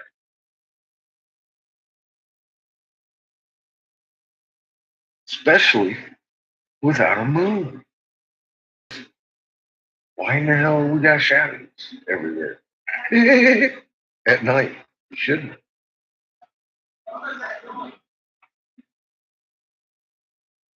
Yeah, the moon. Well, I'm glad, Deborah. That's what's. I mean,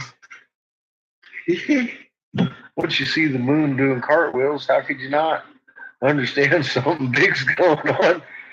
If you just sit and think about it, it literally is a ball and a light. And if you watch it a few months, a year, you've watched it for a while now, and it's been consistent with its. Well, not really consistent, but it's been consistently flipping. It does change its angle sometimes, but it still flips, even though its angle's changing from night to night. That's our tilt that's also showing up in the sunrise every morning with John's compass.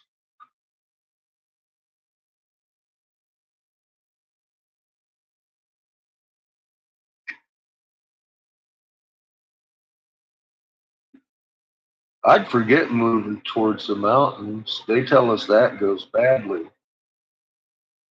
And I'd have to agree because, well, you got your induction, and most mountains are volcanic.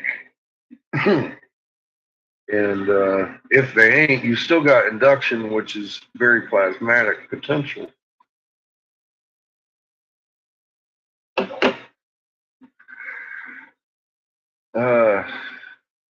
Personally, if I was looking to relocate and I was going to relocate, I'd probably go right to the Creton, right up there in Minnesota, all that shit up in there.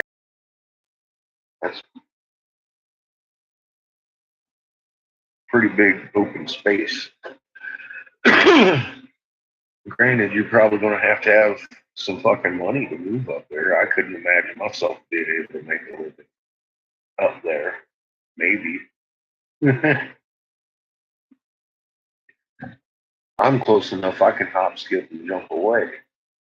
But that's also not what I'm being shown I need to do. So, I say I don't expect people to follow me when this shit pops out. I'm going right to where it's popping.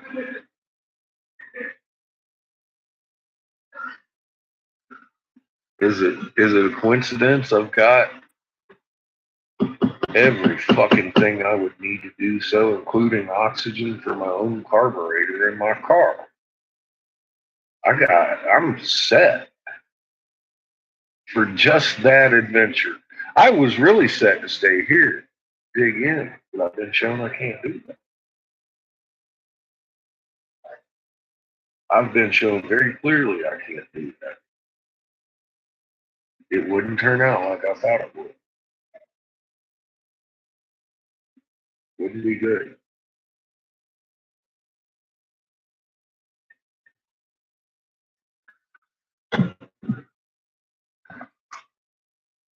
I've been straight up shown that if I stay here, my son drowns.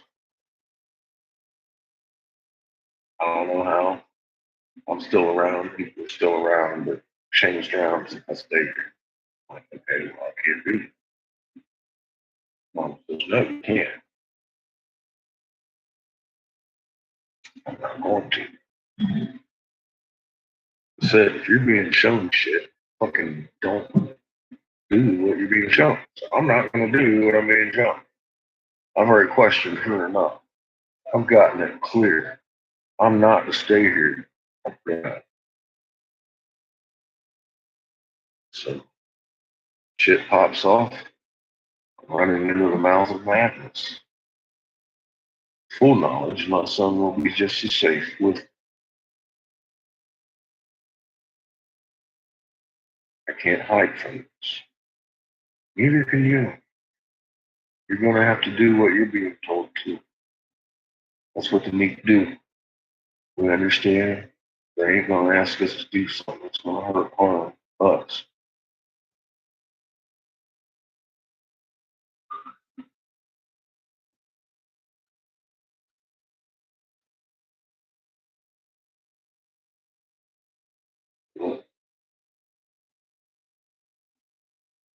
Rivers, lakes, oceans. Exactly. I would listen to what Mom was telling me. I had a horrible vision one night because I was thinking about bunkering down here. I was shown the result that I would live. That's not my goal here. I mean, I'd like to live. I'm just saying. Done all this prepping for this kid. All this research for him. Find out all this shit, and then all this shit we find out, that's a bonus. So yeah, I'm gonna do what Mama asks because she showed me what is gonna happen if I don't. So I am taking that as fair fucking warning, and I will do what I'm asked to do. So I'm just telling you, you will be given different instructions than myself. I can promise you that. And if you don't, I guess I'll see you in the mouth of fucking madness.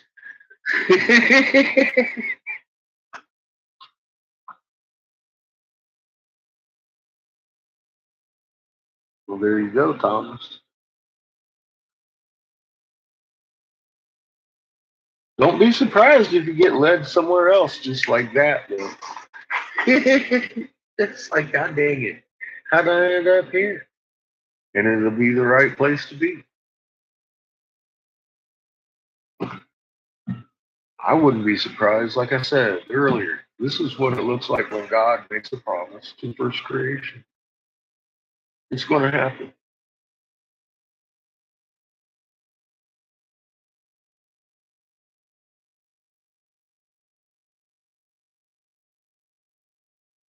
Deja vu, well, that's how it begins, Tom. We don't see the future. I don't.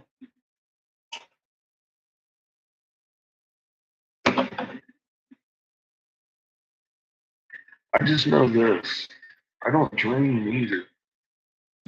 And the only really vivid dream I've had recently is my son laying there matted, muddy hair in my basement. Yeah.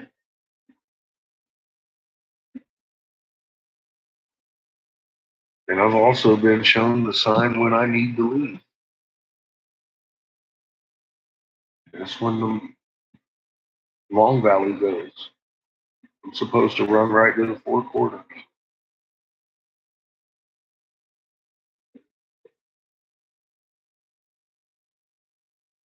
I've called this place home longer than anywhere I've ever lived in a single blood. I will miss it. I love this house. It's perfect for me and Shayna's saying then some. We've got more room than we ever needed. And it's allowed us to put him in the school and have plenty of time together to do what we need to do as a family and hang out, play Battleship instead of worry about how I'm paying the bills for the most part until I got that accident and started fucking with me. And it kind of slacked off once I started doing the hieroglyphs.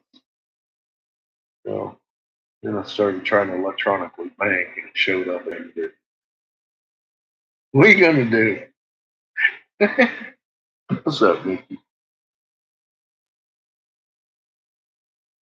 Yeah, that's what I'm saying, Thomas. Well, when the time comes, who knows what we'll be doing? What we're told to, I hope. That's all. Because yeah, this is real. This is the realest thing I've ever found in my life. I mean, we've got planets behind us. I've found out that we've got a God, a creator, a fucking first creation. First creation's greater than anything I ever imagined.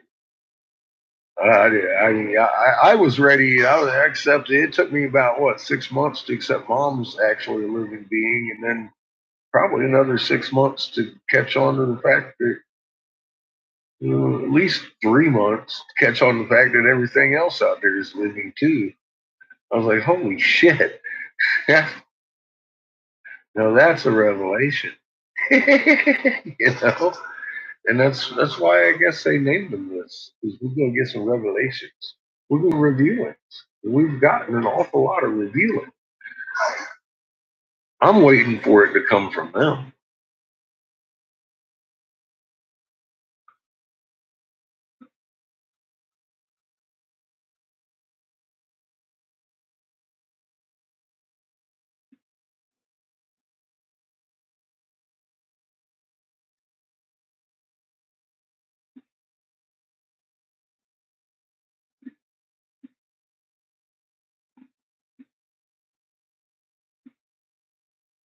Good, Thomas. That means you're learning how to relax your heart.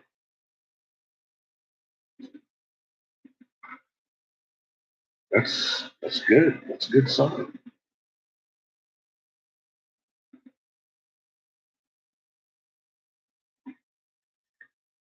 Let's check on quakes again real quick. It looked like we was having a slight uptick.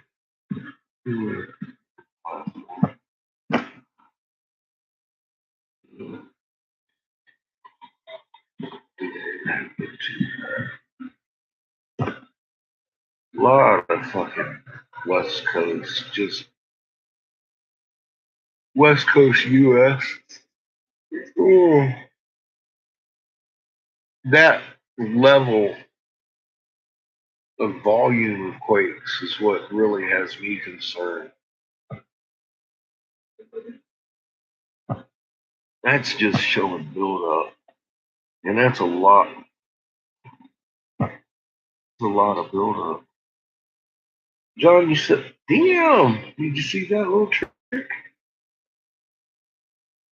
Did you make a movie, John? You should make a movie about this. Look how hard she's bleeding off that charge through those roped lines and still charging those field lines like that.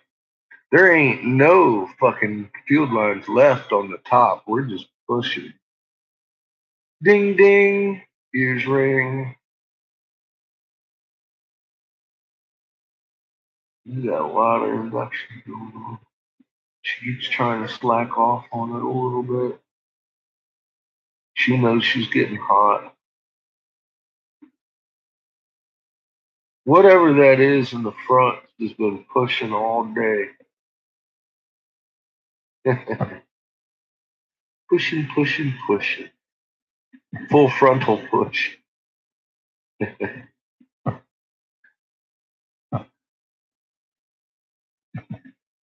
Oh yeah, the cherry car. That's still building. Building, building, building. She's bleeding off fucking like she's bleeding off on steroids, man. That shit's still building the charge in the back. You see that shit? Fucking crazy, dude.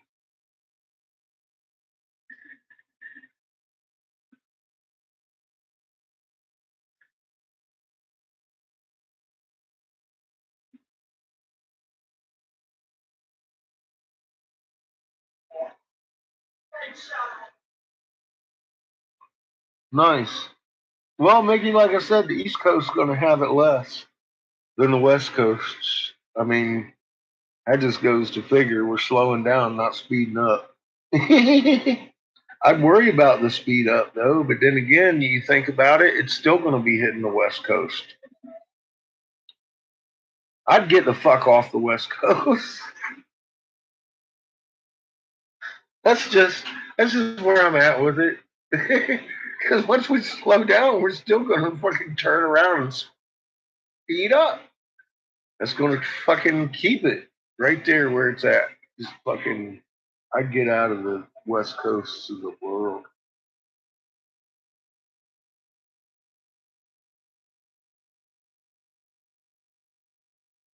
Oh, Charlotte, North Carolina. Yeah, bro. You know, Mickey, you made a good move. That was one of my arguing points right there. Charlotte's in the fucking flood basin. That's not okay.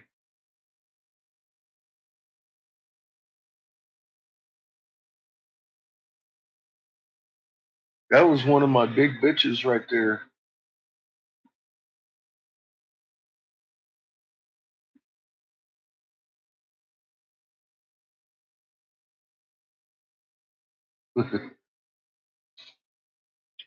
Nice, John. I keep telling people you make better videos than I do. You ain't gonna cuss them out. You got better production value than I do, man. You can bring shit side to side. I don't know how to bring in pictures side by side like that, man. Hey, I ain't even gonna start trying because homebrew can do it.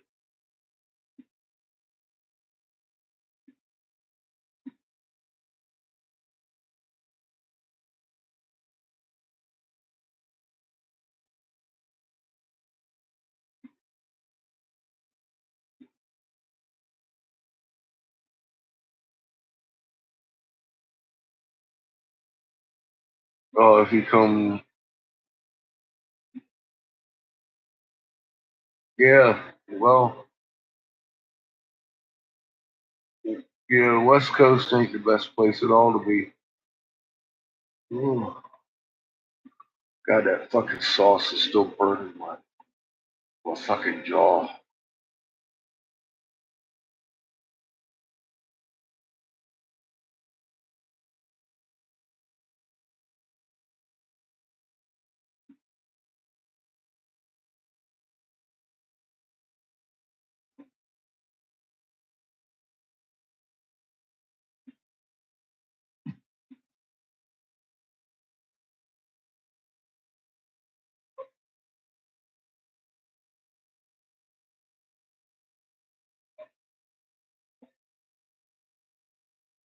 Have a good one, John. I'm signing off. You're soon gonna be hitting bed.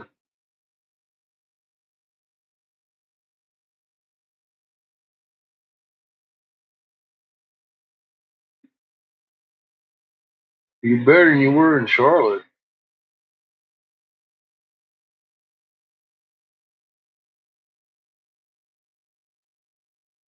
Anybody on the East Coast is going to have an awful lot of warning. It's sore. It's sore. It's still too sore to really eat. I tried to eat earlier. I ended up feeding most of the patches. I was going to have fish and rice, but I didn't have fish. So I got to hit the store tomorrow. I'm going to have some fish and rice. Fucking hungry. I'm going to have myself a shake, I think, before I go to bed. Yeah, Boone's in a good spot. I'd watch for fucking plasma though up in the mountains.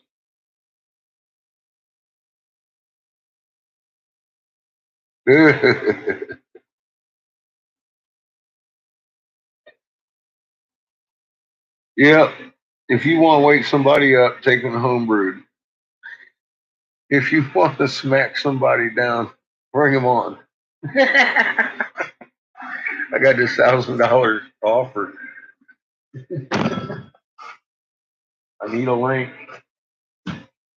I just figure if Patches is feeling frisky now, she's gonna start beating up Chico. Poor Chico.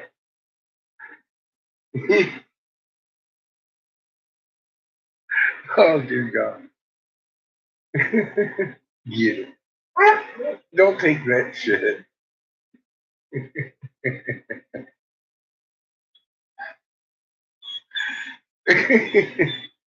That was some funny shit. She just fucking took and smacked him away from her. She's like, you little shit, I've had enough. That's some, that's some funny stuff. Patches is in heat, Mickey, and Chico's following her around wearing her kneecap out.